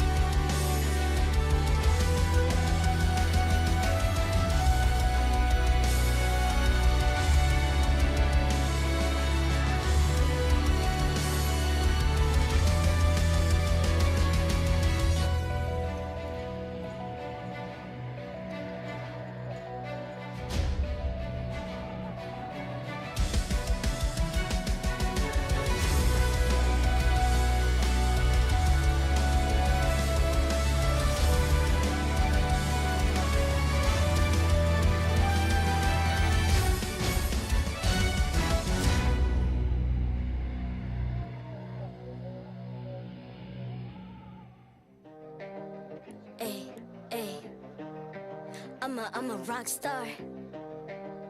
Yeah, rock star. Ay, ay, ay. I'm a rock star, baby. I'm a rock star. I'm a rock star. I'm a rock star. I'm a rock star. Panggil aku rock star. Ini kejohanan kita semua orang rock star. Kita rock star, kita buat saja gaya kita. Makin panas apinya sudah membara. Macam mana pun ku menempuh segala. Demi negara ku buat semua bangga. Step into my world, you know I'm always in my zone. You know I got my team, no I'm never alone. Bring out my best, buat yang terbaik. Jadi juara perlahan kita naik. Get on my way, aku nak push. Naik-naik jadi lebih bagus. Jadi hero, ku ada skill. Berapa banyak musuh aku dah kill. Ramai cuba mencapai, cause they envy me. Tiap game aku pasti jadi MVP. Easy.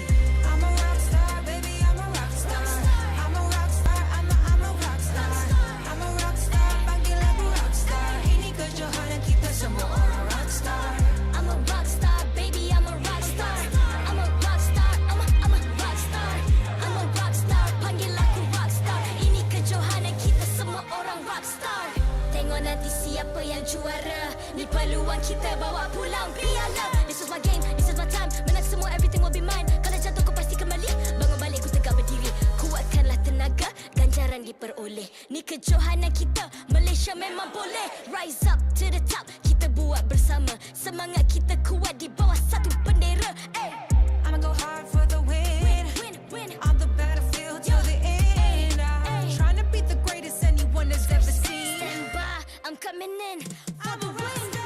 I'm a rock star, baby, I'm a rock star. I'm a rock star, I'm a rock star. I'm a rock star, panggil aku rock star. Ini kejohanan kita semua orang rock star. I'm a rock star, baby, I'm a rock star. I'm a rock star, I'm a rock star. I'm a rock star, panggil aku rock star. Ini kejohanan kita semua orang rock star.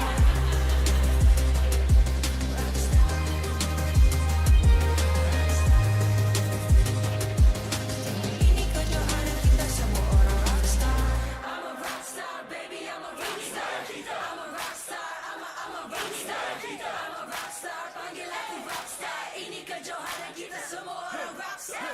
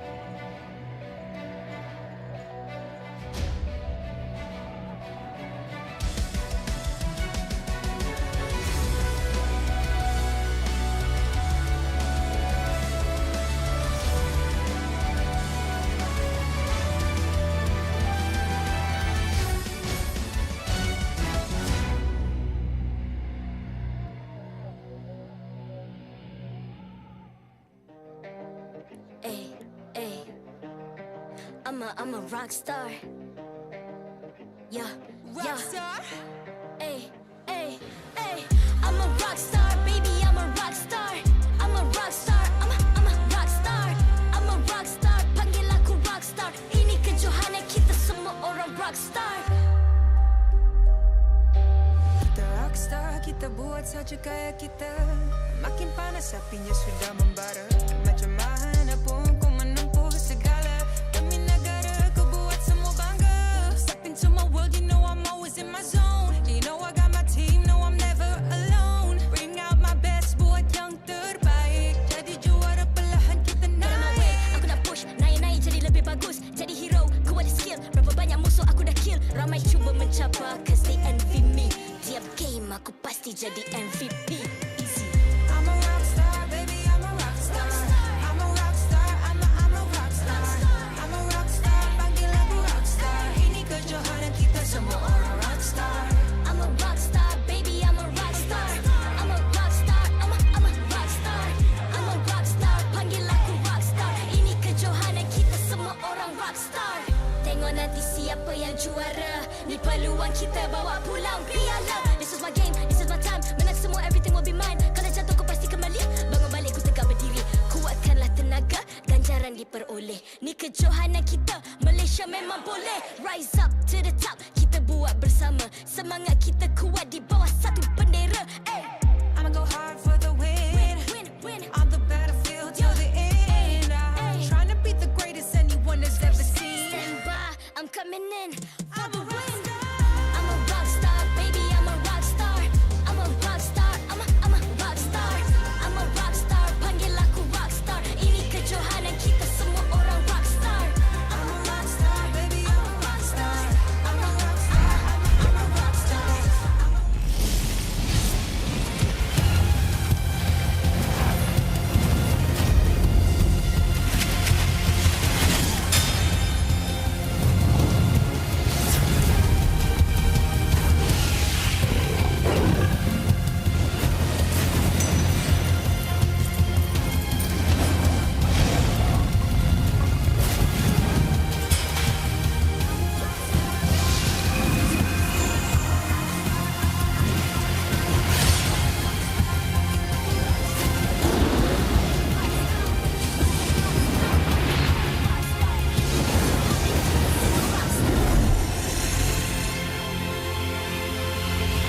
MPL Malaysia Season 13 is powered by Moontalk.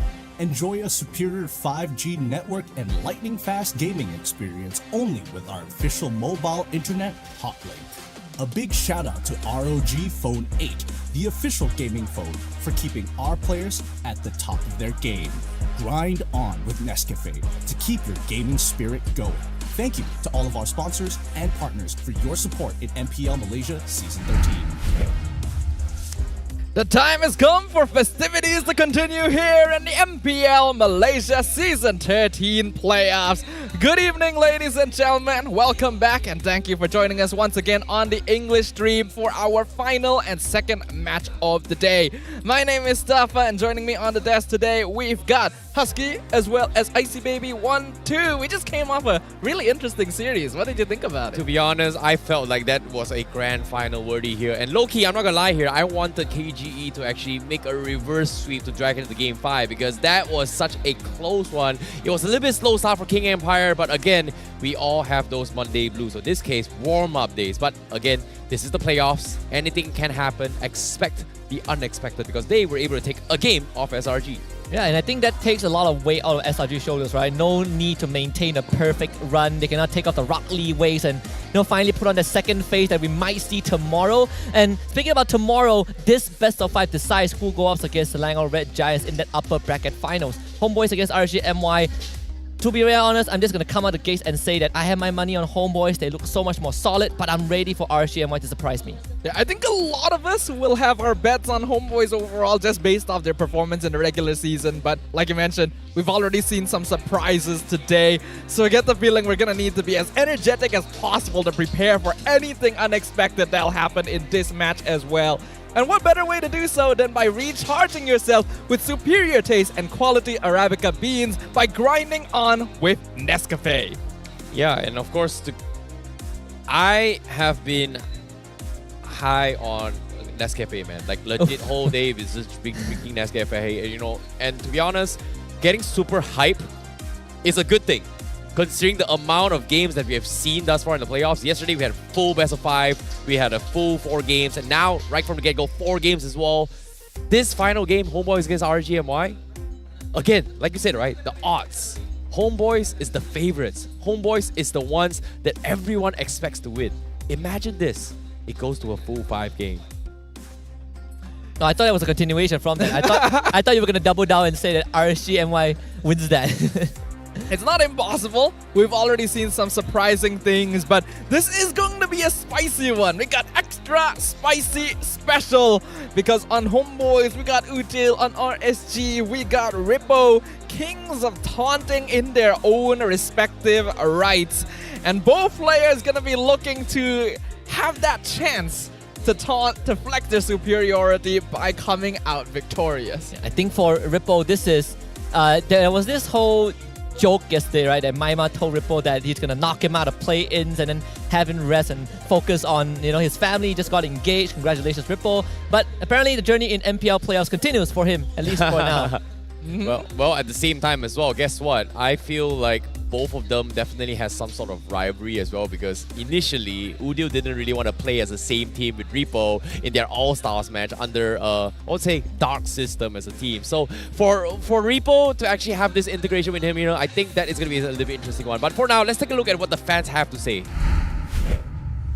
So hari ni kita nak predict siapa yang layak pergi sampai ke final. First of all, Todak KG kita tahu. Todak dia lagi kuat sebab tu dia dah bantai. So Todak akan menang dekat sini.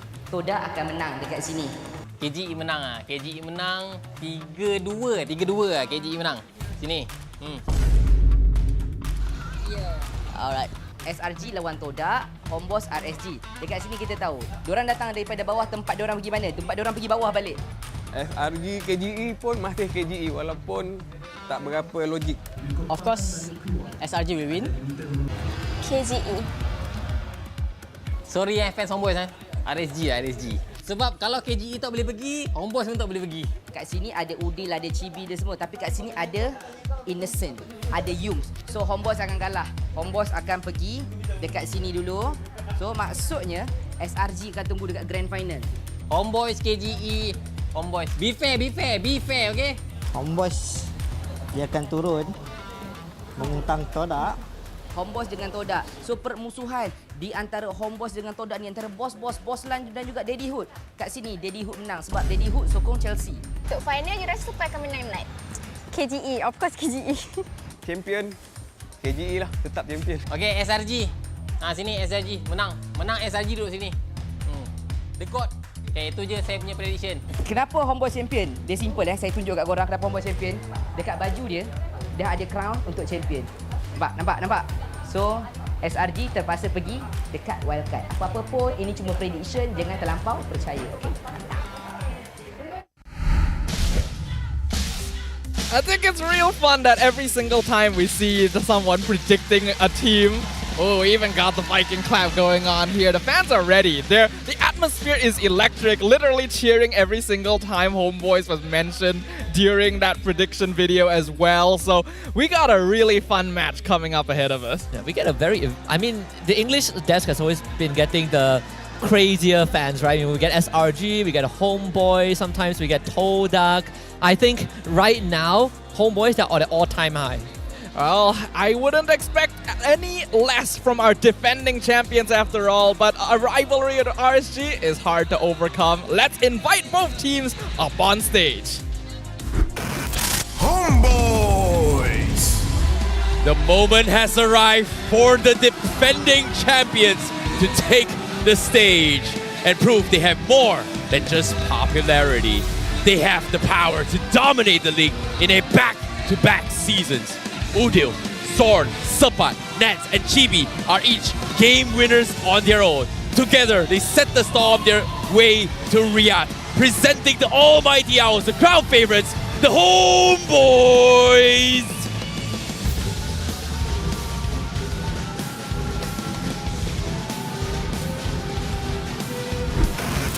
RSG MY! With a resounding victory against Team Hak, the MPL MY Season 7 champions are looking sharp with formidable eyes. Though many have doubt they are past their prime, the Malaysian Raiders are determined to defy the odds and push the defending champions down to the lower brackets. Make some noise for RSG MY!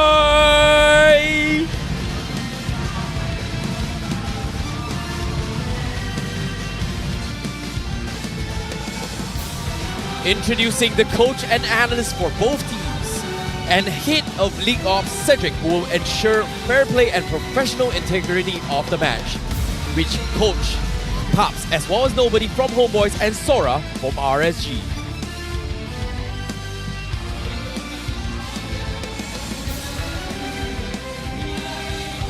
Fist bumps all around for the teams to get it started. It's going to be quite a bout.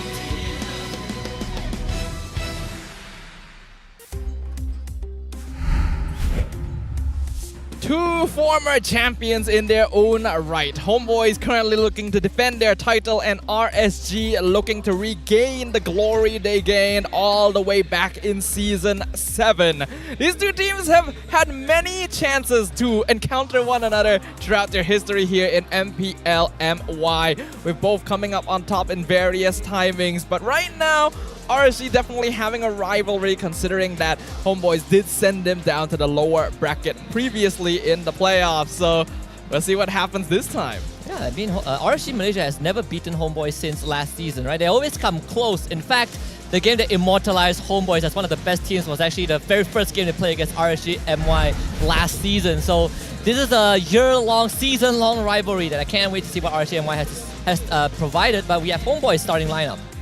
Yeah, when it comes to the roster as well, Udil, Sapat, Nats, Chibi, and Zorn here. When they first came in, there was a little bit of a shakiness between the team themselves, the players themselves, maybe communication, but eventually they kind of figured out around how to play around Udil's comfort picks, right? Like, he's going to be the guy that is going to be doing so much work as the main player here, even though he doesn't have the highest GPM in this game, but he has been in all the fights which crucial details actually set up for the team to actually take objectives. However, again, they've lost their game against SRG. That's the only downside, the only team that they have lost to.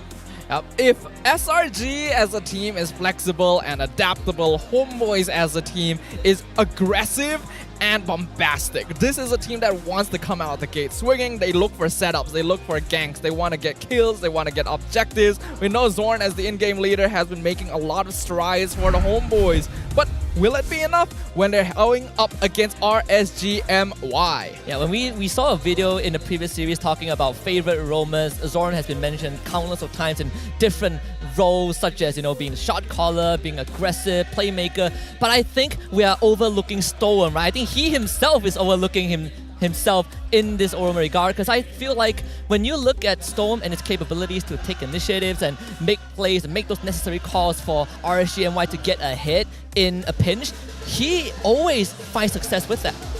Yeah, and of course, Storm going to be the ones that is going to be taking charge in the roamer position here. But generally, after seeing RSG MY's yesterday's performance against Hawk, I'm generally worried about Vinogo, because when we talk about best junglers, right, we immediately think about how Chibi has been consistently winning all the Retributed battles since their debut from Season 7 until now. He is still very, very on par in his mechanics, but Vinogo yesterday didn't seem to be able to get much retry for himself. Honestly, Vinogo himself recognized it when he was in the post-interview, right? He said that he was not performing yesterday, missing all his retry timings, and wants to make up for it today.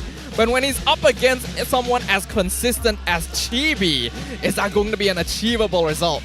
I think this is going to be tough, because people were drawing comparison of Chibi wanting to take out, the Filipino junglers, right? He was issuing challenges to Demon Kai last season, and even Rose asked Vinogo, do you think you can live up to that? And I think for now, Chibi definitely looks a bit better overall, but I'm not putting Vinogo aside. I think if he cleans up yesterday's performance, he can stand a chance, but when push comes to shove, I think Chibi is more on the ball.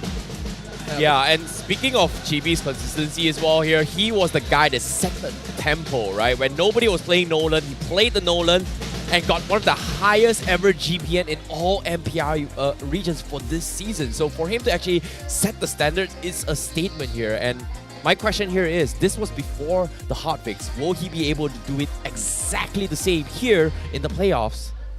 With the hotfix being introduced to the game, it logically sounds like Assassins would get more of an opportunity, since now it's no longer quite as safe and easy to just invade into the opponent's jungle. But tank junglers still provide that safety, that efficiency that Assassins don't. So we'll see whether Chibi still is able to pull out that pocket pick. For now, we're also gonna real quick go over to the side of the Homebois, ask for a little bit of fan service there, ask for some poses from Sabat. He just read it. He realized, oh wait, okay. Yeah, he thought he was supposed to be the one that holds the card. That's funny. A small pose there for the Homebois fans. And speaking of, we have a lot of Homebois fans here. Hey, I mean, this is not even the grand finals just yet, right? Imagine if we get to that stage. A lot of people were looking at Homebois to be poised to take one of the slots. I'm expecting, if this is only the second day of playoffs, oh boy. Yeah. And of course, now let's talk a little bit more on how Sapat as well as Repo, right? Because these are the two best XP laners. And in this case, who is the better one? Because personally, I feel like Repo, whenever he steps in, he makes ripples for the team. Whereas Sapat, he's there when he's... I don't know. What do you think? Tell me more. Sabat's the type of player that likes to set up a little bit, right? Like in the past, when Sabat first debuted, he was more of an ego challenger. He wanted to take those 1v1s, he wanted to kind of make plays across the map, but I think he's definitely taken a bit more of a supportive role recently to set things up for the rest of the team, whereas Rippo is still a little bit of that former style. Now, we're gonna ask Rippo to do the same thing. There we go. He's the smooth one. But again, who's better? Answer the question. Who do you think is better? Repo or Sapat? I think they fulfill different niches, but I do think that Sapat is a EXP laner, is a bit more consistent. Either way, let's see what Daddyhood has to say to the Homebois. He says, do your best, trust in your strength and your team, trust everything that the Homebois have, and that they'll do the very best to become a back-to-back champion. No one has done that yet in MPL MY. Yeah, and especially I think when we are entering kind of a new phase. And speaking about new phase, let's enter the drafting phase for Game 1 between these two teams. And just special shout out to the Homebois Syndicate team, which is Homebois Academy team. They are all in the front seat, just seeing how the big brothers take on the big stage. You know, I like how every team, actually almost every team has gotten new jerseys coming to the playoffs here. And I'm not gonna lie, Homebois' jerseys. Ooh, what do you think about this one? Like, do you like last season's one or do you prefer this season's one? Hey man, Daddy who gave me a jersey before, I'm happy. Really? Mind if you give me another one? Yeah. I want a jersey. No way! After so many seasons, I've not received a single one from Daddy and you got one just 2 seasons into MPL? No, you're wrong, you're wrong. 1 season, I got it last year. No way, Husky! Thank you, Daddy Hood. Love you a lot. Love you so much. Homeboy's gonna win this for sure. Maybe you can just walk into the room right now. I think I'm out. I'm done. Like I will never get a Homeboy. We're on the Homeboy side, you know. Their room's right there. This is their somebody clip you this. just walk down there. This knock is on not the door. fair. I've been watching your games and casting your games since season 3 until now. It's season 13. Season 3? Yeah.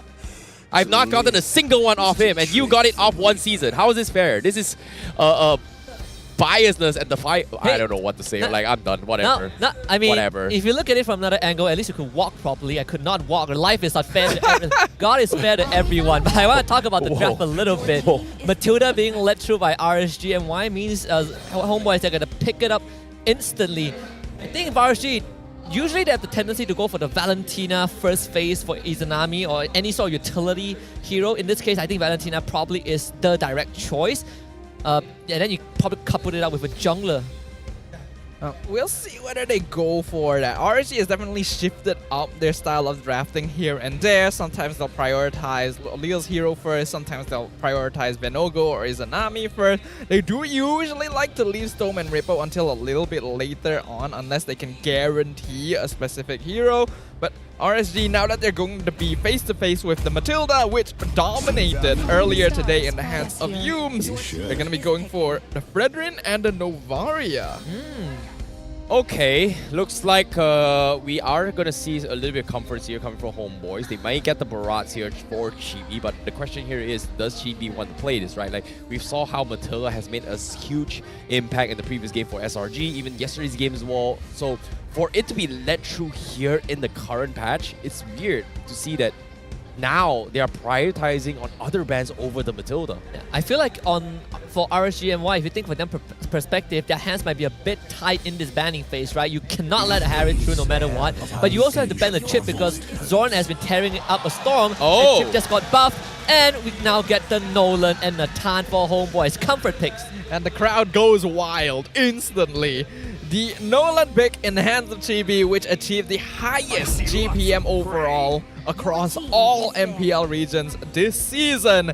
Going to be making an appearance alongside that Natan. RSG goes for the Roger, but the success rate of this hero today has not been particularly stellar.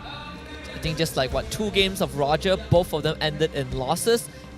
2 or 3, 2 games, I think. Yes. Yeah. But overall, I think Barbara, this is probably very direct. I don't see too much of an anomaly yet. I know Homeboy Chibi loves his assassin, right? He's probably one of the few junglers that is still actively given that Nolan, despite the minor meta shifts.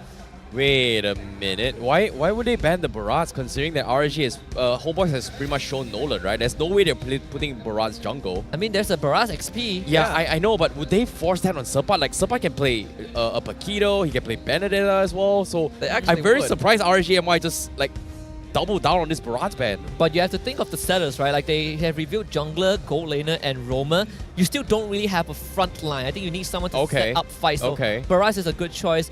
You probably have the Terizla, Tamus as well. These two are probably the options. X-Borg, so 3 more premier picks that I think Homeboys can get their hands on. Homeboys himself banned on the Terizla. We seen Ripple yesterday, right? This guy went 9-1 on the Terizla. Yeah. We can't forget about the Paquito as well, Sepat's namesake. So there's definitely a good number of EXP laners still available in the pool. I think getting rid of the Barats here does make a lot of sense because you don't want to give an easy way to just remove the Fredrin from objective control here. It's still a counter, even if it's not the jungle pickup for the Homeboys. So RSG wants to make sure that that won't be a major issue. They'll also ban out the Arlet. So focusing on making sure that their team fight potential is going to be solid. Okay, Sepa now has to make a decision. Who is he going to be facing off here? Because I'm pretty sure Repo is in a situation where he will get first priority pick on that XP later. So if Homebois decides to double down on it XP ban, means that he will be in a little bit of tough spots here. So is he going to let the X-Ball through? Is he going to pick the Khalid? Is he going to pick the Paquito? Does he double down just banning it off? Because as of now, what's a good XP laner that can deal with Nolan? And I feel like Phoveus is not great. Like people say, oh, Phoveus is great, you can have a lot of dashes, but no, against a Nolan, it does absolutely nothing. So I feel like, oh, they don't show it yet. Okay, they go for the Edith first. I think Nolan is one thing going up against the Nolan, but it's also the Matilda, right? The fact that Matilda exists in Homeboy's draft means that if you don't have something with a hard lockdown like a Terizla, there's really not much XP laners that can reliably keep you in place. It all requires your mechanics like Lapu Lapu, sure, but you need to land the Land Shaker. Same with Khalid if you go in with the ultimate. I think in this case, RSG MY, you don't really have the optimal choice, but you have viable options. Oh, I'm surprised they didn't go for the Sapaki though. They're going to go for the Tamus instead, coming from Homebois. Need a setter. They need a strong front line, and I guess Tamus is pretty tanky if you think about it, because they only have one front line. Yeah. And not only do they need a solid solo front line, they need an EXP laner that they can pick blind, because they don't know what Ripo's hero is going to be just yet. It could be the Edith, but they are not too certain, so better to go with a hero that will win most matchups quite easily, and I think Tamus is one of the few heroes that will fit both those bills for the Homebois. So with their draft complete now, RSG gonna be looking for that EXP laner for themselves. Yeah, and the second thing is that this Tamus, RSG MY at this point of time won't have enough damage to even scratch the Tamus from, at least for the first, 5 to 8 minutes. So they're gonna pick up the Ruby instead. This is most likely gonna be a Ruby roam. Yeah, and I think it makes a lot more sense. Tamus in the Edith, I still feel like it's Tamus' favorite, but at least for the Edith, you have some sort of a lane control with that wave clear. Interesting to see how RSG has actually drafted it accordingly as well. They bring in the Ruby. There is going to be some sort of disruption, but I don't know. This feels like there's a lot of mobilities coming from Homebois, whereas RSG MY, they will have a more annoying comp. What do you guys think? I think based on what we're seeing here, yes, you're correct. Higher mobility composition from the Homebois. They want to snowball, they want to gank, they want to get kills on Chibi's Nolan. So RSG knows they're not going to be out mobilizing a Matilda, so they're going to play for strong side lanes instead. By having Edith and Roger in the side lanes, they're heroes that are difficult to gank easily, and that might delay them enough to get to mid game. Oh, well. We shall see.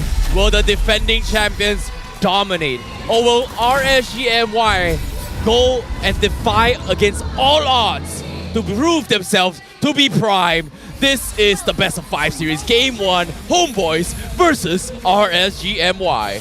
Homebois literally in their comfort zone right now. The draft allows them to not just be mobile. This is first blood already. No, what? We're seeing the damage, the hot fix in the jungle coming into play. First blood for Lo Liao. Oh, this is what a start they have. Yeah, excellent start. Now even harassing Udil out of the mid lane, denying him from EXP, forcing Purify from Zorn. This is exactly the opening RSG MY was looking for. But Chibi still gonna continue on his usual pathing. I'm surprised they actually decided to go for the invade here, but now lethal in the hands of RSG MY. Zorn still going a little bit more pesky here as he tries to go for invades. It's not even 2 minutes yet, and the penalty still applies to Homebois.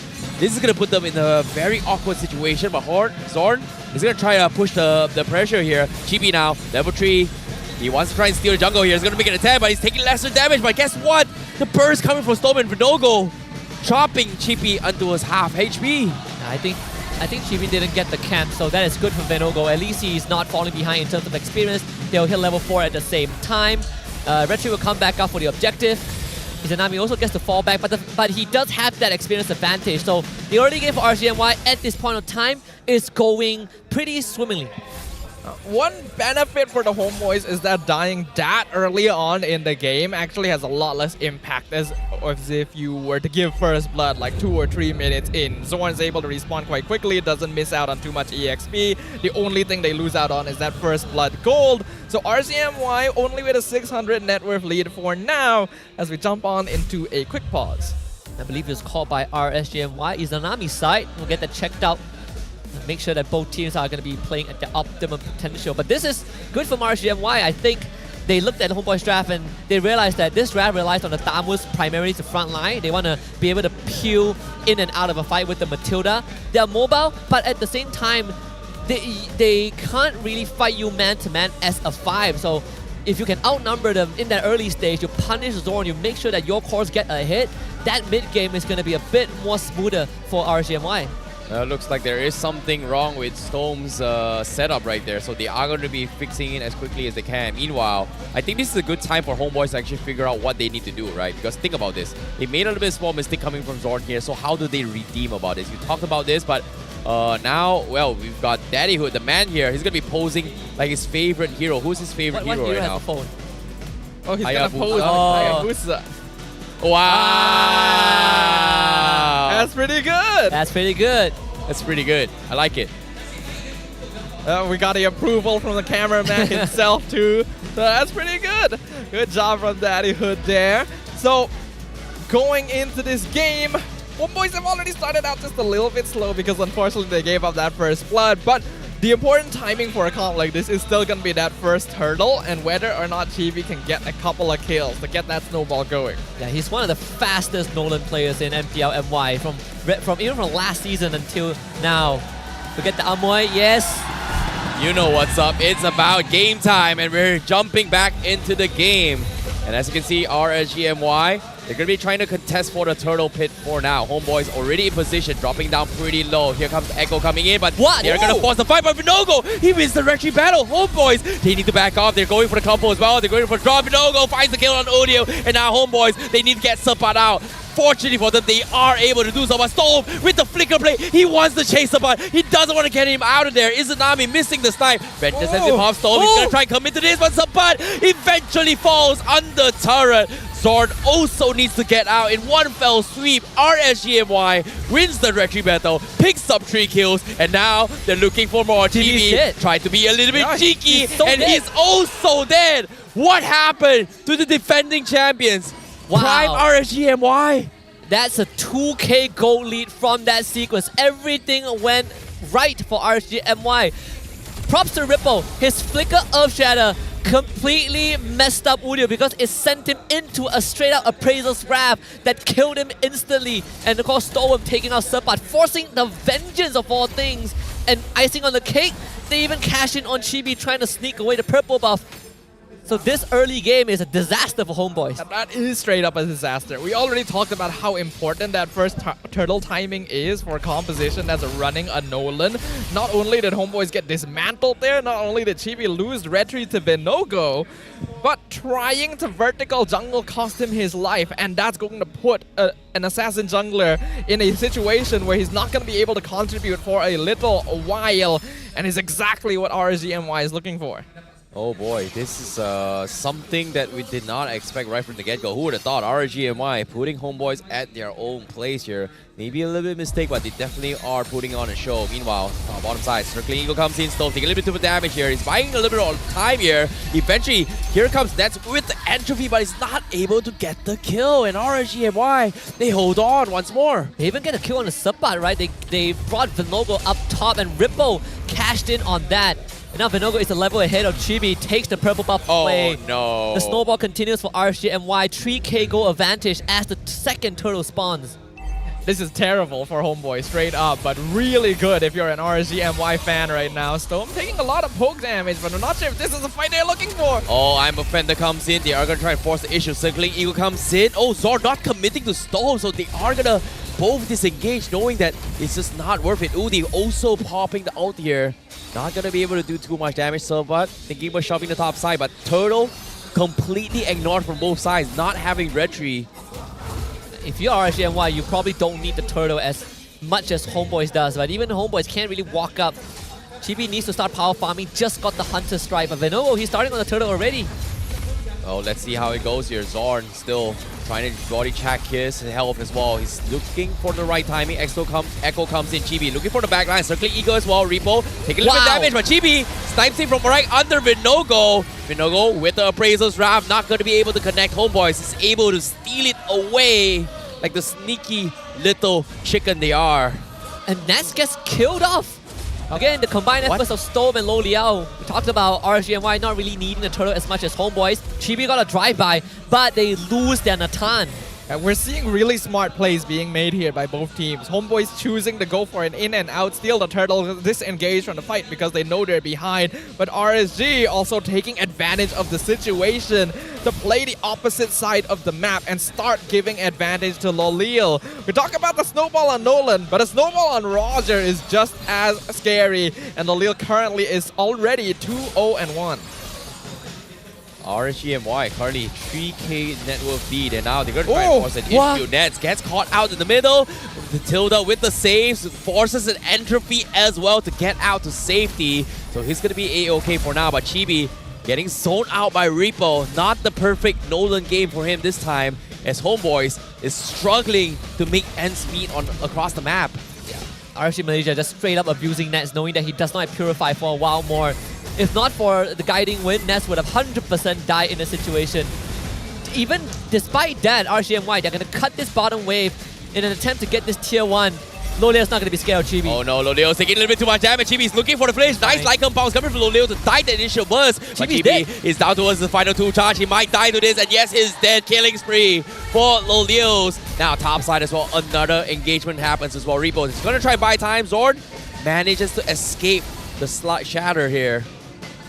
What did we say? He's not going to be scared of Chibi. He's just way too strong. If Chibi can't land a full combo without him dodging it, and Loleo will solo kill him. Starting to look a little bit like desperation from the Homeboys here. Chibi knows he needs kills to start becoming relevant in this game again. But RSG MY have drafted very smartly here by just basically not giving Homeboys easy heroes to get easy Nolan chain kills off of. And that's making Chibi's life very difficult. So much stuns, so much CC from RSG MY. Homeboys, all they gotta do is just wait for time now. There's like, what can they do at this point? I think you just have to play the side lanes, right? You gotta farm up a bit, let Nets get his items, because somebody he's gonna eventually fall on this Thamus, and in a game where Thamus is behind, it's just twice as worse. So it comes down to Nets, perhaps Chibi to kind of make ends meet, catch up to RSG MY.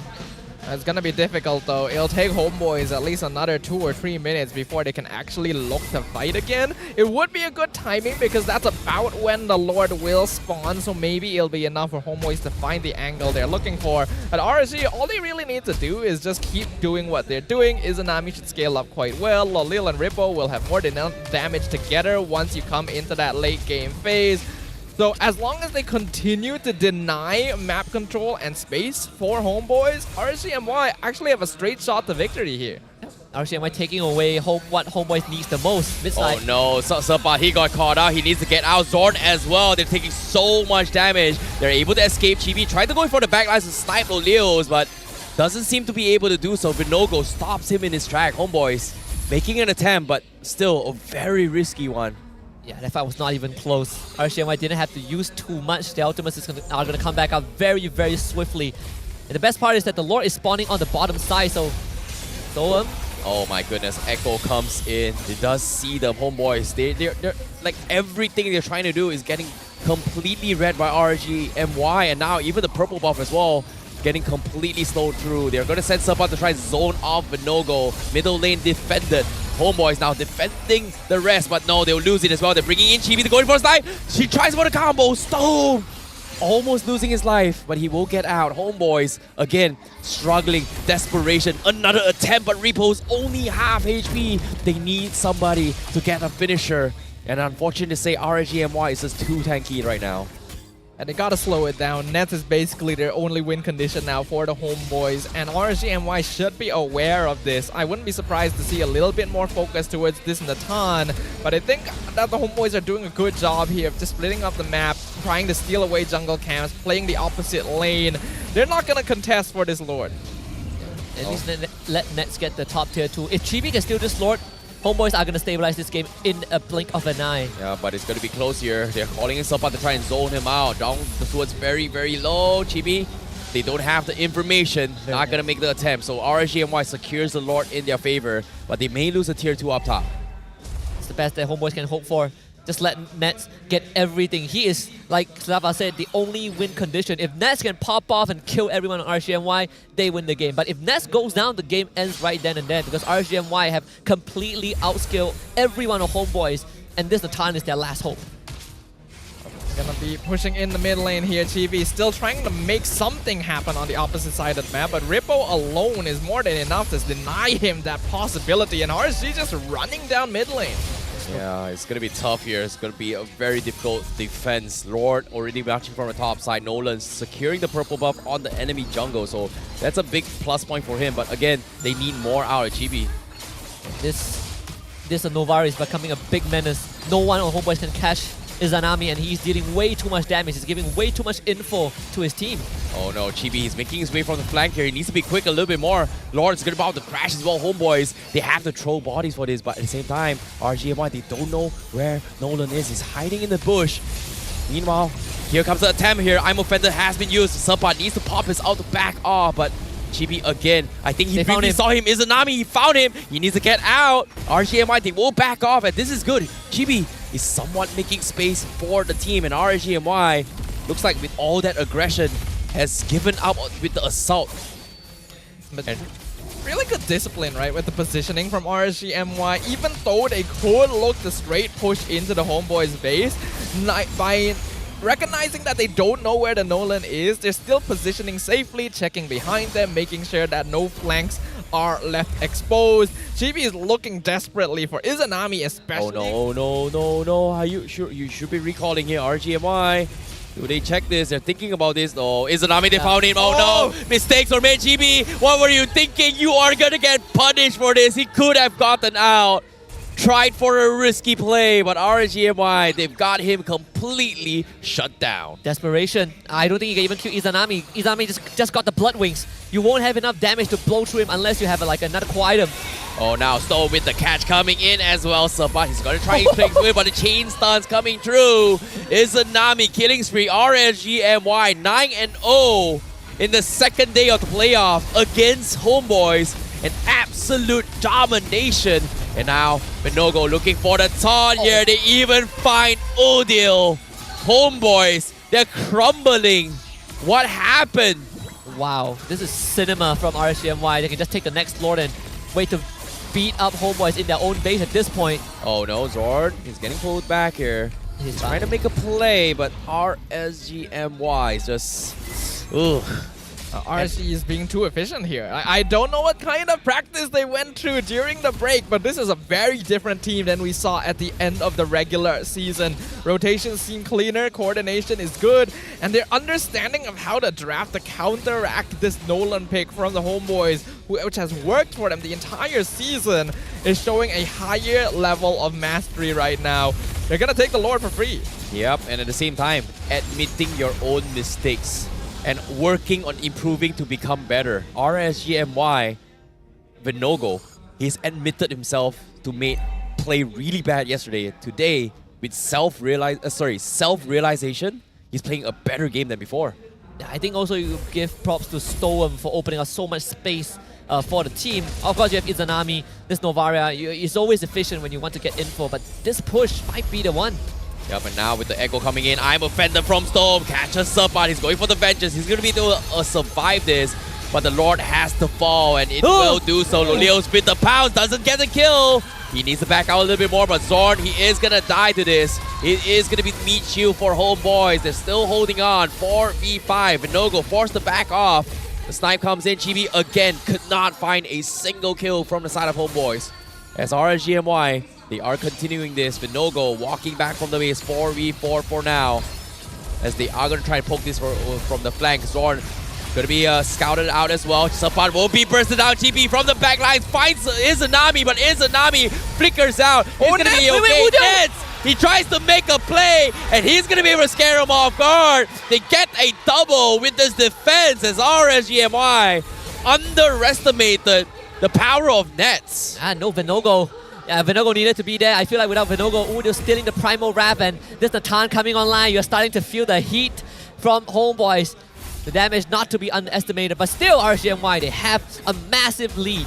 RSG MY still has a lot of damage. The only reason that they ended up getting picked off in that last fight was that they stayed a bit too long, tried to end the game with a single minion wave. And even though Chibi wasn't able to get any kills, he was able to divert a lot of attention from the RSG MY backline away until it was too late to realize that Nets and Udil were actually dismantling their front line instead. Well, speaking of dismantling here, can they make a comeback out despite all this? They've been dragging this for so long. We started to see a little bit of glimpse of Nets, but eventually RSG MY, they've got Lulio Zorn. Oh no, he's got the Purify. He's gonna go for single eagle. He's able to get out, so that's a plus point for Homeboys. Homeboy fans gotta be having a little bit of sigh of relief for now. Man, the amount of shield that Zorn got from that, it really felt like he didn't take any damage at all. But it is as a cost of the Purify. Side lanes, the mid and bottom minion wave will always be in RSG MY's favors just because they took the inhibitor down. But it is a notable Lord push advantage here. We saw that Homeboys actually managed to shift it into the negatives for RSG MY. Their base is empty except for one inhibitor, but they're slowly regaining some net worth control. The thing is, 6k at this point though is still quite a lot. RSG just needs to avoid staying too long in these fights and they'll be okay, honestly. Yeah, Conceal has been played as well, coming from RSG MY. But seems like they don't want to take any more risks here. They are going to focus on the Lord fight here. This is going to be very important because both sides level 15. One wrong move means that it is going to be a potential loss here. In this case, here comes the collapse here. They're dropping on Serpat. They're throwing everything. But Udil with the plays. And now GB looking for the back lines. They're finding Lolios. And now the taunt coming from Vinogo to stop him back. Lolios will survive. Wow. But they get the drop on GB. Vinogo with the catch. They lose two. What a maneuver from RSG MY. Dude, Nets is dangerous. He is absolutely lethal in this fight. Yeah, I feel like RSG MY, if you can kill Nets, the game ends. But if Nets is left unattended, he is solo carrying Homeboys. No. The Lord gets reset here, so that's going to buy a little bit more time for Homeboys. Somebody's got to defend the creep wave. They're sending Udil to defend. Now, Circling Eagle gives them vision. Nets cannot push forward. Now, Lulio's looking for the chase, but he doesn't want to throw as they have to defend the base. RSG MY secures the Lord once more. RSG MY going to have a pretty easy time pushing in with this. Only one inhibitor standing, and Homeboys doesn't have the best wave clear save for the Natan. So as long as they don't make the same mistake as previously, this first game should go to them. But Homeboys needs to be respected, honestly. This spacing, they... GB! No! No! That's huge! That's huge! That's exactly what Homeboys needed! They got the kill on the Roger! He tried the first time, he chipped the immortality. Now for the second time here, can he get out? Yes, he can. They will buy even more time now. RSG MY cannot close out the game now. It's really dangerous territories. Homeboys at the 52k total net worth. Bloodwings finally up on Nets. He even went for the Holy Crystal first before the Bloodwings, knowing that they need the damage. Circling Eagle connects on two. Finds Udil. Tier 1 still stands. Purple buff not available. Chibi will steal it away from Vinogo. So a little bit more space for Homeboys. But again, creeps, inhibitors fallen. It feels so difficult for Homeboys. But they're doing it. They're mounting that comeback. That 6k net worth lead is now only half of that. And you can see that the goal difference between the gold laners is not too notable. Chibi has actually regained his net worth lead as well. The RSG MY, this is literally what I was talking about, needs to respect Homeboys a little bit. They started to stop paying attention to Nolan's positioning. Interesting enough, he's got a Winds of Nature on Chibi? What? Okay. Chibi? Does he? Oh, sorry, on Natan. Okay, never mind, forget it. I'm confused. I'm lost. Like, I thought it was Chibi on the Natan, but you know, it's Nets. Sorry. Yeah. But at the same time, now, looking at the Echo coming in, they are going to try and force a fight on Serpat here. Looks like he's going to be very tanky. He's diving the back lines, he's connecting on Lulio, but they can't seem to finish him off here. Chibi forced to diverge. He focused on the Vinogo. He gets taunted up. That's going to be the immortality chopped away. Chibi, can he get out? No, he cannot. Got stunned. He's going to be permanently locked down. As RSG MY now shutting down the jungler means that is the opening they need to take a jab on the crystal. Yeah, thankfully, Chibi will be back when the Lord respawns. Credits to Ripple for landing the Primal Wrath stun onto the root onto Chibi. He could have dashed away easily, but this is RSG MY's second chance to try and end the game. They're not gonna try and wait for the Lord. They're gonna try and see if they can do this while Chibi's still dead. Yep, now Nets is gonna be the all-savior boy here, the Wonder Boy. Can he do it? No, he went forward. He's gonna get Oh, under the now. Wisdom Ninja! But no, Oh! the damage is good. They actually have the damage. They will survive. And Nets, he's 1 HP. He survived. The winds of nature. He's got everything. The Wonder Boy does it again. Chibi, I got you. Don't worry. Avoiding that appraiser's wrath with the winds of nature literally saved them. If Vinogo hits that out point blank onto Nets like that, he's surely dead. Homeboy just pulling this out of the pocket. What used to be a close to 10k goal advantage has now shrunk to non-existent. This 1.6 does not matter at all. They're called Homeboys for a reason. They're gonna defend their home with their lives. They've turned this game around and now it's a 50-50 Lord at half HP. Now, starting things off, Zorn going to be a circling eagle, looking for the knockup. He doesn't get Oh! it, but no, Vinogo! He found Nets! A big appraiser's round, that's huge! GB, he needs to win the red tree, and GB does it! But Homeboys, they need to get out! Subpart, run! Subpart, run! He's got immortality. Vinogo, he's so low. He's trying to find a pickoff as well. Homeboys, they managed to get out. No! Stone with the pull! The snipe! The snipe from Zanami, they found GB. Vinogo so strong. Tried to go for the appraiser's wrath. He cannot die. Winter Trunk get to buy time. He gets out, but Homeboys, they need to reset. It's 4v5 Lord in their favor. They've lost Nets. They've lost Chibi. Nets, 15 seconds left. They're throwing bodies for this. Sapat, he needs to defend with all his life. That's going to be the first immortality. Circling Eagle connects on 5. He's buying so much time. Nets it's is not back. good. Sapat is dead. Nets as well. Sword is the only one left. It's not good enough for the Homeboys. They tried their best, but RSG MY is the one that takes game 1. Man, RSG MY steamroll Homeboys that hard and still struggle to close out the game thanks to the mechanical prowess of Homeboys. What a game 1! The rivalry persists here. It looks so one-sided, but the Homeboys bringing it back from an entire world's worth of gold advantage and almost closing it out. Nets unfortunately let down his guard at the last second. If he didn't get hit by the appraiser's wrath there, it could have been a different story. And we're starting off our second series of the day in probably the most interesting way possible. I don't know what's up with playoffs, but for some reason, MPL MY playoffs is just different. It's spicy, it's hot, it's like every game is this close. Like, oh, we thought it's gonna be a land sweep by Homeboys, but guess what? RSG MY, do not underestimate them. They were former champions. They will pull off some really interesting pocket strategy. And guess what? Bam! Homeboys, no chance. I mean, it does make you wonder that if Homeboys play at this level when they're that far behind, imagine if that game went the other way. Imagine if Homeboys got the lead. That game would have ended so fast. But gotta give props to RCNY though. They were able to really shut Homeboys down to prevent them from ever getting a hit.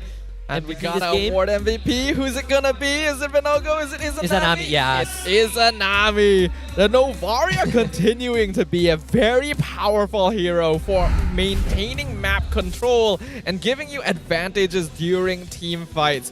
5-0 and 11 in a game where there's a Nolan as well. His positioning continues to be clean every single time. I mean, this entire game, I think this Novara not only gave the damage, but also landed some crucial snipes, right? The last one, we said, okay, Nets got caught by the Appraiser's Wrath. That's step 1. Izanami finding some crazy snipes that took out Chibi. I think that was really the green light for RSGMY to go for the end. And he has been finding Chibi the entire game. So you really have to give props to that awareness that he has.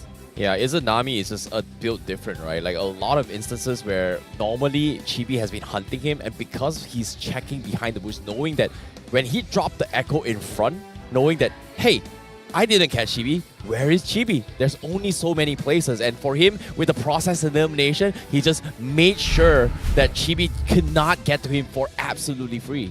Izanami is a pillar for RSG MY. He's been around for as long as they've been around and has continued to become that reliable backbone for the rest of his team. You can see here in the end score, 20 kills to 5, but Homebois still managed to drag it out to almost 22 minutes long, nearly turning the game around as well. So both these teams are very evenly matched and both out for blood.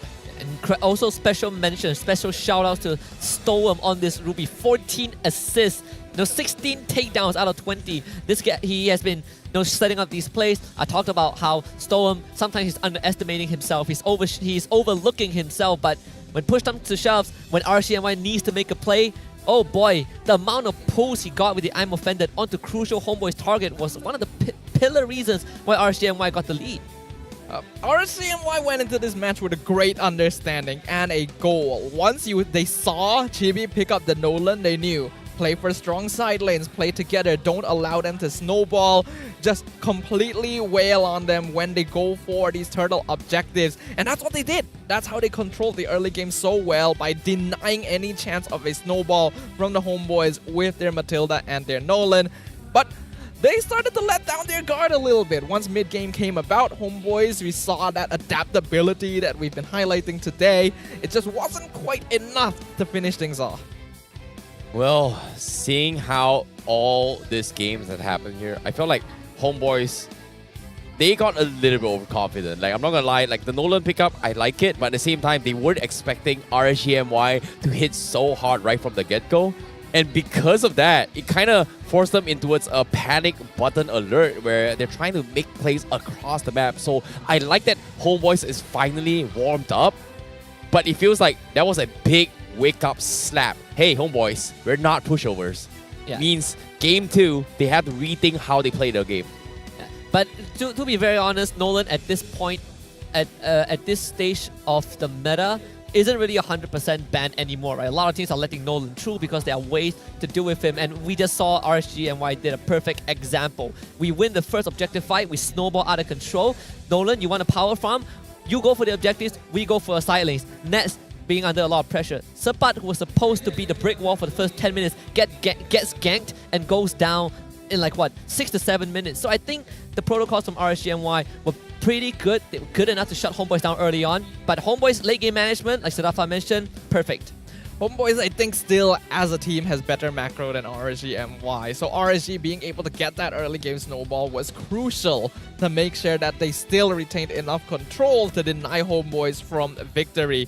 And unfortunately, I think the results of this game still allow us to see the exact interaction between tank and assassin junglers. Despite the recent patch, it still does seem like tankier utility junglers are still more consistent and reliable overall. Yeah, I think Izanami, he's been opening up a lot of map situations here, but you have to give credit towards Repo as well as Storm, right? Like, they have been the pillars where every single time Chibi comes in, which quote-unquote has high mobility, and to be honest, I feel like it's very difficult to catch similarly to how a Lancelot moves.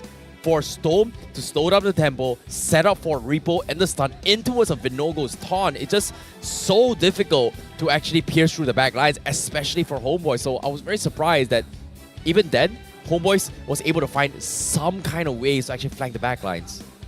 It's about playing around that vision. I think RSG, like Sadava pointed out, got a bit sloppy towards the later stage of the game, realized they couldn't end it in one fell swoop, try to do it again, and then they forgot to check for Chibi's position, but the innate advantage that they got from the early slow ball was enough. Even when you look at the turret damage, right, majority of it came from Nets and Zorn, but also how they manipulate the minion wave. A lot of times, Nets doesn't even finish off the structures. He sets up a big wave and then let the minion wave do it. Zorn pulls him to join potential team fights. That's how Homebois have been navigating around the map. It's a very smart play. It takes a little bit of finesse to be able to pull it off. That's why we see only the top teams here in MPL MY are able to do that macro play consistently. But again, not quite enough because they were too behind at a certain point. I think unfortunately, when you have a draft like this, where you want to snowball on the Nolan and rely on the Tamus purely as the solo front line, you really need to be ahead. And RSG just denied that win condition from them. Yeah, and speaking of heals here, like usually when we talk about healing strategies, I feel like Zorn and it should be the ones that actually give a little bit of advantage for Homebois. And they've been healing so much in all these team fights, but at the same time, again, RSG MY just had the better focus fire, right? Like they were focused on just taking out one specific hero. Like they have taunts, they have studs, they have repo with poking out a little bit more damage. So in order for Homebois to kind of come up on tap, they need to be able to kill somebody from RSG MY, but every single time they try to make a kill, they just couldn't. There's just so much obstacle that RSG MY puts on the table. So eventually, Homebois has been resetting the fight every single time. And again, even all that, I feel like a lot of these instances came down towards like, what, micro pixel seconds, where if Homebois could have gotten a kill here, Homebois could have gotten a flank here, maybe if one pixel away, they could have gotten this, maybe one sidestep to dodge that shot coming from Izanami, they could have just won. So I felt like it could have gone either ways, but RSG MY definitely, you know, surprised me in this game. I think it also came from the early kill that they got on Zorn. That one landed onto Lolia of all people, so that's extra like 200 plus gold for the Roger. And it doesn't make it any easier when Nets got killed after that, like a few minutes after. And then I think these early snowballs made life pretty hard for Homebois. They lose an objective, and then Chibi gets found by Lolia of all people. This Roger snowballing was very crucial for RSG MY to pull ahead and to slow down this Natan. So I think if not for all these early sequences, perhaps Homebois would have had a slightly better game. All things considered though, I'm surprised Sepat took like, what, 232,000 total damage. The Tamas is still very reliable, but you can't expect him to be the only frontliner unless he's a super ahead, and that was not the case in this game. Despite that, Sepat still provided a good amount of space, a good amount of time. If not for him tanking all the damage, then the game would have ended a lot sooner in favor of RSG. You can see here in the highlights, brought to you by official gaming phone ROG, that the early game did not go well for the Homebois. RSG MY had a game plan, they stuck to it, and it worked for them. You know, it's interesting to see how Repo plays the Edith, right? Like normally you would flicker forward, try to go in for the second skill to pull somebody back and then stun, but sometimes he flickers forward, goes for the first initial stun, and then uses the second skill to set up for either Storm or even Venogo to chain up that stun. So that was a very interesting integration. I've never seen it before, but for him to pull it off just like that, just extending those durations is just insane. Yeah. I think this sequence is also very important because a couple of seconds before this, I think 15 seconds before this, Lolio tried to dive Nets, and Nets survived with a sliver of health. If Nets went down, I think this game ends right then and there. But the fact that Nets survived allowed him to pull off that comeback and extend this game, and even to the point where Homebois were able to somehow steal the Lord. But again, RSG MY has so much crowd control that you really just could not move. Yeah, look at this Chibi. Like the moment Venogo gets on top of him, boom, he gets one shot at as well. Nets, he tried his best as well, but eventually it was just so difficult. And again, look at this Chibi. The moment they get on top of him, there's just no way out. Like just so much CCs coming in from RSG MY. And without any additional form of setup, just relying on the Tamas to eat damage in the front line, Chibi, the moment he gets caught, it's all over for him. There's no way to save him. And although there were great moments like before where Nats was able to Wind of Nature, the Appraiser's Wrath, once he got caught out, once Chibi got sniped by Izanami, so unfortunate. The game was over despite Homebois' best efforts. Like, it felt like they were able to get out already. They tried all their best here, but the moment Chibi died there, that was over. Like, if Chibi survived this, I'm pretty sure RSG MY would not have been able to clutch the game. But again, this comes down to my my prediction, right? It's like, what if, could have, should have, one pixel away, it could have gone either ways. I think RSG MY just performing at their maximum capacity, right? Everyone talked about, well, before the season started, they talked about Prime RSG. And then as the regular season happened, people started joking about it. Wow, is this Prime RSG? I think right now, they are definitely hitting their strides, especially after yesterday, where they beat Team Mark 3-1. This first game is giving us a very good gauge of RSG MY's headspace, but can they keep it? Because I think Homebois are about to ramp it up for game 2. Yeah, one thing that has separated the top teams here, SRG Homebois, compared to everyone else throughout the regular season is again how quickly they adapt when they're put in a tough situation, whether it be in the game or out of the game. And we've already seen Homebois display this many times. RSG needs to keep on their toes to make sure that they don't fall behind in that regard, because I'm pretty sure going into game number 2, there are going to be adjustments based on what happened in game 1.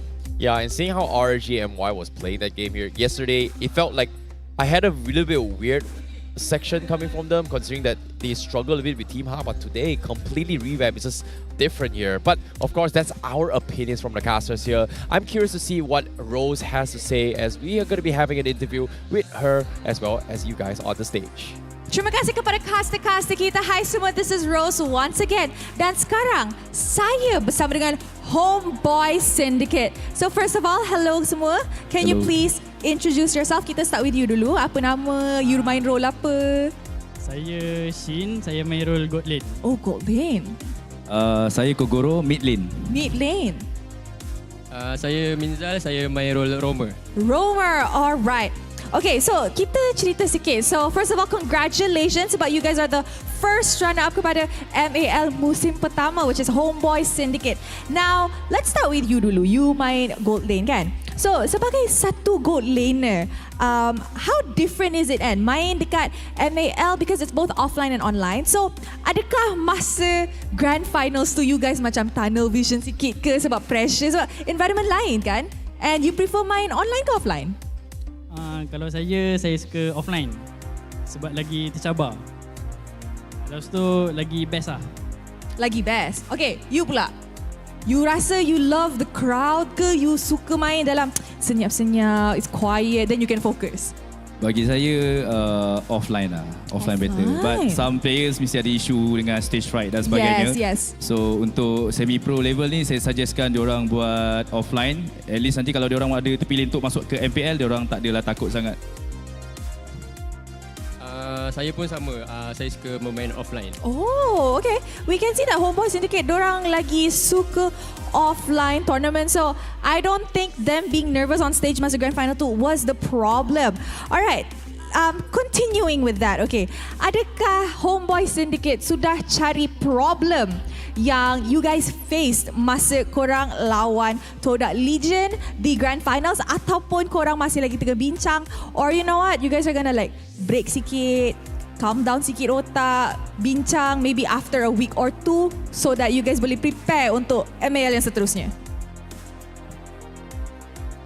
Untuk problem yang kita orang hadapi dekat Grand Final tu, sebenarnya kita orang dah kenal pasti, which is the communication problem, and some of our player pun ada seorang yang stage fright. So bagi saya, kita akan fix problem tu dari masa ke semasa dan proofkan untuk season depan, insyaAllah. Wow. Okay, now let's talk about MPL pula. Kita dari tadi cakap pasal MAL. Now, MAL you guys dapat tengok dan you guys watch the game 1 mana RSG, we can say actually dominated game 2. So, you rasa apa yang RSG dapat buat pada masa early game to secure that win lawan Homebois? Mungkin pada first turtle lah. Kalau first turtle tadi tu membuatkan RSG boleh invade jungle Nolan semua. I see. So it's more towards the early game lose, so that apa ni macam Homebois dah tak boleh catch up dengan momentum RSG sebab diorang dah terlalu snowball. Is that what you're trying to say? Yes. Okay, now dekat MPL, I suka tanya orang ataupun guess I pasal prediction dorang, score dorang. So, let's start with you. You dah pegang mic dah. You rasa best of 5 series ni habis dengan skor berapa? 3-1, 3-0, 3-2? Homebois akan comeback 3-1. Wow! Dah tak bagi skor langsung dekat RSG. Okay, you? 3-1. 3-1? Siapa? Homebois 3. Oh, risau sikit. Okay, you? 3-1 Homebois. 3-1 Homebois. Okay, kalau menang ni diorang akan jumpa Selangor Red Giants esok. Boleh menang tak? Boleh. Skor? 4-3. Oh. Belum lagi. BO5. 3-2. 3-2. 3-2. 3-2. Wow, pasal SRG diorang sengit sikit. Alright, first of all, thank you so much to Homebois Syndicate. And now, mari let's show it back to the casters for them to goreng-goreng apa yang kita cakap kat sini. So casters, silakan. Thank you very much to Rose as well as the players from Homebois Syndicate for some very interesting insights about this very intense game between the Homebois and RSG MY. We're going to be jumping into game number 2 very, very soon. We already talked about how we think there's going to be adjustments for sure. But do you have any more concrete examples of what we might see, Husky? I think looking at the draft, I think last time when Homebois went up against RSG, we saw a lot of like Novaria bans. Faramis was banned by, I believe, RSG MY in game number 1 because Udio does play a main Faramis. So I'm expecting these utility mages to be prioritized. I think after the game 1, we might see the Novara being targeted a bit more. And Homebois switching for a draft and putting Chibi on a tank jungler. Ah, boy, it feels like there's so much problems with the team, but let's talk about the keys to victory on how they want to win, because it seems like based on what we've seen so far, the keys to victory from Chibi was to catch Izanami at all costs, and for RG is improve neutral objectives, and of course last one, use any form of psychological warfare. But so first one didn't exactly go too well for Homebois. Second one from RG MY, Vinogo improved in the first few half, but there were a little bit sloppy moments there. But the last one, was there any psychological warfare in that game? I mean, both teams are just trying to recall in each other's faces. A little bit. There was a little bit. It's just a little bit. Right? Because we already highlighted before the match started. We got Rippo, we got Util. To some extent, we got Zorn as well, Stone. I think all of them do like to say their piece when they're up on stage. But when we're in game, you can tell that both sides are very focused, right? There's not a lot of time to just apply that psychological warfare. It's all about improving, identifying their flaws.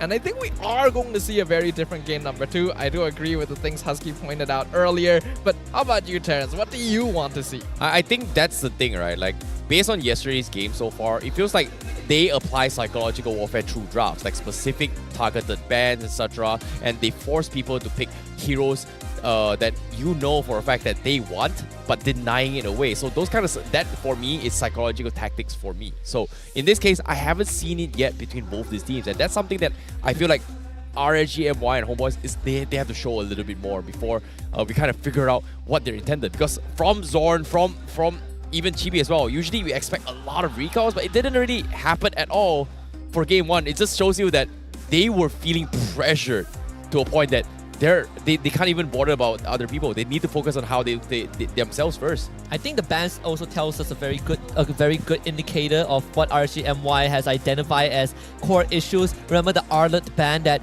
Zorn and Sapat could use? I think RSG MY taking that out was a big pillar of what enabled Homebois to make these aggressive moves. A lot of attention probably will be focused in that mid lane, because what sets Udio and Izanami apart is certain heroes, right? Like Udio, he sometimes, when push comes to shove, he's going to go for artillery mages, he's going to go for more aggressive, more offensive types of heroes. But Izanami, he's fine playing utility. Perhaps that could be the biggest difference maker. I think that mid to Roma relationship might just be the key to both teams in game 2. We've seen that interaction be very crucial, not just between these two teams, but between almost every team here in MPL MY. That mid-roam interaction is important to cement that early game lead. Zorn and Noodle do it well enough. I think we definitely saw a good connection between Storm and Izanami previously, but keeping it consistent gonna be the most important thing. As now, we're actually going to ask well, we've got a WhatsApp coming from Shamilo. We asked him who will create the snowball effect in Homebois. He said actually Roma has the biggest responsibility because he will create chaos in the jungle and his jungler will get to farm. His gold laner has always have space to farm. So appreciate your Roma, especially Zorn. You're the best. Unfortunately to say, him playing on the Matilda didn't exactly do that job. Like again, I feel like Zorn and Yums has very, very similar playstyles and habits that Enchanter heroes doesn't suit these two guys for some reason. I mean, Yums won with the Matilda, so... Well, he did, but still, I like them being flashy, you know? I see where you're coming from, definitely. Because these are players that are known for being set-up tanks, for being the players that create flashy plays, create space, create catches. And you don't quite get that on Enchanter supports. There's people who are going to make that work. We see Yums being able to play both sides of the coin, but depending on that situation, you definitely wish you had a second front line or something for the side of Homebois to maybe save people once they get caught. Yo, what's happening with Homebois here? Seems like they're meditating or something. Like everybody's got their eyes closed. What's going on? Hey man, you gotta be in Zen mode, right? Gotta reset for game 2. Game 1 was as good. I feel like if you're Homebois and you lose game 1, you don't really feel too bad about it, right? Considering the circumstances you were put under, it still came that close. Game 2 though, we talked about the roamers, playmakers. I want to look at the top 3 comparison in the jungler for now. Super Ken from Bigatron, MPL ID, Chibi from Homebois of course, and Kyle TZ from Liquid Echo.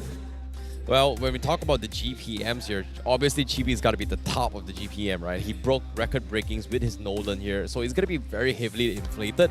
But in terms of overall damage, he is also the highest. So it just shows you that he's very, very precise on dealing a lot of damage to get what he wants. But again, will that be at the cost of his own death? Yeah. The thing about these statistics is that we are seeing a lot of these top junglers across different MPLs play more utility roles, right? I think Carl TZ especially is a prime example. He sets things up, he fronts line, he does what is necessary to secure objectives, farm, and space for the team. But around here in MPL MY, our players still want to be able to create pressure, wants to have their presence seen, especially Chibi. He was still around during that hyper carry assassin era. That is his route. So he still wants to be able to do some DPS, right? So we'll see whether they go for that. We're gonna jump into game number 2, RSG MY on the blue side. We got Homebois on the red. Oof, Nolan being first phase ban from RSG MY. They definitely shift their focus on the bans here, because I'm pretty sure Homebois was still experimenting with the Nolan here, but again, this time they don't really want to risk it, so Homebois, they ban off the Luo Yi. Do they ban the Novaria and Chips as well? No, they still ban the Yu Zhong. I like this Yu Zhong ban. I think some teams have started to respect the Yu Zhong ban depending on who you're up against. I think against RSG, against KGE, Yu Zhong is a very crucial ban because they have the tendency to pick it in the first 3 picks. We've even seen teams pick it in the first 2 picks on red side. Now for RSG, the question is it going to be another Faramis ban? Because that was their 3rd ban in game 1. I wouldn't be surprised if they go for that, personally. Denying team fight potential from the Homebois is going to be a winning strategy for RSG MY so far, especially since Homebois is banning Loi and Yu Zhong as well. It seems very clear that they want to fight, right? They want to draft a composition that is going to go for these skirmishes. Oh, they banned the Harif instead. Yeah, wow. So I'm surprised that RSG MY, first of all, banned Harif on blue side. Second of all, even considered banning Harif because Lo Liao, he would be glad to have the Harif. I know his Chrono Dash shield got kind of tuned out a little bit, but still, this is quite an unexpected development. Oh. Unless they want to Faramis first pick, but it wouldn't make much sense. They want to first pick Moscow. Yeah, I suppose so. They don't mind the Faramis because if Homebois goes for it, they can pick Valentina. Yeah. You have a point. It's tough. Like, I feel like Moscow should be a priority for both sides, but again, they haven't really done that so far. And I feel like RSGML plays really well with Novaria. Yes. So, and I like this ban. Now, yeah. I like this ban. It's very important for Homebois to consider banning out the Novaria. That has caused them so many problems in game 1. Always on the way. So they picked the Matilda this time. Oh, really? Okay, Matilda slits through, so RSG MY, they will secure it. Homebois, do they want to deny the barrage, or will RSG MY still pick it? Because the way how Homebois did it in game 1 was that they picked the Matilda, but instead of going for the barrage, they actually stole the Nolan instead. So Fredrin. Yeah, you go Fredrin here. Okay, I think you go safe, Fredrin. Yeah. Homebois go Fredrin? Yeah. Okay. Because for RSG MY, I don't think you're worried about gold laners. Like what like if Homebois takes Moskov, you have Natan and vice versa, right? And we saw Lo Liao play Roger gold lane. So Fredrin, Faramis, I think this one is very much expected. The Homebois special with Udio around. So RSG will likely want to lock in Valentina here. That's the whole reason they were okay with allowing Faramis through. And if they still want the Moskov or the Natan, then this would be the time to pick it up. Leaving the EXP lane is going to be quite important because honestly, Ripple has been popping off this playoffs. Yeah, man is on form. What did he say yesterday? Like he didn't have much practice and he was still kind of ripping it at Team Hawk. It's the family buff. It's the it is the man. family buff. Family man. Nothing beats family. Give it to Rizla now. Give it to Rizla. Everything. But in this case, they go for the Natan as well as the Valentina. So that's something. They completely not show who their jungler is for now from side RSG MY. Like I thought it's gonna be Barat. I guess RSG MY is thinking from a perspective where I don't think Vinogo is gonna be playing Barats because think about this, right? Vinogo's performance on the Barats this past few, I don't think he played one yesterday. Hasn't been great from what I remember. Yeah, Barats has definitely fallen off a bit. So for him to play something else, it feels like, what is Vinogo going to play as a tank jungler besides Barat at this stage? Hey, jungle Natan, man, you never know. Serious Vinogo, jungle assassin? I don't see it though.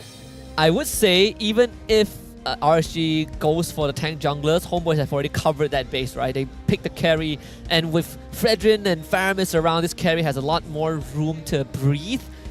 But I feel like Homeboi's focus in second phase, probably you'll be looking at Ripple's hero pool instead of Vinogo. I agree. It's more pivotal to shut down Ripple's hero pool. And what is that? That's Kufra, right? Yeah, that's Kufra for sure. Really? Yeah. It's the ult. It's the Tyrant's Rage. Oh, only Kufra does that. You know? Okay, fair enough. Only Kufra reaches out and gives you a big hug. If that's your definition of a hug, man, you need help. It's a painful hug. Well, do you need some help? I understand that. I need a hug. Like pain. Oh, it's okay. I'll give you one. I know what happened. All right. This I know what sad. happened. This All just right. turned very sad. So we got the Lapu ban. So yeah, I'm pretty sure they are going to be focusing mostly on EXP laners. Lapu, Paquito, Terizla, Tamus, all going to be points of contention. Don't know if we'll focus on the Edith again. I'm really surprised that Homebois let the Moskov through, considering how popular Moskov has been in the past few days, right? Like every single team has been playing the Moskov as a priority, and Homebois just completely lets it through. So I can see that Homebois is picking the carry, anticipating that RSG MY is going to be taking a tanky jungler, which personally I feel like I don't like this at all. Like, why would you let the Moskov through? Like, why? I mean, from banning the Moskov to like, why would you not choose the Moskov and just choose a carry right from get-go, blind into whatever RSG MY is thinking? I mean, I suppose what Homebois is thinking right now is that since RSG MY is not showing the jungler, they are going to be prioritizing that in the second phase. We let tank junglers through, and we have a way to deal with it. That's probably the mindset that they have, and I don't blame them, right? Again, you need to focus on Ripple's hero pool. I like the Terizla and Lapu ban. Now, we probably have the X-Brock left, but then again, Homebois have priority. Now, what would Homebois want to first pick, right? Considering if they really want to limit down the EXP hero pool, again, a safe choice when you don't know what the enemy EXP laner is, something like the Tamus. We could go for the Sepakito just to deny it from Ripple too. I was expecting Sepakito like the first game, but this game, it feels like right now it's more on Zorn on what he's going to play, right? Is he going to still stick with the Enchanters here? RSG MY pretty much takes away two of his signature ones. So even if he plays Cho, it's not that important, right? His early game impact is going to be very, very important. It comes down to a lot of micro catches, but the moment this game drags out to his ultra late game, Zorn is going to melt so quick compared to other tanks. I'm looking at, if you want Cetus, you have Mino and Tigreal. They might just go back to Cho, I'm not going to lie. I feel like that is a pocket pick that Homebois can always rely on. Enchanters, Florian, I guess. Do they want to force the Kufra on him? Like, I don't think so, right? That hasn't been all that good recently. It's not that great. As much as I want to see like Zorn Cho, I feel like it's not going to be quite as good. Oh, well, he still really does stick for it. it. He has to. I felt like if he kicks someone, they can get pulled out by the guiding winds. But hey, it's the signature. We hear the crowd screaming already with the Zorn Cho, so why not? He has to dominate the early game, considering like the first game wasn't in his pool, right? Like, he's playing Matilda, he tried to be aggressive, got first blood right from the get-go, and ever since that point, RSG MY is just pulling the fact that Zorn cannot play aggressive, and that's a big nuisance where a lot of teams, when they face Homebois against Zorn, they find him extremely annoying. Yeah, I think people feel like he is very menacing. It's because he exudes so much confidence, right? Like you see his jungle, his Cho back there, his Cho Arlet, he's always in your face, and that kind of scares people away, but I think teams have evolved to deal with it. You want to come into my jungle, we'll fight you and we'll kill you instantly. And Export, because it's not banned out, RSG MY gets it, is great against, you know, Fredrin, short-range heroes like Carry, even Faramis is not that bad. But it really comes down to whether Homebois can have Zorn make these early pickoffs, because I think that's very important to stall the game out for Nets carry.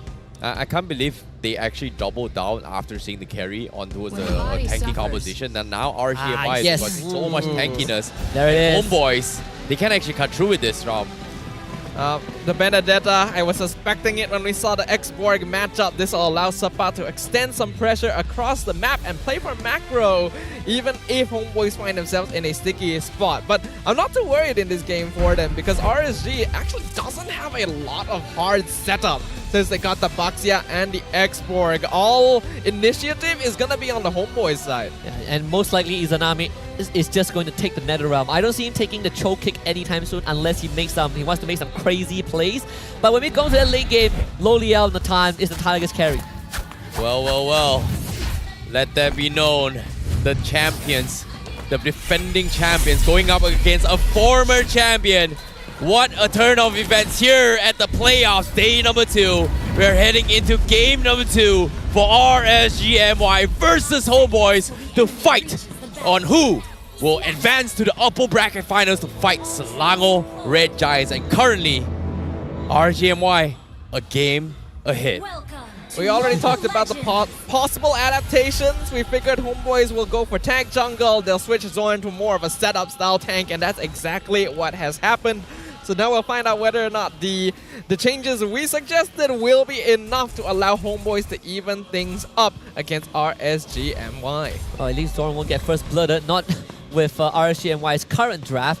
Although he does not gonna bother going in for an invade. It's more about trying to set up for this mid side. And Izanami knows this. Oh wow. Okay, Udil right from the get-go. Izanami now getting harassed here. This is the Homebois we know. This is the aggression. And now they're gonna go a little bit more here. Vinogo looking to try and intercept this. He wants to get a kill on Zorn, but no, actually he focuses on Udil instead. He's gonna be able to get out. Here comes Stampy. He's gonna pull Vinogo across the wall. Nope, not gonna be enough, but he's taking too much damage. He needs to get out. Vinogo is getting pinned. Mistakes were made. Oh boys, you can't run. Got a little bit greedy from Vinogo. Gets punished. And now Udil flickers forward with a double kill. Signature for Ramis. I just want to say RSG MY, there's a mechanical misplay, not by Vinogo, but by Izanami. He thought that he could get out of Udil, get away from Udil, but he didn't purify when the first Spectre Stampede lashed onto him, and that completely messed up the momentum before Vinogo even joined the fight. And because Izanami didn't have much health, he didn't want to commit, and Vinogo ended up going down. Yeah, it's not often we see mechanical mistakes from a player like Izanami, but Homebois being able to force their hand. And you cannot underestimate Zorn on Cho, man. He knows the ins and outs of this hero by heart. Exactly how much space he can create. Now, speaking of space now, again, Homebois now having the advantage. Izanami still not having the 4 yet, means they can take advantage of the Nero's realm right now. Repo already here to try and shove his way through Zorn. He has the kick. Does he go for it? Izanami steals the Nether realm. Does he go for it? Vinogo not going to be able to make in time. So Homebois, they get in, they get out safely. Yeah, I like the fact that RSG MY is not going to decide to not commit to that. It's not really worth it. Just play the lane, stem the bleeding. Sure, Udil got 2 kills. That's a bit of a headache, but it's not the end of the world. The rest of your side laners can still catch up. You need Loliel to have a good time. Oh, I'm noticing Loliel actually quite behind on EXP, actually. A full level behind on Nets, even though the number of minions in their lane are equal. So Nets has done some minion management shenanigans here to deny that from him, and that's going to be great. Homebois is already with 1k net worth start. Okay, Loliel and Triffy at the last second as well. Oh, here he comes. Pushing in, but now he's got to be recalling his way through. Homebois, they want to dive this. They know they can. They've got Nether Realm. Loliel has got nothing. His trap is gone. They're mocking him. They're taunting him. What were you thinking, Loliels? And they even purposefully give the last hit to Nets as well. Homebois are feeling good. What a catch, and now they even find his Anami. Homeboys, they strike back. Game 1. Mechanical misplays, man. The misplays are coming out. Was that Shadow Stampede like perfectly pulling him into the mid line of Fraser's Wrath? Yeah, he didn't even... I feel like he had time to use the Nether Realm but decided against it because he was going to die anyways. But still, Izanami getting a bit sloppy after that first blood. Not really looking too good thus far. This jungle compromised. Yeah, now continuing the assault. 3 minutes in, Vinogo is 1 level away. We've seen this before from the previous game. Vinogo is getting talked about. Does he win the retry battle? He doesn't. He's going to try and retaliate, but he needs to get out. And Homeboys, again, look at this. The confidence. This is the Homeboys we know. This is what we like. This is what we enjoy. They didn't get a single chance to recall spam in game number 1. And here, 4 minutes into game number 2, we've already seen enough to make up for both games. Homeboys are firmly in the driver's seat, already nearly a 3K lead with only 4 kills. Their control over the map is already solidified. Yeah, and seeing how the circling eagle comes in, Nats, he's getting bursted down, but again, he's so far off. Oh my goodness! But Nats, he finds the damage. He will solo kill here. And Lolios, where were you running? Going to purify but the kick from Zorn will help Nats secure the kill. He will fight him. But Izanami is here to turn it away as well. Zorn versus Izanami. Udio comes to save the day. He might die. Last thing. No, he survives. But Izanami is not out of it yet. That's how you do it. You press the purify. No. Oh my goodness. Waste the time here. Homeboys. Yep. You press the purify before the Shadow Stampede pulls you. That is the only way to avoid getting dragged back by the Fireman's. Even then, it really doesn't matter to Homeboys. Sure, our carry went down, but guess what? He just solo killed their roamer and their gold laner. That's a win in my books, and I'm sure it's a win in theirs as well. They pick up yet another turtle in their hands. Homeboys looking way different in this early game compared to previous GB. I think he did he? No, he did not steal that. Vinogo still got his purple buff. But you can see the pressure that Homeboys is exerting now. Well, the level disparity is starting to pile on. Sepa now scouts out too. He's forced to back off, but again, do they want to go in for the fights here? Chibi already starting with the recall, looking for 1v1s. Repo looking to take that fight. Zorn as well. He actually catches with no-go. He's looking for the kick. Does he go for it? He's baiting. Nope. Not going to happen, but he baited out the Tortoise Basalt. That's good for Homeboys. This jungle, I'm not sure how RSG MY is going to protect this. Oh no, the taunt is an army. He might be dead. He's gone. Appraisal's draft. No, GG. Oh, mistakes were made, but no-go left him alone. And now, here comes the collapse. NetherRealm keeps Homeboys alive, but the export from Repo were able to find one. Chibi is down. Udil also next to fall. Oh, thank goodness that amounted to something. Izanami still does not use the NetherRealm that he stole. Ate the Appraisal's Wrath and went down. I feel like if you know you're gonna go down, you might as well use it to buy some time. Yeah, I'm not sure if he was chain CC'd or something, but RSG MY are at least able to get something back there. Narrow the net worth lead just a little bit and punish Homeboys for overstaying their welcome. Yes, they have the NetherRealm, but RSG MY does have a good amount of just consistent DPS overall.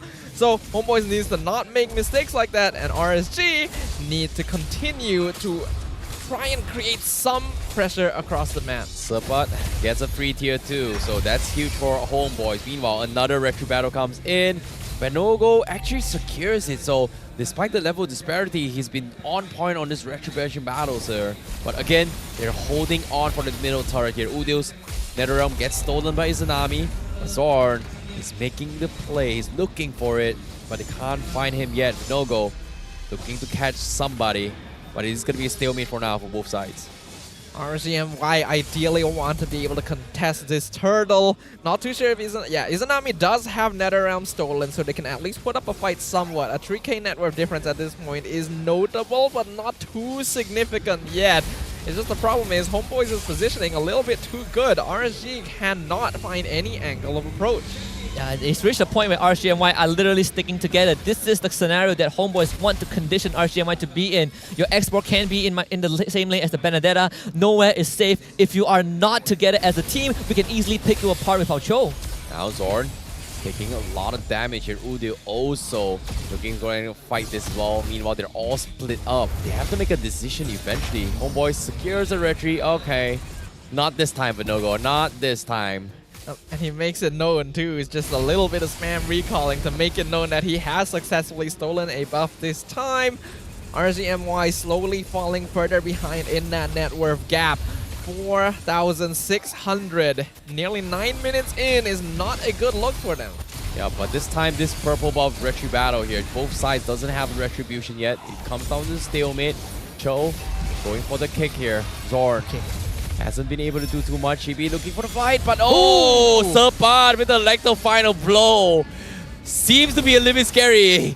High tails out of there. And thankfully, Venogo got the purple buff, so she saves some XP, but doesn't change the fact that Homeboys have control over this game. All tier 1s down, only the tier 2 mid is left.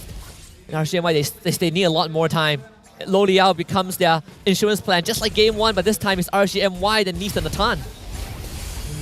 It's tough. Now Udio looking for the pullback. They are trying to chip out the Firaga armor. And it doesn't go away, but they bait out the insanity. And look at this, Homeboys. They know it was intended. They're looking for base. It's Tsunami. Nether Realm still has, but Homeboys, oh my goodness, the mind games is happening. RSG MY, they're slowly crumbling. Do they take the bait? That's an instant recall to get your Firaga armor back. You cannot afford to not have it for this next Lord. This is literally what we talked about during the keys of victory too, right? That psychological warfare. I feel like Homeboys took that game 1 defeat a little bit personally here, and they are making it well known their disdain for their rivals on the land of Dawn right now. The war gonna be contested once again. Can RSG MY actually find the space? Okay, finally the kick comes in, but the NetherRealm will keep Vinogo alive here. The Toys Person is there by so low. Appraisal drop on Chibi. Seems to be not able to deal with Vinogo. He's gonna be A-okay, but they focus Chibi down. Homeboys, he overextended and mistakes were made, and now RSG MY, can they reset in time for the Lord fight? That's the NetherRealm you need from Izanami. Saving Vinogo right before he gets taken out. The Appraiser's Wrath, surprisingly from Chibi, didn't do enough to not only take down Vinogo, but not enough to heal him back up, and that kill was important.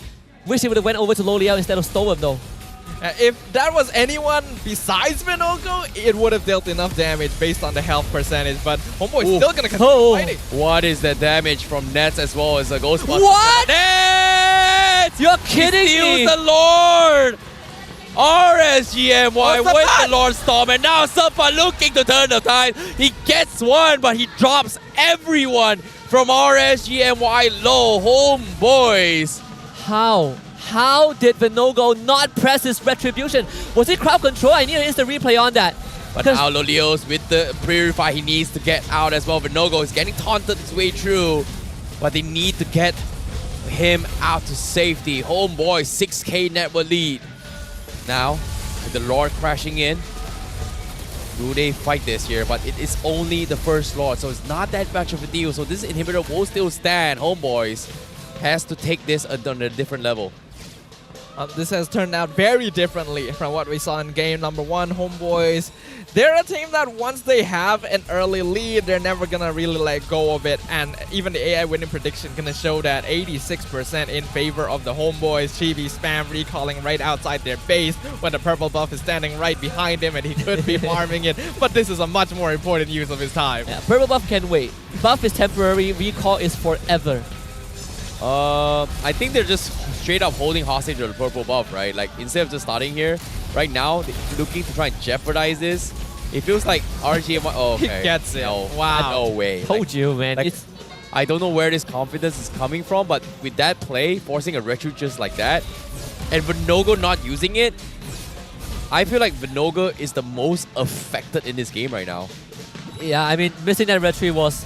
That was... almost lethal. That was disaster if you're RSG MY. That was your ticket back into the game to put it back to an even state. Now they're gonna play from behind again. Vinogo needs time to catch up.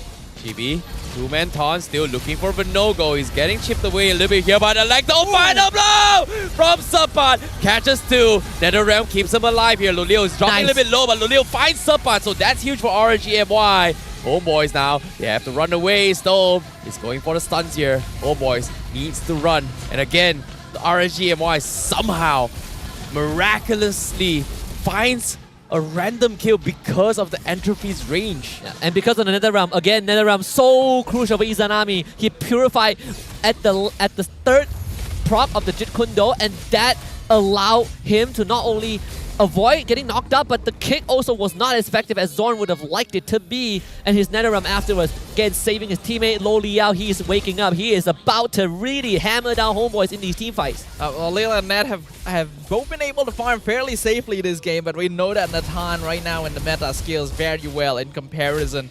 Udil currently at the top of the damage dealt ranking, but Lolil only right behind him. And oh my god, Lolios with the aggression! Makes a play, Serpent gets taken out, and now RSG MY is able to push Homebois back. What a comeback coming in from them, and now Homebois, they lose an inhibitor, and you can see the silence coming in from the crowd. Absolutely at awe at what's happening to Homebois. Alright, this is it. This is the Lord fight. It's either you win the Lord fight, or better yet, you wipe Homebois again. Serpent will be back for this Lord. Homebois have one last chance. The disbelief in the eyes of everyone as RSG MY looking to fight the Lord Homebois. They need to throw everything here. Nets taking so much damage from Lolios, and now the last Insanity coming in as well. They force the NetherRealm, but can they survive? No, they lose the Lord. Now Chibi needs to get out, and he's going to be able to do so. But the Lord in the hands of RSG MY. And again, absolute silence from the crowd. That is so nice. All the waves. The bottom wave was just pushing. So Loliao gets this tier 1. He might not get the tier 2 for now, but the Lord is going to come up top. Homebois will need to deal with that. RSG MY, despite missing the first Lord, have now completely recovered. Loliao, critical mass, full items. The net worth lead that Homebois built up for themselves early on has been completely negated. RSG MY recognizing that they are now stronger in these team fights, and Lolil showing that confidence by being the first one to initiate as well, relying on Storm to make sure he never goes too far. This could be huge structural damage in favor of RSG. Yep, and now look at this. They're going to try to make a jam on GB as well. There's no turret here. They're going to go try and catch him as well. But last Insanity comes in, trying to zone off Zorn. Zorn, he's taking a little bit too much damage. He's going to be able to flicker out of there. So for now, Reset comes in. Electro final blow, clears the minion, but Serpent in trouble. Is a lot of damage. Oh, chill boy. You need to get out, but Inhibitor will fall. RSG MY now continues their assault. Homebois, they have to make some sort of play. They don't have ultimates now. Nets also not having the ultimates. Homebois now slowly losing the inhibitor. Big stun here coming in. GB will fall to the Leos. What a snipe is Anami with the NetherRealm, and now the Insanity comes in, drops onto Udil, drops on Nets. They get the reset, but RSG MY, they're not done yet. They're taking so much damage. Lolios is still alive. It's got immortalities. They need Chibi. The crystal slowly falling apart. Serpent drops the electrifiable. He dies. He goes down, but he will clear the mid. Lolios! Lolios! What a play from the man, the myth, the legend, RSG MY is defying all odds. Can you believe it? 2-0 in the best of 5 against Homebois. Silencing the crowd. What happened to RSG during the break? What did they do? This is a different team. This is a different energy. This is not what we expected. RSG one game away from potentially sending the defending champs to the lower bracket. Wow, SRG might just get their wish of facing RSG MY tomorrow if this continues. Game 1, early to mid game, pure dominance. Game 2, they were absolutely stopped in their tracks, and they managed to come back, right? Even missing the first Lord of the game. They made an epic comeback just like that, and the best part is, like, they were playing so well to a point that the fans were just at disbelief, like absolute silence. And it's just, you know, I had goosebumps seeing that when everyone's hopes and dreams just went down like that. And my God, like, it's an experience you just cannot get anywhere else. Yeah, if you guys want to come and watch and get your hopes and dreams crushed along with the crowd, you guys can check the QR code at the bottom of the screen right now, or look at this link, because we still got playoffs tickets open. We still got day 3, we still got that grand finals, but that ground floor for the grand final already sold out. So if you guys want to catch the show live at MBSJ and not miss out on these tickets, which are selling fast, you guys better check it out as soon as possible. Yeah. Just want to let you know that it only opens, the terrace seating only opens 11:30 p.m. tomorrow. So better mark down that time. Yeah, it has to be quick here, but let's take a look at the MVP for that match here. The MVP for game number 2 is going to be none other than Lolius himself, because he was getting big catches all by himself, and he's the reason why RSG MY is able to bounce back from a huge deficit against Homebois. I'm telling you, man, when you have a Natan on your team, it's only a matter of time until he hits critical mass and goes nuclear on everyone. Lo Liao, in fact, not just Lo Liao, gold laners have been popping off in this playoffs. Yesterday we saw Sasa, and today was Innocent and then Lo Liao. 100% kill participation, by the way, on a marksman. 944 GPM, despite RSG MY being behind for most of the first half of that game.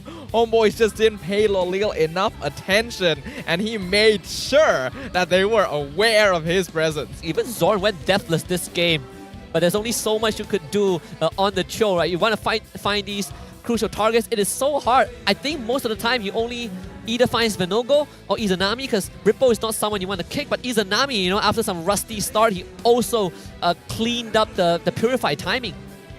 Oh boy. I don't know what happened, but it feels like game 1 and game 2, it came down to a situation where either or can win the game. But it feels like, again, it brings up to my question, right? Like I brought this up during the drafts. Like, if you bring a Cho, it's strong early, it's strong mid. We saw how Zorn was just super oppressive, but the moment you reach the late game territory, he's not going to be able to survive this. You look how quickly Lolio melts him every single time he tries to make a play. If he doesn't make a play, he missed the first chance, there's no second chance, there's no retakes here. And that's something that I think Homebois suffered the most in all the scenarios here. They could have ended the game so many times, but again, mistakes were made. I mean, Lo Liao has higher kill participations than everyone else. You'd think that the Matilda will also have 100%, but no. Lo Liao finds himself knees deep in every single engagement. Lolil just farming for most of the early game. He looks behind him, realizes his team is losing, and is like, oh, okay, I'll do it myself. And I think the thing is, I mentioned that I was worried about this Cho pick from Zorn, right? He made it look really good in that first engagement, but when RSG picks up 3 Purifies, their late game scaling is stronger, and Homebois are wholly reliant on Zorn or Sabat to try and get a catch. They don't have enough tools to actually force out the Purifies and then catch on top of that. RSG just needs to hide behind Venogo and Rippo, who are both doing a great job of frontlining and creating the space necessary. And I just can't believe this is the result. I'm gonna eat my words very soon. I came into this, I'm like, Homeboy statistically looks a bit more polished. I was expecting that as well. Like I feel like Homebois had a very, very strong chance to actually win this game, but now 2 games behind here. Wow, this would be the greatest reverse sweep. Like, I don't know, is it possible to see a full game 5? Like, it might be happening here. Nothing is ever impossible. Yeah. But RSG MY has demonstrated that we were absolutely wrong about Homebois being the statistical favorites to win this, right? RSG came swinging with a vengeance. They saw all the Homebois players spam recalling in front of them and took it personally. I'm not gonna lie, even though Repo hasn't been playing much, but Repo coming back in just made RSG MY look so good. I'll tell you a crazy fact, right? If RSG MY wins this series, they would have surpassed their results in the last season. Last season they finished 4th. This season they have a chance to finish at least 3rd place. They just have to win this. and they would be able to return the favor. Since last season, it was Homebois who sent them down to the lower bracket. Yeah, Okay. the Homebois 3-0'd them last season. I'll do you one better, right? Okay, here's the match history between both RSG as well as Homebois, right? Homebois has won 6 out of 10 matches in total, dating back to Season 7 all the way to Season 13 in regular weeks as well as playoffs. So, man, they played all best of 3s. Homebois has won 6 out of 10. And this is the first ever best of 5 series. That is crazy. That's crazy. I mean, last year, Homebois 2-1 RSG in the regular season. I think 2-0'd them in the playoffs, if I remember correctly. But the fact that RSG is about to 3-0 them in the best of 5 for the very first time after so long does make you wonder. I think a lot of doubters about RSG are about to be proven wrong. And I think a lot of RSG fans probably are blowing up the internet right now. What are you recalling, Chibi? You recalling back to base? I'm pretty sure the people that are watching at home were like, wait, why does MPL MY feel so quiet? It's not because That's it's true. quiet. It's just completely silenced. Shut down. Every person in this stage is staring at that screen with their mouths agape. Even RSG fans were like, wow, we won that? How did that happen? And that's the thing, right? We're on the English side. Like, we're actually sitting around the Homebois fans, and it's just ridiculously quiet. I'm telling you, the Flame Boys fans scare me. For me, it's like, it's a good play. I'm hyping things up, but at the same time, it's just like, yo, this reminds me of Season 3 when Boss Crew kind of like lost and 80% of crowd just disappeared. I mean, as long as your card play isn't in the public domain, you should be fine. They're not gonna find you. We do have the Hall of Fames though. It is all blue. Lodiel, of course, richest guy, Carry, Vanogo, Sandbag, and Stoem, best wingman of this game too. Lolil was just left alone for so long. I think Homebois definitely let down their guard. They won the early game so handedly. They figured, there's no way Lolil is going to be able to have space to farm. We have Sapat splitting the map. Everything's fine. And then everything was not. And then Sapat gets like two-shotted by Loliel. Net started dying in fights. Yeah. I mean, if I was in Net's position, I would be like, alright, this Natan's game is over. I am ahead, guys. I just solo kill him. We're in good hands. In fact, you wouldn't even imagine RSG MY making that comeback after losing that first Lord. We have to take a look very, very carefully, guys, like analysts, color casters. I need you guys to watch the replay and find out exactly which moment RSG MY was able to make a comeback, because that should not have been an RSG game. Alright, bet. I'm gonna pay attention to this. I know for a fact that it wasn't this game. It was like the first 12 minutes, it was all Homebois, right? Yep. Could have been 9 minutes, but you know, RSG MY lost the Lord. Homebois extend the lead. They didn't get an inhibitor. That's the good news for RSG MY. They mounted a good defense because Loliel was able to get his items, but he had 2 early deaths that was devastating for Natan. Once Homebois got that mid lane priority, they started expanding that, ganking the other lanes, creating pressure. But there were also times where I do feel like they overstayed their welcome just a little bit, right? Not in this situation. You can see that Homebois are still doing well. Nets is out DPSing. They're still able to punish Lolil, punish Storm. Up until this point, it seemed like an obvious Homebois victory. Even beyond this point, Homebois, they were still ballooning that gold lead, right? Like, Izanami got the kill, but look at this, 6 minutes plus, Homebois, they were invading RSG MY's jungle.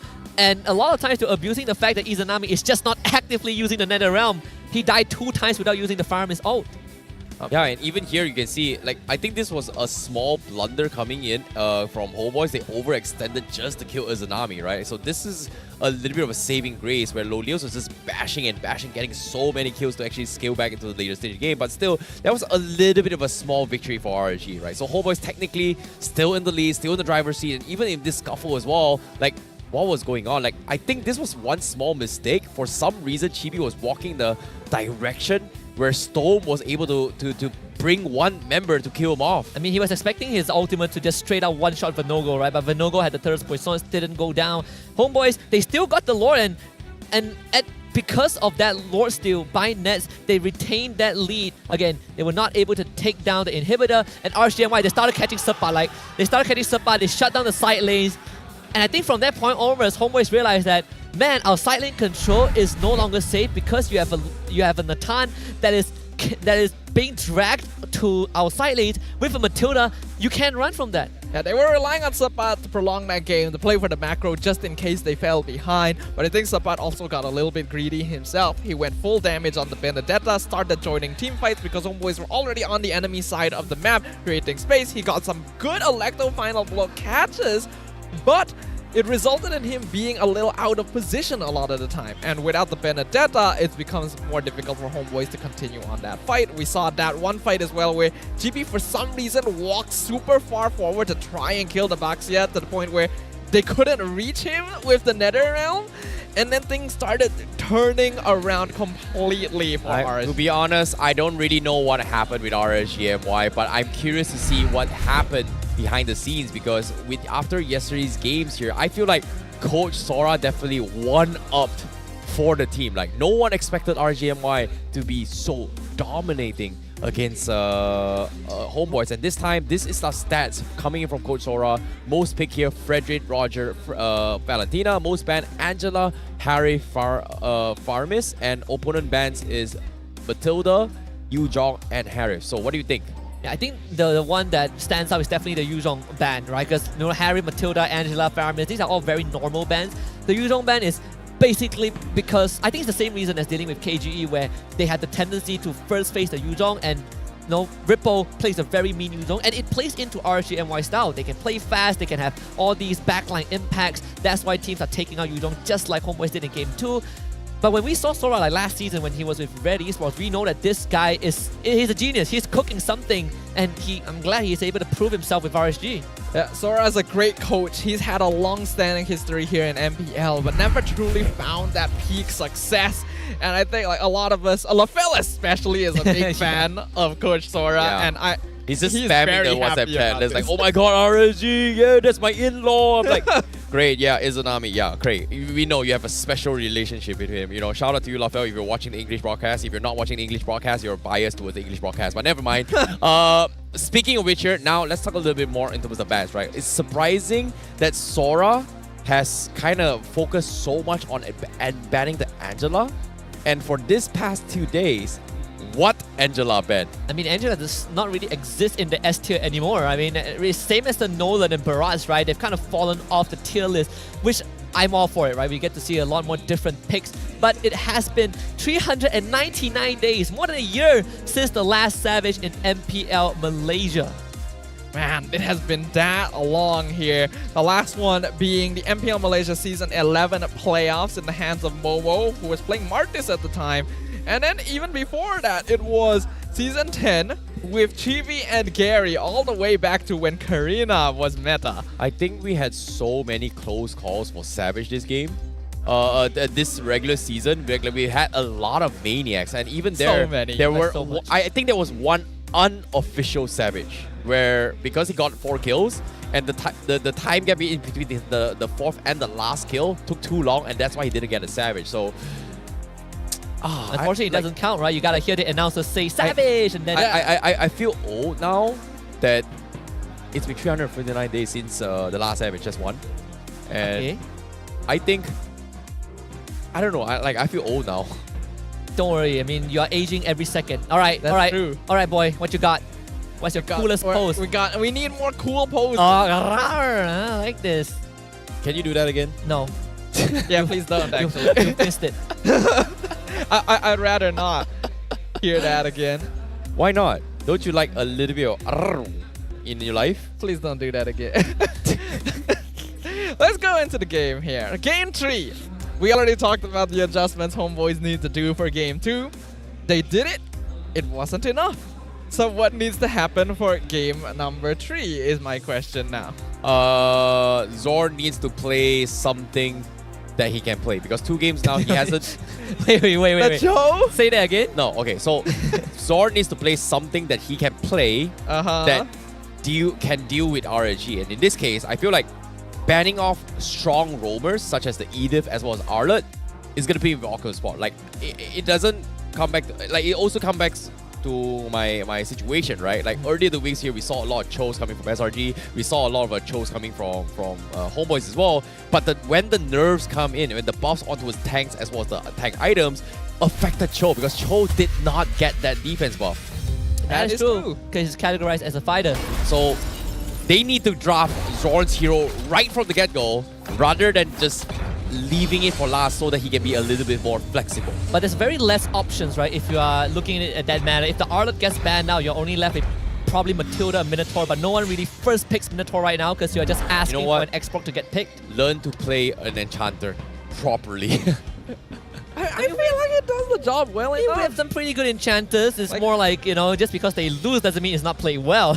Okay. Yeah. Okay. You gotta base it on the gameplay itself. Like in game 1, yes, he went on the Matilda. They didn't end up winning there, but I don't attribute that fully to Zorn either. Just circumstances ended up in that way. For now, though, the draft for game number 3, Homebois is going to be on blue side once again. RSG on red side. Homebois still banning the same heroes. I think we got to recap on how things went down in terms of draft, right? Like the idea that Homebois had with the carry was to deal with the tankiness coming from RSG, but so far the matchups coming in from yesterday, today, and as well as other regions, even in SPS as well, has always been a matchup between Natan, Moskov, Harif, and Roger. And these are the 4 important ones. If it was banned, then sure, I understand it was carry, but for Homebois to not pick the Moskov, which has been a priority for a lot of the other teams here, it just shows you that it's, I don't know, it's weird. For me, I can't see where you're coming from, right? And it does, and it's not even like it feels like a hero that Nets wouldn't be comfortable with playing, right? It feels like his style of hero, so it does make you wonder a bit, like, yeah, maybe they drafted it to try and counter initially the tank jungle they'd pick up, but it wasn't quite enough. This could be a Novara angle for RSG MY. You can first pick the Novara if you want to. I think it's either that or the Valentina, considering that the Fredrin was first picked by Homebois. So there could be a Faramis angle for Udil again. I think RSG has some pretty crucial decisions to make. Let's see. So they take the Moscow for themselves. The turn now left open for Nets to go for. Yep, and they take Novara for Izanami. Alright, RSG going to be playing for that late game here. We got a fun fact. We've already mentioned this a couple times, but RSG was sent to the lower bracket by Homebois in the previous season's playoffs. Will they be able to reverse the fates now? As you can see, Homebois do lock in on the Natan, and they get the Terizla too. Ooh. Do you export here? Do you just go, you know, do you just go all out and export third pick? It's weird for Homebois to still keep Zorn's hero again. Like, all RSG needs to do is just pick whatever Roman they like and then just start banning off all Zorn's hero. No, but there usually is a reason why you leave roles like the Roam or the EXP lane for later in the draft. They are very important, pivotal roles, and you need to counter pick. That's the thing, right? From your perspective, I can see where he's going. But from my understanding of Zorn's hero pool, it's limited already. Like, he's been known to play aggression, and I've not seen him play Enchanter style, right? Like, let me give you an example. Look at how SRG went. Why did they lose the game? Yums is known for his aggression style, played on Rafaela, great, they lost. You know what? My conclusion is that Terrence is the guy that looks at KD and then uses the KD to decide whether you're a good player or not. I feel like, yeah, no, it's more like habits. Like, their player habits doesn't suit an Enchanter. Enchanter are players that play similarly like how a mage positions themselves. But for both Zorn and Yums, they don't play like that. Sure, I can... No, not necessarily. I mean, I get where you're coming from. Yeah. Yes. Though I would say that this Edith pick is genius in a way because Ripple plays it. Yeah. Now you have a flex option for RSG MY. I would prefer this Edith in the roam role, but at least RSG, they are opening up options for themselves. Banning the artillery from Homebois, I absolutely love this Farsa ban. I think that Faramis might not be a main concern at this point. You ban the Farsa, you make sure that Udil doesn't get any long range, doesn't get to provide long range support for his team in these team fights, not when there's Terizla and Natan and Fredrin already. I think like Faramis could still be worth a ban here because RSG is clearly not going for the Valentina anymore.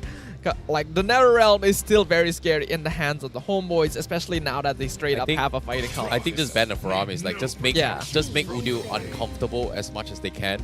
But Homebois, they banned the Baxia, so that means it is going to be them threatening Vinogo's hero pool a little bit here, forcing to play something else. But what surprises me this time is Matilda completely ignored from both sides now. Oh wait, sorry, Matilda's banned, my bad, sorry. It is banned now. What is Vinogo going to play against a Fredrin, right? Like, Akai. we've seen him play Barats, we've seen him play, the Fredrin a lot, but when it comes to succession or win rate percentage, Vinogo has had higher win rates with a Fredrin as well as a Baxia, whereas his Barats and Akai doesn't really do too much. It can be an option, I think, in this game if the Barats gets banned out. RSG MY showing respect to the Cho. I like it. So you ban the Cho out. Considering that we have Edith, right? Like Edith, regardless in what lane, it's a bit of a problem if you get kicked away despite having Primal Wrath. So the Roger ban is just as a fail-safe to make sure that Vinogo doesn't run the Roger jungle. Smart. That's really smart. So it's Barats and Akai being the remaining tanks. I don't see any other options for them. Unless they want to bust out the Hellcurt, which I feel like it's... They should. It's a little risky. We've been hyping up the Hellcurt for the longest of time, but we haven't seen it a single time. If there's one guy to play Hellcurt, it's probably Chibi first. Oh, yeah, I agree. It was one of his like secret picks during season 7 or 8. That was a long Even time last ago. season, it was like season, it was like the Fredrin Buster. That was when Hellcurt was still the old style. He would silence, but okay, like they'll stick with the Akai. One of the safer options could really open up these team fights as well, since RSG wants to make sure Homebois cannot play around that penalty zone. It's interesting to see a lot of Arkais in other regions, or even SPS as well, but it's so rare to see an Arkai here in MPL MY. Yeah, it makes it rough for a Fireman's pick, right? Because now there's ways to split you away from the Nether Realm. Not to mention that heroes like Fredrin absolutely hates Akai. I want to stand still and slam you with my big sword, but now I cannot because you're bumping you away from objectives. In a way, it does the job that Barats does slightly better, at least from a perspective of displacing your enemies. It puts Udio in quite a spot though. Like Udio is like super serious and Sword is like smirking at Chibi. It was like, hey man, what's up? Something is up. So but now, go for the Arlott. Yep. Okay, Arlott sneaks through the draft and they also get the Vexana. So, pretty standard drafts coming from Homebois. I like the draft this time for Homebois. You go Terizla here. Not Terizla, sorry, Export. You go Export here for Ripple. Comfort picks. Yeah, they should. Yeah, I mean, if Yuzhong was not banned now, I would instantly feel like it's a Yuzhong pick. But right now, is either Paquito or Export. I kind of feel like Export would make slightly more sense. Yeah, he definitely needs somebody to be the front lines, right? Like, Akai isn't exactly the tankiest. Natan does a lot of damage. But again, if you go for the export here, Natan can still shred through the Infragama armor relatively quickly. Unless you run Ruby again. And then you run like the Ripple Edith XP lane. Yeah, they could go for Not it right now. Like, it's not that bad. Fading away. Let's see what it is. Wow! What? Wow! No way! Wow! By the way, the first time we saw this was yesterday. Yeah, we saw it yesterday, yeah. But the first time we saw it was in the regular season. I believe at that time it was Niners versus KGE. Barbosa and Moon ran the same draft. There's a different iteration where you run Novaria with the Beatrix, where he has Renner. But either way, I'm all out for this. If we can't fight you team fight, we poke you from long range. This is going to be very interesting. RSG MY 1 game away from sending the defending champions to the lower bracket. 1 game away for getting vengeance from the playoffs of Season 12. Can the Homebois defy this fate? Can they bring it back and show us why they are the favorites of this series? Well, we shall see. RSG MY, if they 3-0 Homebois, it is going to be a statement of them being the prime. Ladies and gentlemen, here, match point for RSG MY as we head into Game 3. RSG MY versus Homebois. This does indicate something about RSG MY though. It means that their setup heavily relies on Vinogo or Ripple getting a good crowd control, but mainly from Vinogo, because if you are Stoem, you are trying to set things up from long range. That means that Zorn, he's probably going to be walking up to Stoem and Izanami, and there's nothing much that they could do about it. Yeah, that's the problem when you have this double mage mid-roam combination. It's going to be particularly weak against these tankier heroes that can dive from the front line. So Zorn wants to try and take advantage of that as much as possible. I'm personally just very curious about how well the Selena Novaria combo will do in that early stage. I think it's more like when you get your first core item, right? When the lightning truncheon comes out for the Novaria, when you are starting to play for vision, that's where it gets very, very crucial. Comes down to Izanami though, he needs to actively use that Astral Echo, which he has been doing in game 1. Well, seems like it's a little bit of an interesting approach this time for RSG MY, where Vinogo preemptively waits for the XP lane. Yep. What's going on right here? Like, it's a completely different standby here. Middle aggression is still on, coming from Homebois. RSG MY, they anticipated this, but I don't think they can do too much considering that they've got 2 mage as, I would say, I don't know, like, who can actually open the map? It's gonna be up to Rippo and Vinogo. The whole reason they are okay with going double mage is because they have Akai and Edith already, so at least they're not just relying on one player. Oh no, he's dead. Like, he might be. Okay, no, maybe not. Heavy spin comes in, he gets out. Alright, sure, whatever. Yeah. That means no turtle. That you give turtle away to Homebois. I don't feel like Vinogo can contest this. Even if he tries, it will be a bit hard. Well, he's thinking here, but setup comes in from the top. Xana as well. Estreko barely connects up, but he's dead. First blood for Vinogo. No turtle, no problem. I'll get the kill instead. But turtle not even started yet. This is going to be a good time here. RSG MY regroups for this fight, but Vinogo is solo. He doesn't have retry as well. Can Izanami steal the turtle? He used the Astral Recall already, so nope, not happening. I think this is wise. RSG MY will choose not to contest this. They already got a kill. They know they don't have their resources up. Better to just go back to farming and not interact and give free advantage to the Homebois. Yeah, I think Homebois didn't expect Vinogo to stay. They probably thought that Vinogo recall just to reset. And it came pretty close. I mean, Sepat, I felt like he hit his 4 a bit too late. If he hit it like a second earlier, that penalty zone would have changed everything. But he got his level 4 late, and Izanami landing that snipe from a farm. The kill going over to Vinogo means that Vinogo doesn't lose much despite not getting a turtle. Okay, Stone, he's going for a couple combos in. Zorn is a little bit tanky for this, but at the same time, look at all the traps, just giving so much vision. Homebois. This is annoying. Yep. I mean, to add up to follow up on the earlier point on who is going to open the map, it's not just Vinogo or Ripple, right? Izanami can also do that. Stone can also do that. They have a lot of tools to get vision, to get information, as long as they use it correctly. I think that's the prerequisite. I think getting information is one thing. Taking space is another thing. So my question is that who is RSG? Sorry, let me rephrase that question. It would be like, how does RSG MY take space? Then it comes down to, you find info, Storm lands a stun, and then you threaten having Vinogo or Ripple start a fight. I think that's probably the way. Yeah, they're basically trading having heroes that can ease up. Okay, not happening. Final stash comes in. Izanami gets dive thought. No, his second skill withered off as well. Heavy spin comes in. It's not going to be enough to save Izanami. He tried to cross the wall, but just so unlucky. But good catch here coming from Homebois. Good catch. Izanami didn't really notice that until it was too late. Had to blow his flicker and ended up going down.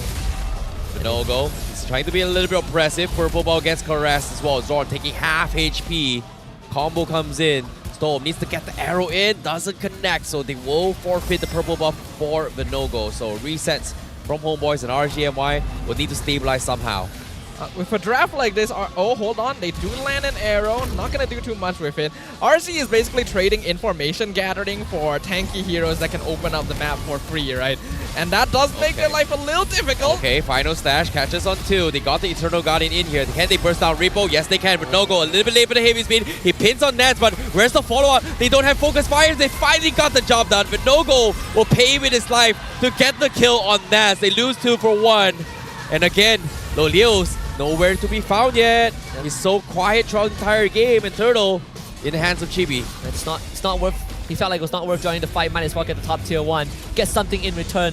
Ripple didn't get to get his Primal Wrath off. That was very unfortunate because that could have perhaps changed the fight around. Ripple needed to get his ult off for the extra damage because everyone else just does not have enough. At this stage of the game, Homebois are just going to be superior during team fights. They have oh my goodness, Lord. Oh, wow, the so close. So close. He could have died right there and there. So as I was saying, Homebois has the better team fight overall because they have Belly Zone, they have Final Slash, Chibi is tanky. RSG needs to delay. Their game plan is basically catch stragglers or take longer fights to whittle down health bars with that Star Shatter and that Abyssal Arrow.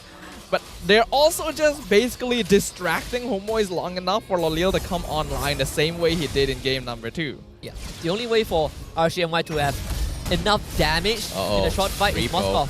In a little bit of trouble, forces the prime round. 5-minute snatch comes in. 4-man Echo, he's gonna get obliterated by Udil. Meanwhile, Chibi, he's gonna be pinned on the wall. Leos with the saves comes in, but now here comes the heavy spin. They find Zord. A 2-for-1 special bargain for RSG MY. Oh, Izanami and Loleo both got a kill each. They needed that goal to come back. Yeah, that's quite an overextension from the Homeboys. Again, Chibi being a little bit too far away from his team, getting punished by being isolated.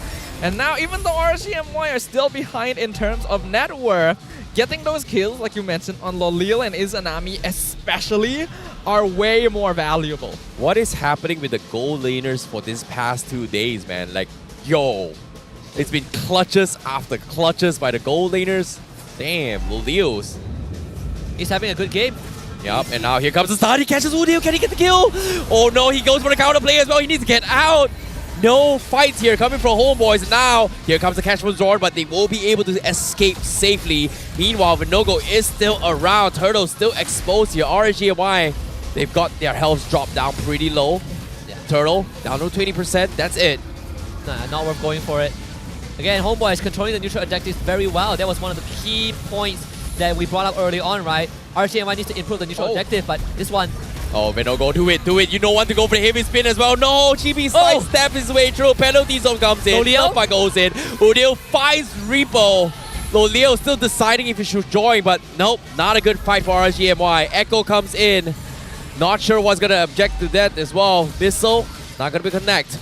Tier 2 still stands for Homeboys. Man, look at the way that Loleo set up, right? Almost taking down the top tier 2. All this considered, this is great for RSG MY. Normally, when you have a network disadvantage, you're immediately on the shoulder end of the stick, but I don't feel that way for RSG MY at this point of time. Yeah. Look at that.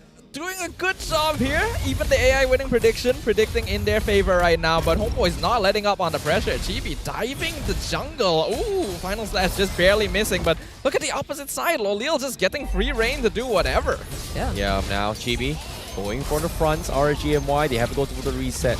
Lolio's nowhere to be found, but Nogo, he's getting burst out a little bit too much damage here, but a nice stun here from Hudil to set up for the kill. They find one, they find two, Repo and Nogo is out. Nets and Zorn getting a little bit too much damage here. Lolio is finally joining the fight. He finds Chibi as well, and now Leos is mad. Completely ignored the entire fight. Sure, Homeboys got the top tier 2. They killed off 2 members of the side of RSG MY, but the crucial ones, they are still getting the kills, right? Lolia got 2 kills off of that. The Storm's arrow landing onto Ness was also important because Ness could not participate in the fight because he was brought down so low. Yeah, this is looking a bit dangerous. Lolil 3-0-1 right now. Homeboys needs to find a way to shut him down. They still have the net worth lead, yes, but their positioning not really respecting RSG just yet. Like, they're going very aggressive to try and get kills, which they can do because they have Fredrin and Terizla. They gotta understand there's no nether realm this game. The arrow, Repo trying to extend his fight, half HP. Another arrow comes in. Oh, triple stun of Sapat. He just wants to move. Can't seem to move. And now Repo with the flicker forward. Oh, just a pixel off. Yeah, a second too late from the Echo. Maybe, just maybe, if the Echo hit it a second earlier, maybe the hitbox would have gotten the hook. Yeah, the Echo is going to come back in like 30 seconds because of the Enchanted Talisman, so it's fine. But damage down ranking, Udil still holding the first place. All the splash AoE damage from this Vexana, making sure that he's contributing, but most of them not resulting in enough kills, and that's what I'm worried about Homeboys right now. Unless Ness becomes the insurance policy like we've seen the entire series. And Nathan has the capability to go 1v5 as long as he's given enough space. So Nets really just needs to farm up. But Lolil is doing the same. Huge. That is huge. Homeboys definitely spot that out. So if they go now and Lolil doesn't make it in time, it is going to be in trouble here. But Lolil seems like he is going to be regrouping here. He showed himself down middle. So Homeboy still going to be going for the Lord Dance once more. It's hard for Sapat and Zorn to hide properly because they're just getting exposed by the Abyssal Arrow and the Novaria. Oh, the dance. Sapat getting checked. 4-man Echo comes in. Do they want to go in? Arrow connects to Sapat. This is huge. This is go time. Repo, he's getting taunted as well, but Appraisal's round. Dance blows him off, and now he's going to find Vinogo. One more auto attack. Vinogo survives Homeboys now. Rushing the Lord. Can they go for this as well? They need the arrow to connect. Spear comes. Nets, he runs away, but Lolios is getting chased on. Can he survive? Yes, he will. He's got the Purify. He fights one, but he eventually falls. Subpart finishes him off. Homeboys, they get the biggest catch. RSG MY denied. Denied. That's a mistake from RSG MY. The rest of the team were lady. Oh no, it's not over. Vinogo, he's got the heavy spin. They got Nets as well. This is huge for RSG MY. They trade the gold laner for the gold laner. Homeboys, they could have gotten out. The arrow! The arrow! They got O'Neal! Oh my god! RSG MY! They're doing it without Lolios! Then now Chibi, they're forcing the fight. Lolios is back on 0 seconds. Repo will fall. Vinogo is trying to extend the fight. Where's the spear? Where's the spear? Vinogo is dead. The spear not out on Lolios. RSG MY, what seemed to be a good fight, has become a disastrous moment in this game for RSG MY. Man, both teams overextending at this point. Stone will be back in time. Loliao needs to take out the Lord. Is an army caught? Uh-oh. Uh-oh. Do they get him? Tier 2 still stands. They are going to be able to clear this minutes, but Spear. Oh, Chibi sidesteps here. Lolios, he still wants to kill him off. That's pokes him away. Can he get out? Yes, he will. Homeboys trading on thin ice right now. Same can be said for RSG MY. We're getting to the point of the game where things are a little bit dicey. Homeboys still have that 3k net worth lead, but it's getting to the point where it doesn't make all that much difference as long as both teams are taking fights the way they want to. And Nets and O'Leal are both going to be hitting about the same peak very, very soon, where they can basically one-shot anyone that they find. So positioning, angles of approach are going to be very important. And it's gonna be harder for RSG because this Novaria Selena comp is still harder to execute comparatively. Sword, conceal. Oh, great disengage. Loliao uses Purify as well. That is great. That is great for Homeboys. I was about to point out that Nets took Flicker this game, so he's a very juicy target. One Selena arrow, if no one is body blocking for Nets, he will evaporate. But the fact that you got the Purify out of Loliao means that RSG MY will not feel comfortable fighting for the next lore, at least for a while. 70 seconds, 47 seconds for the Lord and 60 seconds on Loliao's Purify. They have to wait the longest of time, and you can see RSG MY full turtle defense cannot afford to do anything here. It's all about just waiting on those battle spells now. What about getting info? Storm and Izanami, they just gotta keep doing their job. It is a very boring chore, but that's the only way to maintain control of the map. You don't want Homeboys to stand in your bush and you do nothing about it.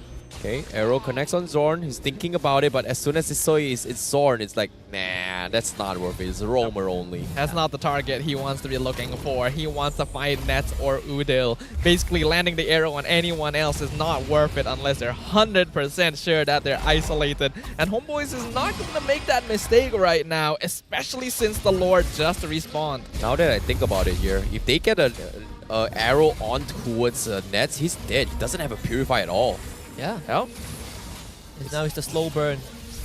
Indeed, but now Echo connects on tree. Arrow, oh, so far off. Not going to be able to connect here. Homeboys will be resetting the Lord for now. The minions are not pushed from both sides, so it's pretty 50-50. It comes down to a individual mistake now from both sides. Chibi looking at an attempt. RSG MY dodges for now. Yeah. Lord once again gets resetted. No conceal for Homeboys. Zorn used it. They wanted to make a play, but RSG MY read that perfectly. This is a terrifying Lord dance. I would not want to be part of it. It's tough now. Vinogo takes the full run, forces the heavy spin. The arrow connects the support. Here comes the Echo as well. Chibi whiffing the Appraiser's Wrath. Lord dropping down pretty low. It's going to be close. The spear comes in. Do they go for the fight? No go! Steals the Lord. They come in as well, and Loliao cleans house. He gets one. He gets two. He gets them all. Repo gets one as well. Nets runs for his life. It's only him and Udil left, and RSG MY is looking for the fight. Loliao comes in the midst of chaos. He destroys all of Homeboys. Oh, that was close. I had to see. Oh my goodness, Nets. The crowd absolutely silent. RSG MY, they are doing it. They have done the impossible. No minion wave. Are they gonna do this? Zorn, 5 seconds left. Chibi 10, 8 for support. RSG MY with the Lord. They need to do everything. The arrow comes in. They're losing. They're focusing on the crystal. They have done it. They have done it. RSG MY has done it. They are your upper bracket finals. They shut down Homebois 3-0, silencing the Flame Boys, silencing the fans here at Stadium MPSJ. Wow, the Raiders literally tear down the Homebois piece by piece, exacting their revenge. Best served out cold, 3-0. Can you believe it? I don't know what happened to RSG MY during the break. I don't know what they're on, but I want some of it. RSG MY showing us how it's done. A clean sweep against the defending champions to go on into the upper bracket finals. They'll be playing against SRG, but for now, we're going to be interviewing them on stage. 3-0 clean sweep untuk pasukan RSG MY securing the upper bracket finals match pada hari esok, dan dorang akan jumpa Selangor Red Giants. First of all, congratulations guys, that was honestly a very unexpected 3-0. I memang terkejut, I lari daripada atas. First of all, Ripo, apa perasaan Ripo dapat kalahkan Homebois? Now kita tahu RSG adalah satu pasukan yang memang susah sangat nak lawan Homebois daripada musim lepas ke tak silap. You guys have not won against them in the series. Kali ini best of 5, clean sweep pula tu. How are you feeling, Ripo? Alhamdulillah lah sebab menang hari ni kan, sebab kita dah try hard lah sebelum ni kan. So untuk Homebois sebenarnya dia dapat rasa lah apa yang kita rasa season selepas kan. Dia dah tunggu dekat upper bracket tapi dia orang turun. Oh yeah, last season. Yeah, it's like deja vu, right? Deja vu untuk dia orang. Deja vu. Okay, now Ripo, I nak tanya, you dah rasa dah dapat balas dendam tak dengan dorang actually as of now? Tak lah, sebab playoff tak habis lagi. Selagi Homebois masih ada dalam playoff, selagi tu kita tak boleh nak pandang rendah lah kat diorang. Diorang still ada chance kita orang akan jumpa diorang dekat final ke apa. Who knows. Alright, betul tu and I agree. Alright, can we please pass it to Loliel? I'm pretty sure kita semua boleh agree that Loliel punya playstyle hari ni memang it's another level. Apa ni? Does Loliel have a playoffs buff ke? What happened and there is a playoffs buff? Patutlah lain macam. Okay, Loliel. So dengan kemenangan ni, adakah RSG sudah warm up dan dah ready untuk jumpa SRG esok? Kami sangat-sangat ready untuk berjumpa dengan SRG besok dan harap-harap kami akan menang juga melawan mereka di hari besok.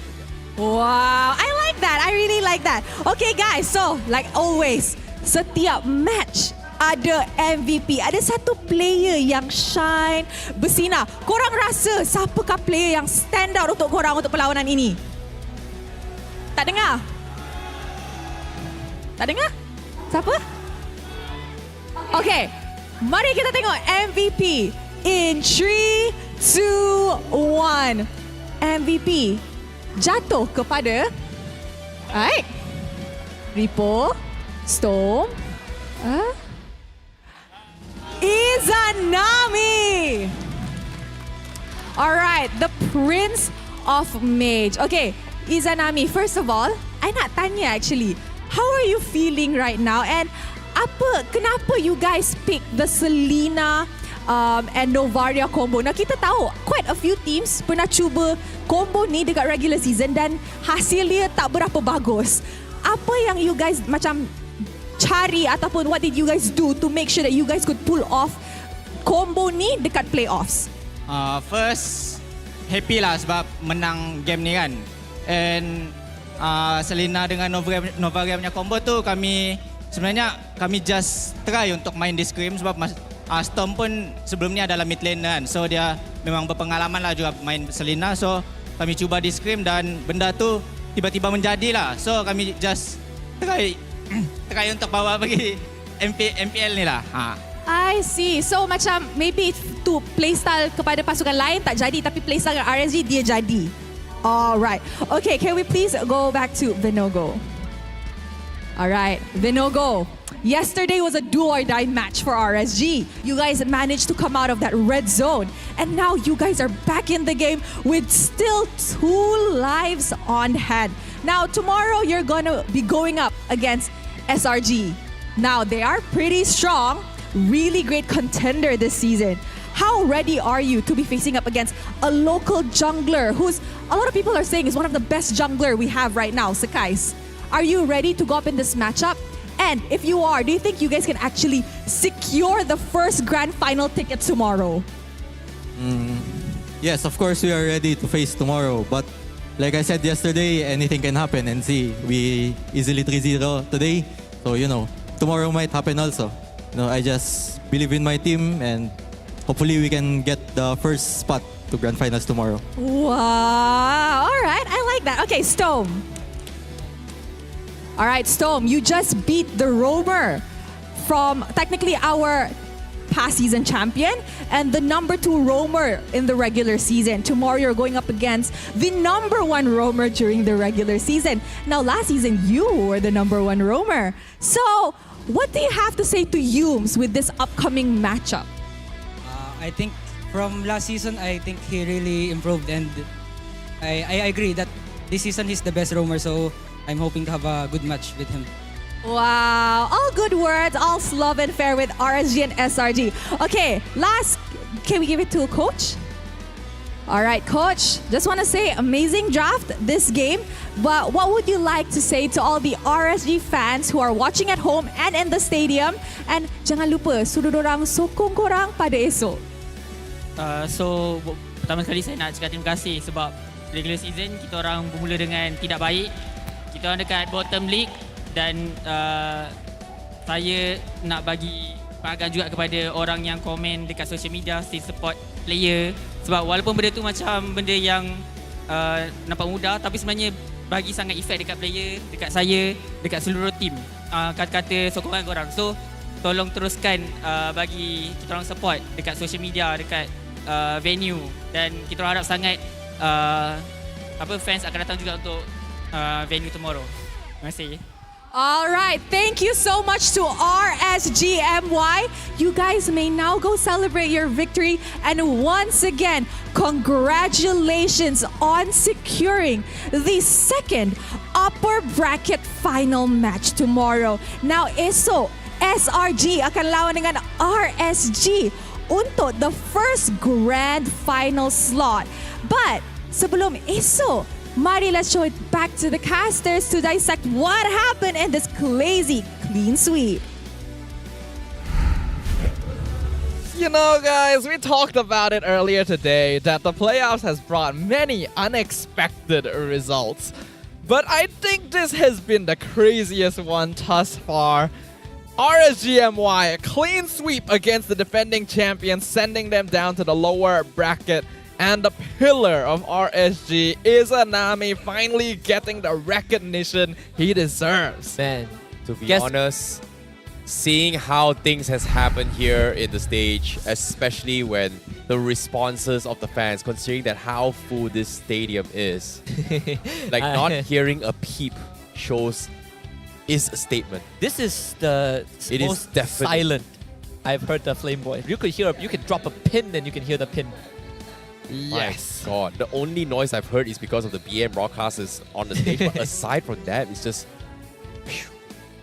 disbelief. I think disbelief for the Flame Boys, but just a resurgence for RSG, right? This is kind of the game that everyone thought would stop RSG from moving further, would send them to the lower bracket, and here they are. And crazy enough that the team that delivered us a 3-0 was RSG and not SRG early on. Right? It says so much about how fast, how far they have come in the playoffs. We also expected Homebois to 3-0 at RSG and not the other way around as well. That's something that a lot of us were expecting as well. But again, I think what Vinogo said during the interview was a very, very good testament to that, right? Like, because it's a new patch, when it comes to playoffs, anything can happen. And guess what? He was kind of shocked as well. Oh, wait, I got 3-0. Okay, sure, man. Like, great. Now we send them down low bracket. That pretty much confirms them for top 3 no matter what happens. Yep. Which is a good sign. Better placement than last season where they finished 4th. I think this also is a good time to finally bring up the whole where did Assassin junglers go, right? Because last season, if you look back, a lot of success that Chibi found, not just with Fredrin, with Assassin junglers, Howker, something he even whipped at the Luo mode in playoffs. But right now, the Nolan is not working anymore, and teams are finding ways to really shut down Homeboy's aggressive play, because Chibi, he participates in these fights, but not in the same way as Season 12. Personally, I think what ended up happening is that Homeboys did get a little bit affected, right? I feel like there was actually psychological damage inflicted, but not by the Homeboys who were spam recalling throughout game 2 and 3, right? It almost feels like they really wanted to force things to try and get that victory, to regain their position in this series, and that made them make mistakes, right? It made them overextend, because RSG MY, this is a difficult composition to execute. Novaria, Selena can be punished quite easily as long as you make sure to dodge all the abilities, as long as you mind your positioning. It's a composition that's designed to punish overextension. Yeah. And Homeboys, I feel like, fell into that trap. If they just played normally. I think it's more like, it might be like it's annoying to be in front of people seeing recall, right? It tempts people to kind of dive into this conversation without ever thinking, or maybe even just like take the bait most of the time. But what I felt like from that game itself, it came down from second game onwards, where Homeboys were so dominating and all the way through here. They were spamming recalls. But to be honest, the reason why we're spamming recalls is because we know we are ahead and we are winning this game.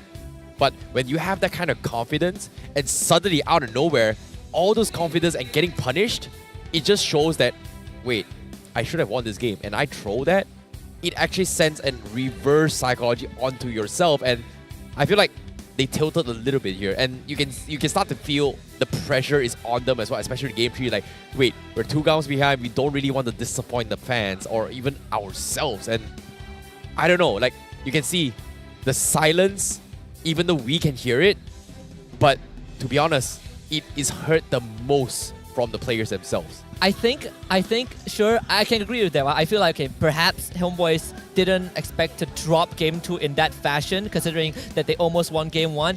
But more of in Game 3, Homeboys, for the longest of time, had like a 2 to 3k gold lead. But remember, I pointed out, it really doesn't feel much if you're RSG MY. Even the AI prediction still thinks that RSG is going to win despite them being at a disadvantage. That's because of how they've been playing, right? Homeboys have been trying to punish Vinogo, get his heavy spin out before objective. They've been destroying Ripple before he gets his Primal Wrath off.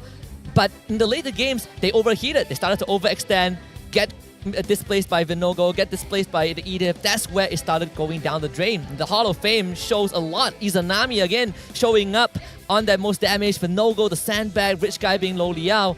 And Chibi, he's just left to pick up the pieces. Homeboys really were put in the back foot here, because when the game started, it was actually pretty even in comparison, right? Homeboys were putting up a good fight, being able to like duel against RSG, punishing them at times, and then RSG would come back, punish Homeboys for being overextended, so it was pretty even overall. The problem is, when you have a composition like this, it shouldn't be even. Homeboys can very easily just run at RSG in the beginning of the game as long as they forced out the heavy spin, and there's not a lot of tools that RSG can use to deny that. I think they did let what happened in Game 2, Game 1 get to their heads a little bit. It made them want to make things happen. Chibi walking into the tri-bush again when the rest of his team is retreating the other way and then getting punished for it, and then continuing to try and force matters did not help them. Yeah, it's just really awkward as well. But I feel like it came down to the final Lord fight, right? Like this fight right here was a little bit awkward coming from both Homeboys and RSG. Like technically, when they got the kill on towards Lolio's, they should have just backed off. Like, was it this one that they actually got the kill on Lolio's? No, I think not this one. I think probably did Lolio even die? I don't remember. I actually don't think they caught Lolio. I think like that game they caught Ripple. Like Ripple was basically the punching bag. No. They caught Lolio's. Oh yeah, this one, right? Here, like, yes. The moment they got them here, this was the moment where, hey, Nets is at the strongest, and for him to be caught out, counterplay, where RSG MY was at their weakest, this pretty much caused a spiral where Homeboys couldn't close out the game or get any more objectives, because by this time, they were just trading blows after blows. Yes, they may have had the numbers advantage, but it feels like Nets was the reason they need to have to stay alive in order to sync up with the Lord push and push major tower objectives, which unfortunately didn't happen here. And of course, it comes to this final moment here. The moment Lolios jumped in, you can see everyone from inside Homebois comes to collab. And Lolios was just zipping out and is like, you know what, auto attack, it just destroys everybody. And I think this also highlights why Homebois were just trying to punish the Akai and the Edict, because if they're left alive, the amount of crowd control is just too much. And this is the updated brackets. Staffa, it's all yours. We got SRG up against RSG. It's going to be a very interesting matchup. That's actually going to be the very first game tomorrow, in fact. So we'll instantly get to know which of these teams is our very first grand finalist.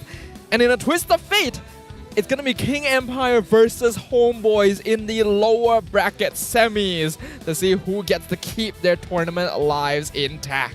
I think it's bittersweet for both KG and Homebois, because last season, if we consider a part of KG as ex-SMG, they were top 2. That's and true. One of that story ends tomorrow. Oh boy, it is officially the top 4 and as played thus far. And of course, for tomorrow's match, to start things off, we have SRG going up against RSG to find out who will be in the lower bracket finals to face off against either King Empire or Homebois, being the second match.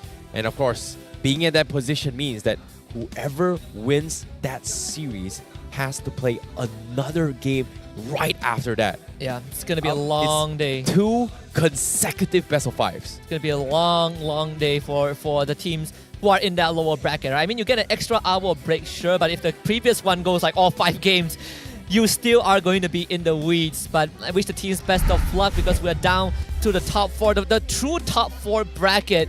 One of these teams is going to lock in grand final spot, and that means that is one step closer to Riyadh. I think during the regular season, right, we highlighted a few times where it didn't really feel like MPL MY was approaching a new era just yet. Like, teams were still shaky, gameplay didn't look all that good.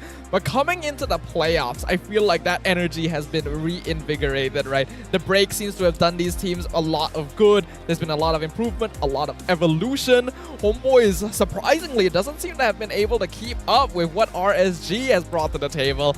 So it's so interesting to see all of this. It truly is starting to feel like a new era of MPL MY. And I'm happy to see it's still spearheaded by SRG, but at least the other people are catching up. I think that's the best part. Yeah, agreed. But of course, if you guys want to feel the presence and also watch the show here at the MBSJ here, you can actually get your tickets by scanning the QR code up on screen. Be sure to save it up as well, because the ground floors are pretty much all sold out for tomorrow, as well as grand finals here. But of course, the terrace seating for tomorrow is still open for free entry. However, for the grand finals, you need to pay for 10 ringgit. It is only available after tomorrow finishes. Tomorrow, 11:30 p.m. It's only available to be purchased for the terrace seating. Yeah, get your devices out, like 5 mobile phones, 10 laptops, just keep refreshing the pace, because I remember when they opened the ticket sales for playoffs, it immediately sold out on the ground floor. So, fans want to be in here, but we also don't want to crowd out the place and turn it into a sardine can, so you guys got to get your spot. We feel bad because last season, MPL MY, like, there was so many people to the point where they have to cut entrance outside that they couldn't even watch the game, which is a little bit unfortunate here. However, what's something that you guys can watch and enjoy while playing your games here is going to be the Exorcist series. What's your I was about to say exorcism, but it's like, no, it's not an exorcism. The Exorcist. Go do it. Yeah, stuff. Go, whatever. The Exorcist series has returned once again, bringing forth an extraordinary duo of exorcists, each distinct in their essence. One burdened by a great evil, forever yearning for the light, while the other, an exorcist possessing the power to seal tainted power in his body. Amidst this intricate web, the question lingers: how shall they forge their own destinies? Of course, it's gonna be Granger and Hayabusa getting their exorcist skins, and they look really good. So you guys should make sure to check that out. Cinematic looks dope. I went for the 25 diamond discounted draw. I got the Hayabusa emote. Ooh. Yeah. That is nice. I love it. And I think I need an exorcist right now, because I'm being possessed from the glares, the goosebumps. I can feel everything. Like, I think something is around me right now. I think you're just cold. Yeah, I know, right? I'm Icy Baby. I get it. Yeah, whatever. Yeah, you're living up to the name. Yeah. But honestly, today has been crazy. Yeah. I think the end of the day, the results we have seen are completely out there compared to what we would have predicted before the day began. And it's only day 2 of the playoffs. We still got 2 more days before we can crown our new MPL MY champion. But that's gonna be it for day 2. Once again, this is the English broadcast with me, Staffa, along with Husky and Icy Baby 1-2. We'll leave you guys with the mic check for this final series, and we will see all of you for day number 3. CC, no mana. Hero. Kill. Nice turn. Bye-bye. Nice turn. No purify. Dead.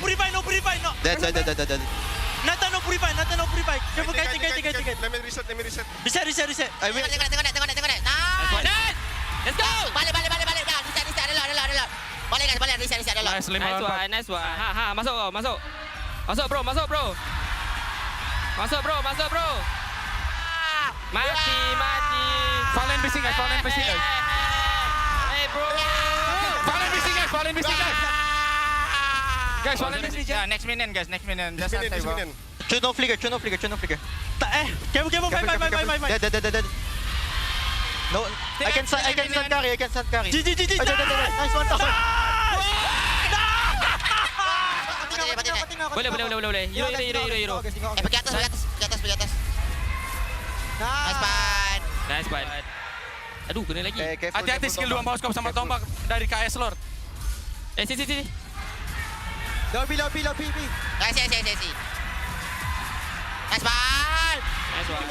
Can you go? I go for... I got. Nice. Careful, back up turn. Fight. Taulong. You have ulti po? Hey, bang. Tower,